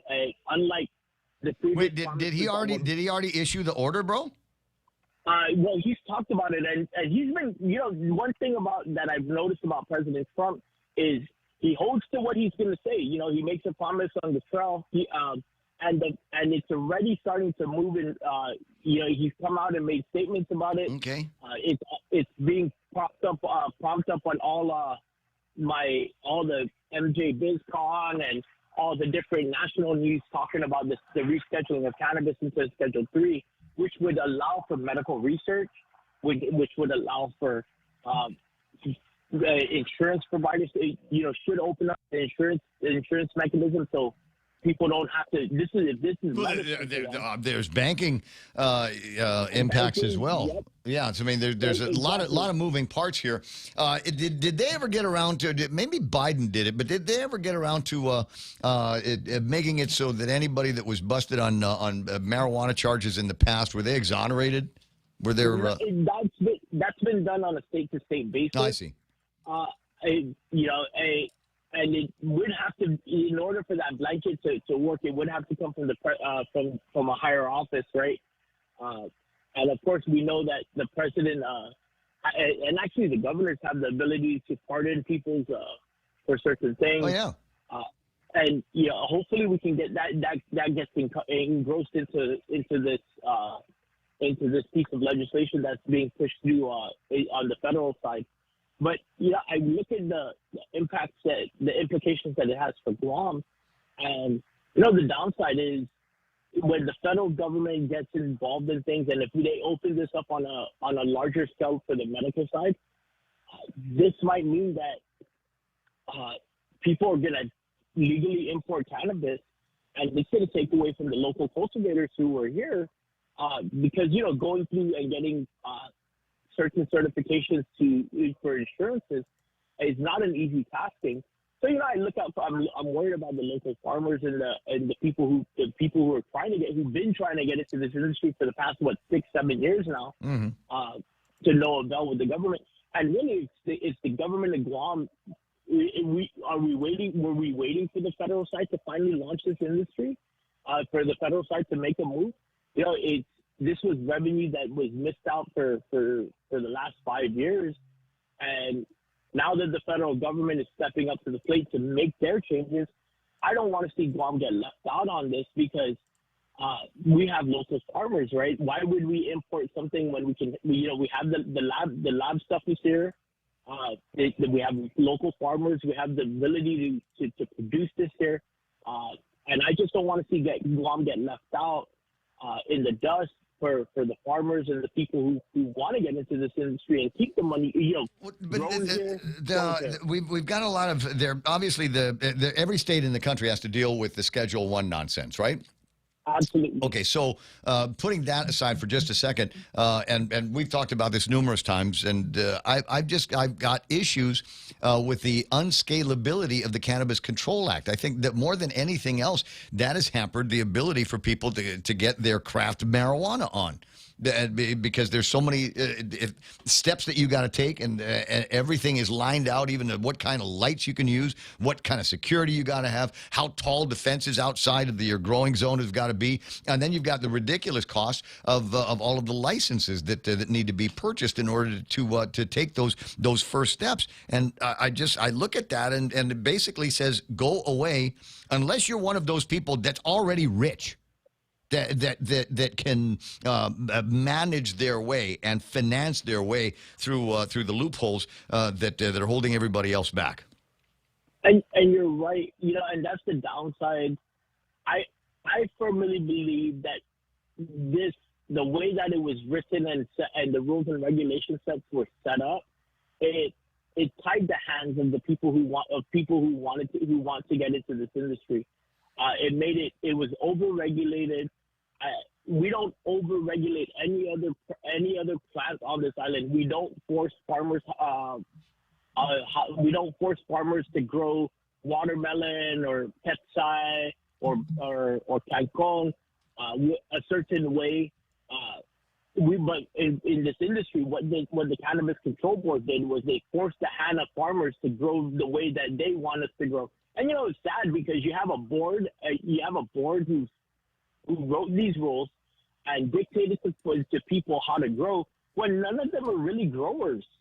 None of them know how to grow these plants. And then on top of it, the Department of Agriculture it put a complete double standard on the cultivation of it, because they're forcing the hands of the cultivators to grow the way they want them to, the hippie way of full organic, and create regulations that make sense that are in line with things with industries or with places that this industry is already operating. And this is not just within cannabis. This is almost every government entity in so much government sectors. We have this burdensome regulation that stops regular businesses from wanting to proceed. It creates this bottleneck at DPW. We need to do things to get businesses up, and this is not just for cannabis.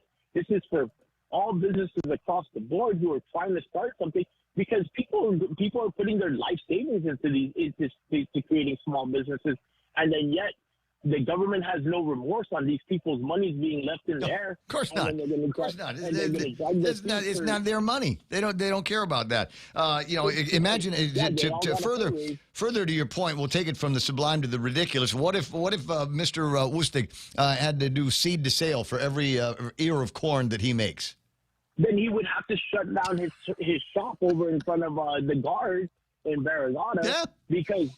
And I love Uncle Ernie Wistig. I grew up with him. He was on my mom's municipal planning council for years.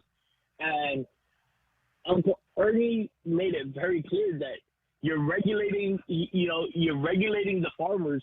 You're over-regulating the farmers. You're not doing that to any other farmer. And if Uncle Ernie Wistig had to contend with the seed-to-sell system, then he couldn't pop up where he pops up. It would be very difficult for him to manage his crop, because then he would have to count every head of hair. He would have to manage his weight. Not just the ones that he takes to market, the ones that go waste, the ones that die on the vine and things like that. No, I'm with you, and have been with you on this one for a long time. Whenever we have, even when it was medicinal, they went out, and I appreciate the work that went into it and the thinking that was behind it. But I said, we're never going to be able to take off if we're trying to put together medicinal marijuana use here on Guam that is based on the standards of growth, availabilities, surveillance and things like that they were doing in states, and full-blown states and full-blown public health systems other than the kind that we had and we have here on Guam. And again, it's the same thing that we're trying to do with the marijuana thing that we've got here. We've got to focus on deregulation from where we are right now if we're ever going to see this going. Otherwise, this is the same as the bottle bill. What are some of the other ridiculous measures that we have? Bags, plastic bag legislation. Okay, so yeah, we've got recreational marijuana here, but because of the rules and regulations for recreational marijuana, it makes it that much more difficult for people to pursue medicinal marijuana. Now, not everybody loves it. Not everybody's in favor of it. Patricia Duenas online says, "What's the use of having doctors' prescriptions and stuff like that if you're going to take care of yourself by using marijuana?" I don't agree. I know that you do it because of your condition, but that's why the use of doctors. But what's the use of doctors if you don't use that prescription that the doctor gets? Sorry, do not believe in your medicinal marijuana. Understand, but in some cases, as an example, somebody that is suffering from cancer and dealing with radiation and chemotherapy, that has significant impacts on your ability to sustain and nourish yourself. You're just not hungry all the time. One of the things, as we know, that comes along with smoking marijuana is you get the munchies. You want to eat something. Your mouth gets lonely. And the use of medicinal marijuana doesn't have to be a whole lot. Just makes it so that you're able to modulate that. You recognize maybe it's been a couple of days since you eat. Have a puff or two of something and go and find something crunchy, something sweet, and in your mouth at the same time. Yeah, and I respect Auntie Patricia for her comments and her views on it. But I'll tell you from my personal experience, right?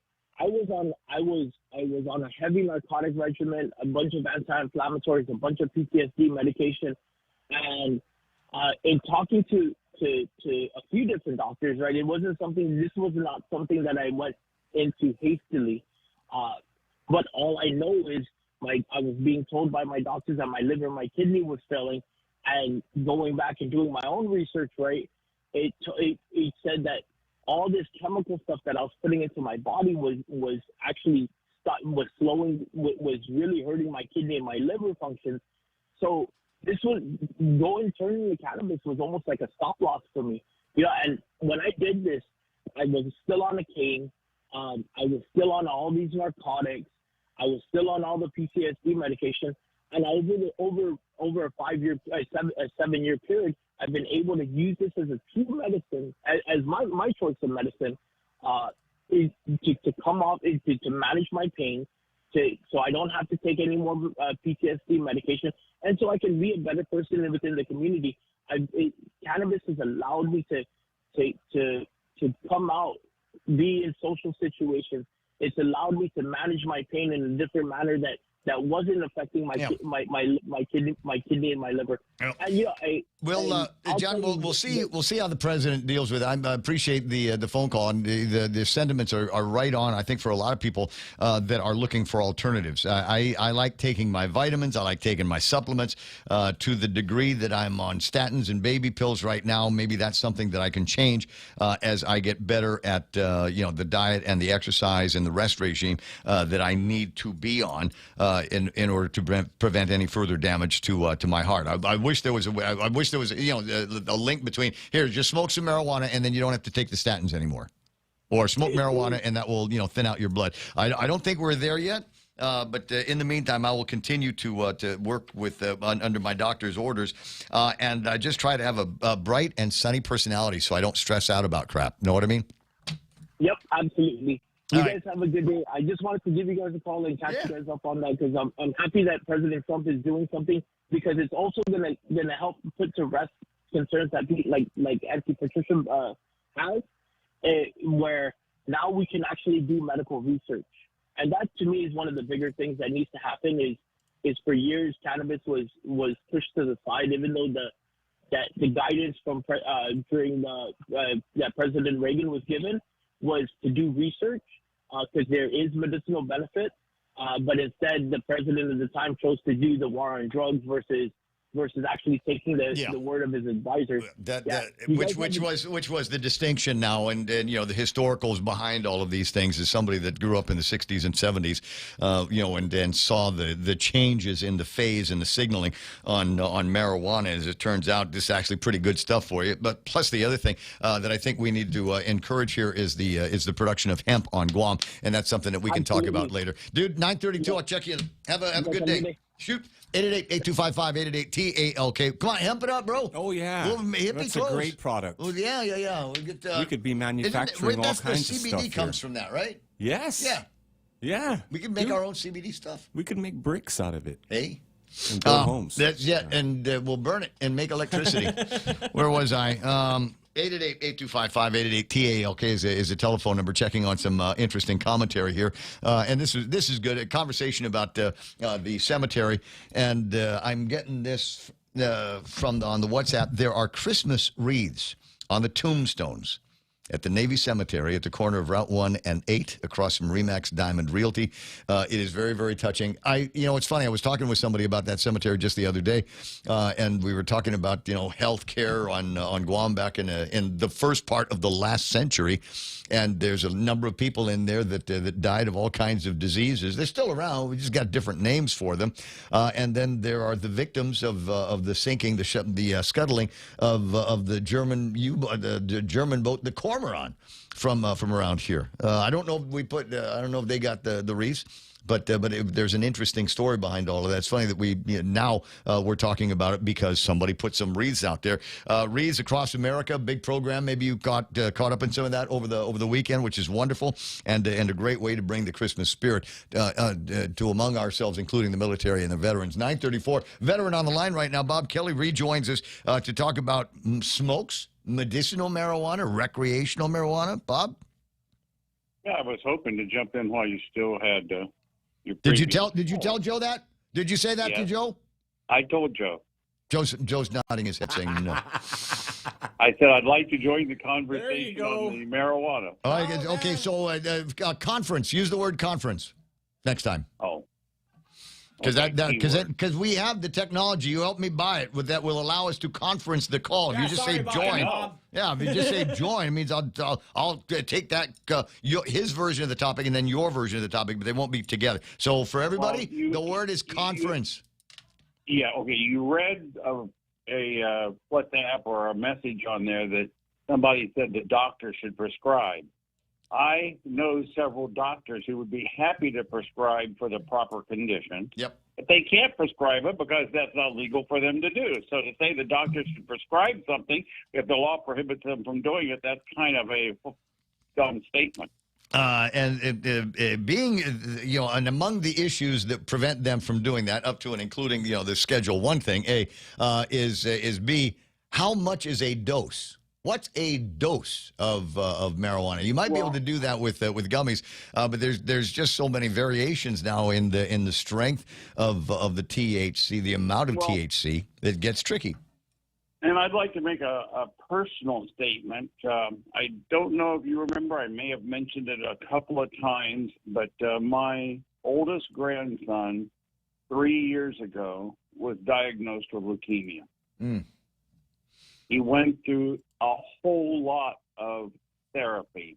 Good news is the Houston Children's Hospital is one of the top research hospitals for this.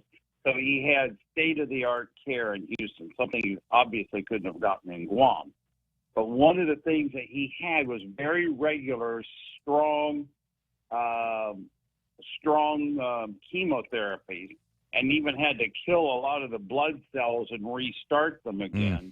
And this is all done by having special tubes that are permanently in your body for the whole time you're going through this because of the amount of injections. They can't keep hitting the veins over and over and over again. And it did a really bad thing. I mean, imagine a 14-year-old that at that age loses all his hair, is going through a lot of misery, day after day feeling totally crapped out. But one of the things that helped and was advised, but they couldn't prescribe it, was for him to have some of the marijuana-infused candies. And that gave him comfort. It made it easier for him. And you can bet that my daughter made sure he got those, even though that wasn't a legal thing to do at the time. And we need to open up. I'm not out for recreational marijuana for me. However, I enjoy my beers, and if somebody else would rather have the marijuana, I don't see that a significant difference on a recreational basis than if you and I decide to go out and have several beers. Yeah. However, it doesn't get looked the same. I'd like to see that opened up. However, if I have a cancer situation with chemotherapy, or if I have glaucoma, which has been proven to since the 70s, you can darn well bet that I would, for medicinal purposes, take it if it's going to help me through any specific things such as glaucoma, chemotherapy, or other issues that's there.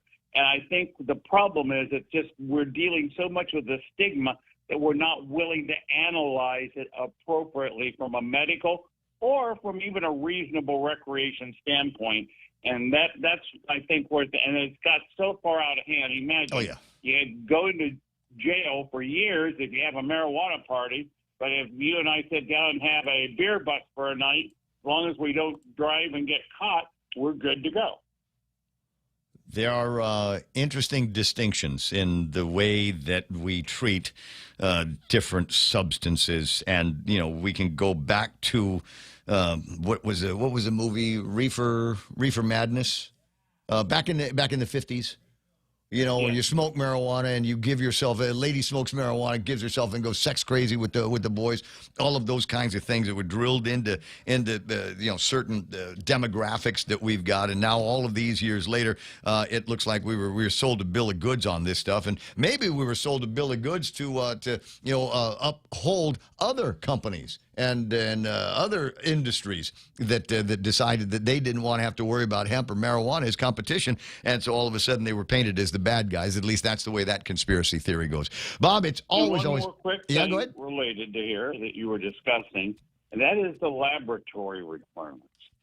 We have a very expensive requirement that requires gas spectrophotometers, very expensive equipment to analyze the marijuana, which requires somebody with basically at least a bachelor, if not a bachelor and higher training in laboratory chemistry to be able to run the analysis, which doesn't make a lot of sense. But we do need to have appropriate screening. And I'll just give you an example.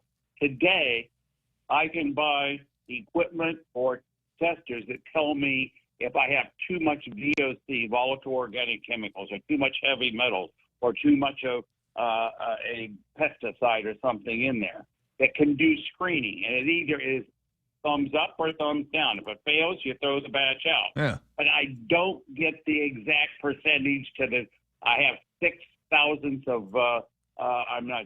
million parts per liter or whatever. I can't get that without expensive equipment. We need to change the law and require screening for safety, but not demand the thing to get down, because do you really care if what you buy has X percent, or are you interested if it's over the safe level, it doesn't pass? That is a much cheaper screening, and that's how we should set it up for our island. Yeah, like a scratch test for figure out what you're allergic to. Just thumbs up, thumbs down. Yeah, up or down. That's right. It's either got a dangerous amount of it or it doesn't. I agree. And they actually sell this stuff, these screening tests, fairly inexpensive, because a lot of times people are buying the marijuana without regulated sources.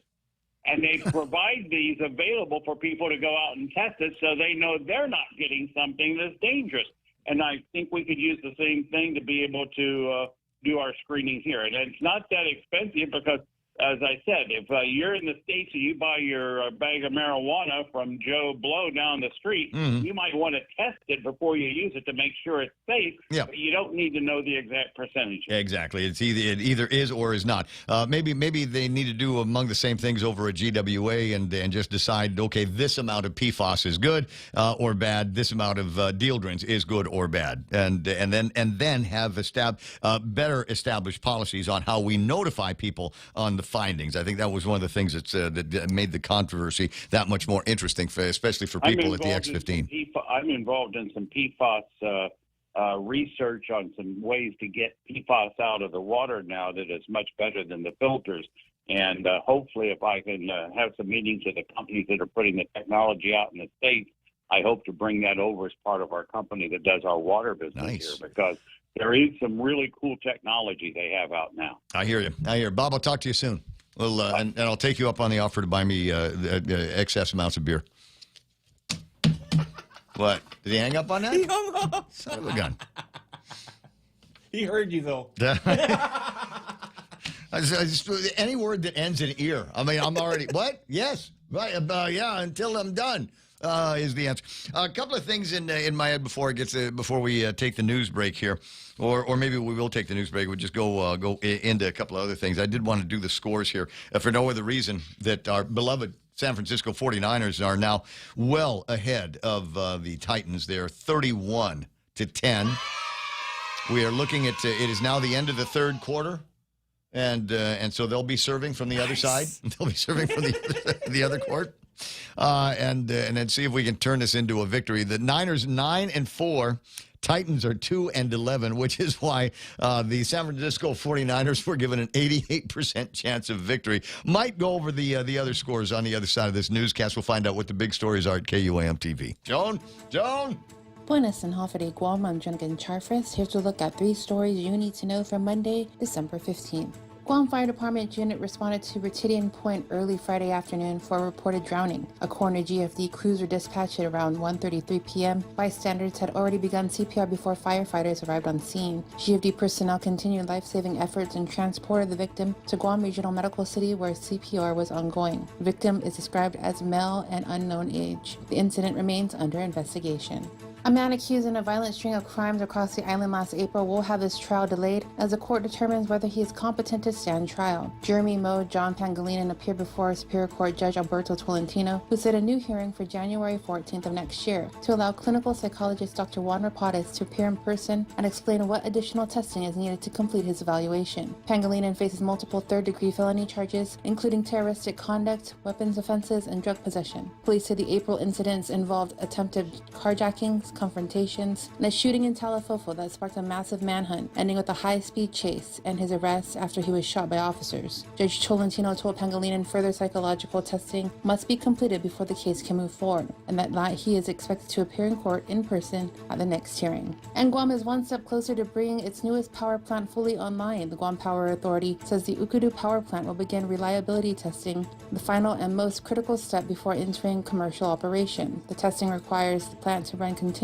for 7 days under real-world conditions to ensure it can safely and consistently carry Guam's electrical load. GPA crews will remain fully staffed and on standby throughout the process, ready to respond if any issues arise. GPA General Manager John Beneventi says the testing phase is designed to identify and correct any problems before the plant is officially commissioned, adding that adjustments during this stage are normal for a project of this size. While GPA says isolated outages are possible, widespread or prolonged disruptions are not expected. Once commissioned, the Ukudu plant is expected to replace aging generators, reduce fuel compensation by more than 900,000 barrels a year, and improve long-term system reliability and affordability for ratepayers. For more, visit KUAM.com. You can also catch the stream of our newscast on our YouTube channel or Facebook page. And to keep updated, follow KUAM News on Instagram. Jonathan Charfris, KUAM News. The finalists are being called. Bud Light Super Bowl 60 drawing is on Tuesday, December 16th at Booney's Barcade and Bistro in Tumon. The Buckets of Beer special start at 6 p.m. The games and giveaways begin shortly after that, followed by live music by Black Cinderella. And then one lucky winner will score a chance to watch Super Bowl 60 live in California. Be a part of one of the biggest Bud Light prizes of the year on Tuesday at Booney's in Tumon. Bud Light reminds you that responsibility matters. Every year it's the same thing. What do I get them for Christmas? This year, give them something they'll actually use and never forget. At Blades by Crank, we've got high-performance chef knives, hunting knives, pocket knives, sleek chef accessories, and never-released blades. Designed right here in the Marianas and built for precision, performance, and pride, we've got something for everyone. These aren't just tools. They're legacy pieces crafted to last a lifetime. Shop now at bladesbycrank.com or visit the local shop on the first floor of the Agania Shopping Center. Blades by Crank, making the holidays extra chinar. I have an idea. Oh my God, this is a brilliant idea. I can't believe I haven't thought of it before. Because in the commercial, he's Dude, talking tell about us. never before released blades. You heard that, right? Yeah. Yeah. Okay. Hear me out. Yeah, Blades by Crank. How about this one? Shanks by Crank. There you go. They open up a little shop at DOC. Everyday materials, everyday, just things that you've got in your drawers, maybe something you got in a tool chest or something like that. And you can get the thing, and you can I'm just there's a way to do this here. There's a way to be able to take misery and death that we've got in prisons and that kind of thing, enforcement devices, and turn that into something. It's got some kind of and we get these little like a holster or something like that. And that way, I don't know. I'm brainstorming well, here. They're not doing anything over there, anyways. They could be making stuff. Yeah. But I got a note here from Blades by Crank. Shanks by Crank. Well, come on. Says we're shipping orders today and tomorrow. Get yours in ASAP. And they've got these bundles that they can move. The German chef set, a hunting knife holiday bundle. The Prepara Japanese knife holiday bundle. There's two of these in there, and I like there's a little bit of a curve on one of them. It's not a straight 90 degree, and you might be wondering what that curve is for. And if you find an old Japanese sushi guy, he'll let you know that there's a way that you can add a little bit of firmness here and make it so that you're cutting a little bit more efficiently. Anyway, check that out. Blades by Crank online on the World Wide Web. Suno is the name of the company. I was looking for that feed from Uncle Donovan on that song about grandkids are better than pickup trucks. They are. They are. I'm not going to get in the middle of that argument here. But as a driver of a Nissan Frontier King Crab, let me just. Although I don't have any grandkids, I've got nothing to balance this. I just know that I was a grandkid, and I was a pretty crappy grandkid. So it's positive, because these things, they got great radios in them now, air conditioning, all of it. When I was a kid, I always talk about this. The vehicle that I was taught to drive in, and every once in a while I get a little bit of sibling rivalry, because Shelley got to drive Uncle Jim's car, and Uncle Jim's car had power everything. Power steering. It was the kind of power steering you get on these old American cars. One finger all the way around. Like the Lincoln Town car. Oh, my God. Yeah. And so power everything. I was taught to drive in a Nissan B210 pickup. It was a Datsun at the time, a Datsun B210 pickup. It had nothing power. Nothing power. No air conditioning. It had a fan that blew hot air.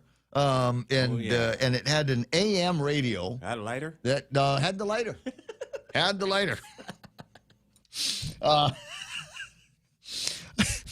So you got me thinking about it. There's at least one uncle that went through lighters a lot, because back in those days, there were matches. You lit a cigarette with the match, you blow the match out, you throw it away. Yeah. And so he'd use the lighter in the car, light the cigarette, and throw it out, throw the lighter out the car.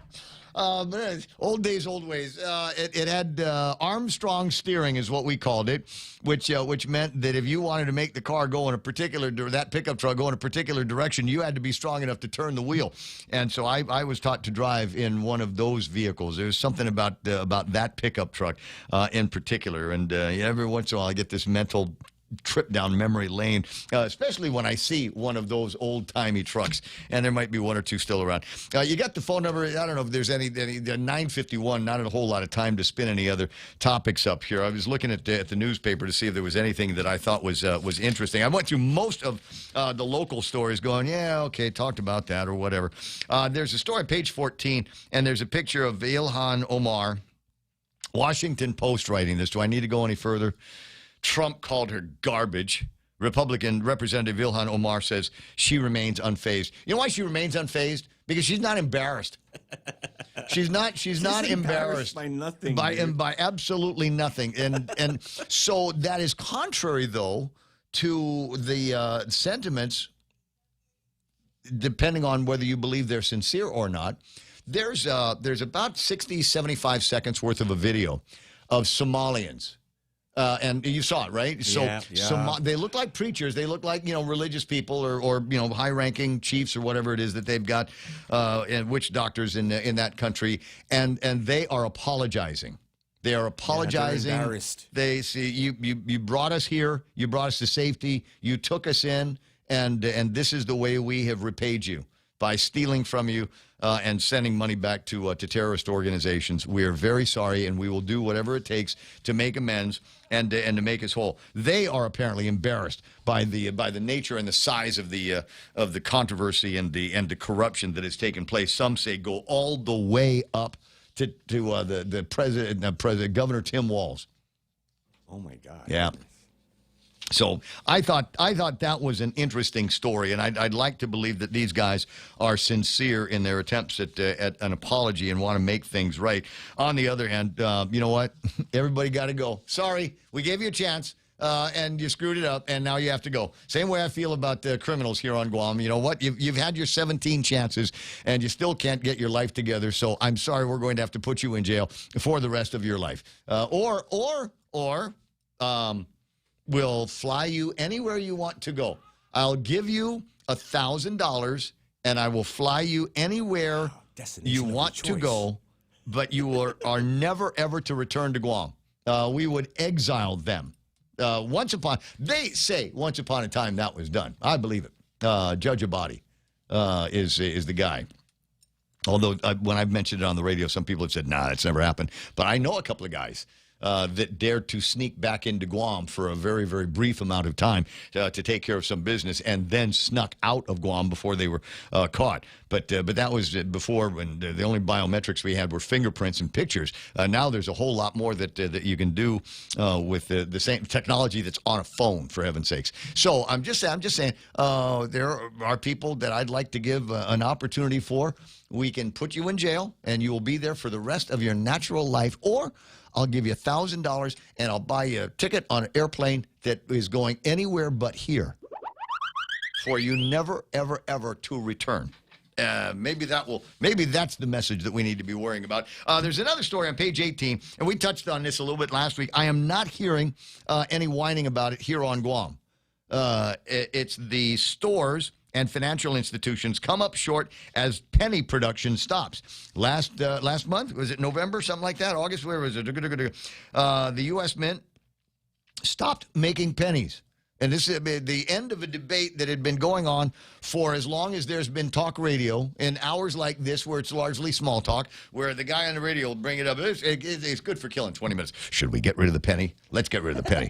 Penny actually costs more money than the coin is actually worth. How is this smart thinking from the smartest country on the planet, the most advanced and the most developed country in the entire planet? How is it possible that we're still doing this? On the other hand, there's a lot of people that are purely emotional about this, saying they've been making pennies since 1793. Maybe there's something else that we need to do with this. Now, you can get into a conversation about what we need to do is figure out how to increase the value of the penny. And that would mean we would need to increase the value of the dollar. And if we could figure all of that stuff out, we wouldn't be living someplace where a loaf of bread, what is it, a dozen eggs is $15, and a loaf of bread is $5 for stuff that my mom used to be able to send me to Manglonia store across the street with a $5 bill and go get a carton of milk, a dozen eggs, and a loaf of bread. And there was change for there was change. There was change. I never gave it to her, but there was change from all of that. Can you imagine? I'm old enough to remember that. There are people old enough to remember when you could fill up a car with gasoline for under $10 back in the olden days. Here's $20. Fill it up. Keep the change. You know, we used to be able to say things like, and they also, if it was the cruise gas station down in Agania, the guy would he would check your oil. I always thought it was funny. He'd show me the oil like I know what the hell I'm looking at. And then he'd clean the front windshield and he'd clean the back windshield and all of that stuff for pennies on it. The dollar was worth more. The pennies were worth more. And maybe if we could see our way to a better economy where our cash is worth more, maybe we wouldn't have had to kill the penny. But anyway, so people trying to figure out how to deal with that, and they're rounding either up or down the prices, because they don't have enough pennies to give up as change. Though I would be, how would I do this? I've probably got, back in the olden days, it would have been a coffee can, but I've got a plastic Folgers thing, and it is, I don't know, maybe 3/4 of the way up, filled with coinies, mostly pennies. And I've got another bowl near the door that I put change in, and it's got largely pennies. And I pick up pennies. And we talked about this before. I believe that if I think I'm too big to bend over and pick up a penny, that God will show me actual pure pain, where I will scour the streets for stray cash and coins. So I always pick them up when I see them on the ground. At any rate, so I don't know if you're seeing some of that, let me know. Put it on a comment on the Facebook side or the YouTube side. Otherwise, 9:58. Get out of here with that noise. Okay. I wanted to go over trends from Pinterest. I'm not gay, by the way. I'm reading a story that is based on from Pinterest stuff. Yeah. I got lost in the world of Pinterest once for like a week. It was like Dungeons and Dragons. It's a trap. You just sit there, click, click, click, click, click. Anyway, so trends from Pinterest in their prediction report will shape how we dress, eat, and decorate next year. I will share this with you if Real Joe reminds me tomorrow what some of these new things are. I don't know why, but it says cabbage is in there. Oh, so apparently we're going to be eating a lot of cabbage in 2026. You know what I want?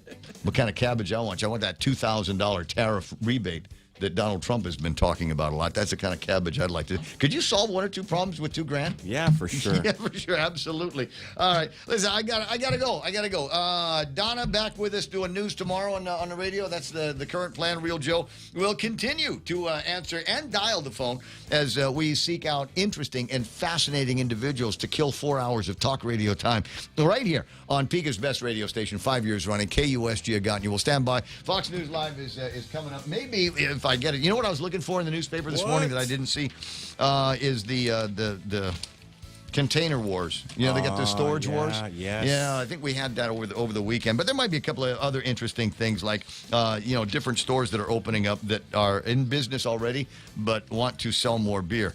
And then there's a Peyton Place story coming out of the Deuce It. Have you heard that? If you got details, let me know. KUSG Agotnia, here's Fox News. I'm Carmen Roberts, Fox News. Police in Australia say that the two who attacked a group of people celebrating Hanukkah on Bondi Beach in Sydney were father and son. At least 15 people died, 40 were injured. New South Wales Police Commissioner Mal Lanyon says that the father had half a dozen firearms with him. We are satisfied that we have 6 firearms from the scene yesterday, but also as a result of the search run at the Campsie address. Ballistics and forensic investigation will determine this morning that those 6 firearms are the 6 that were licensed to that man, but also that they were used in the offence yesterday. And Prime Minister Anthony Albanese calls the attack an act of evil. This is a moment for national unity. This is a moment for Australians to come together. That's precisely what we will be doing. And one of the two gunmen is dead, the other injured and in custody.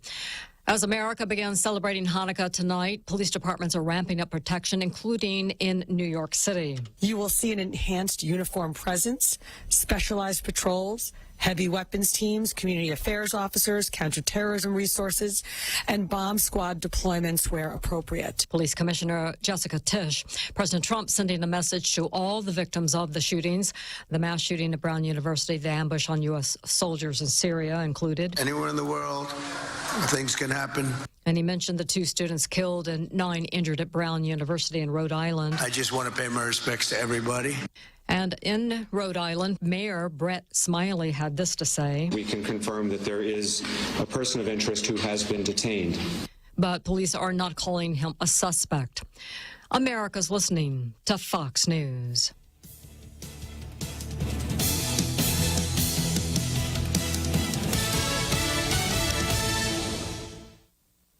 Stay on top of the latest forecast with America's Weather Team in the palm of your hand. Here's the latest from America's Weather Center. It's Fox weather updates throughout your busy day, every day. That heat's going to be out there for one more day. Temperatures being 30 degrees above average. Put the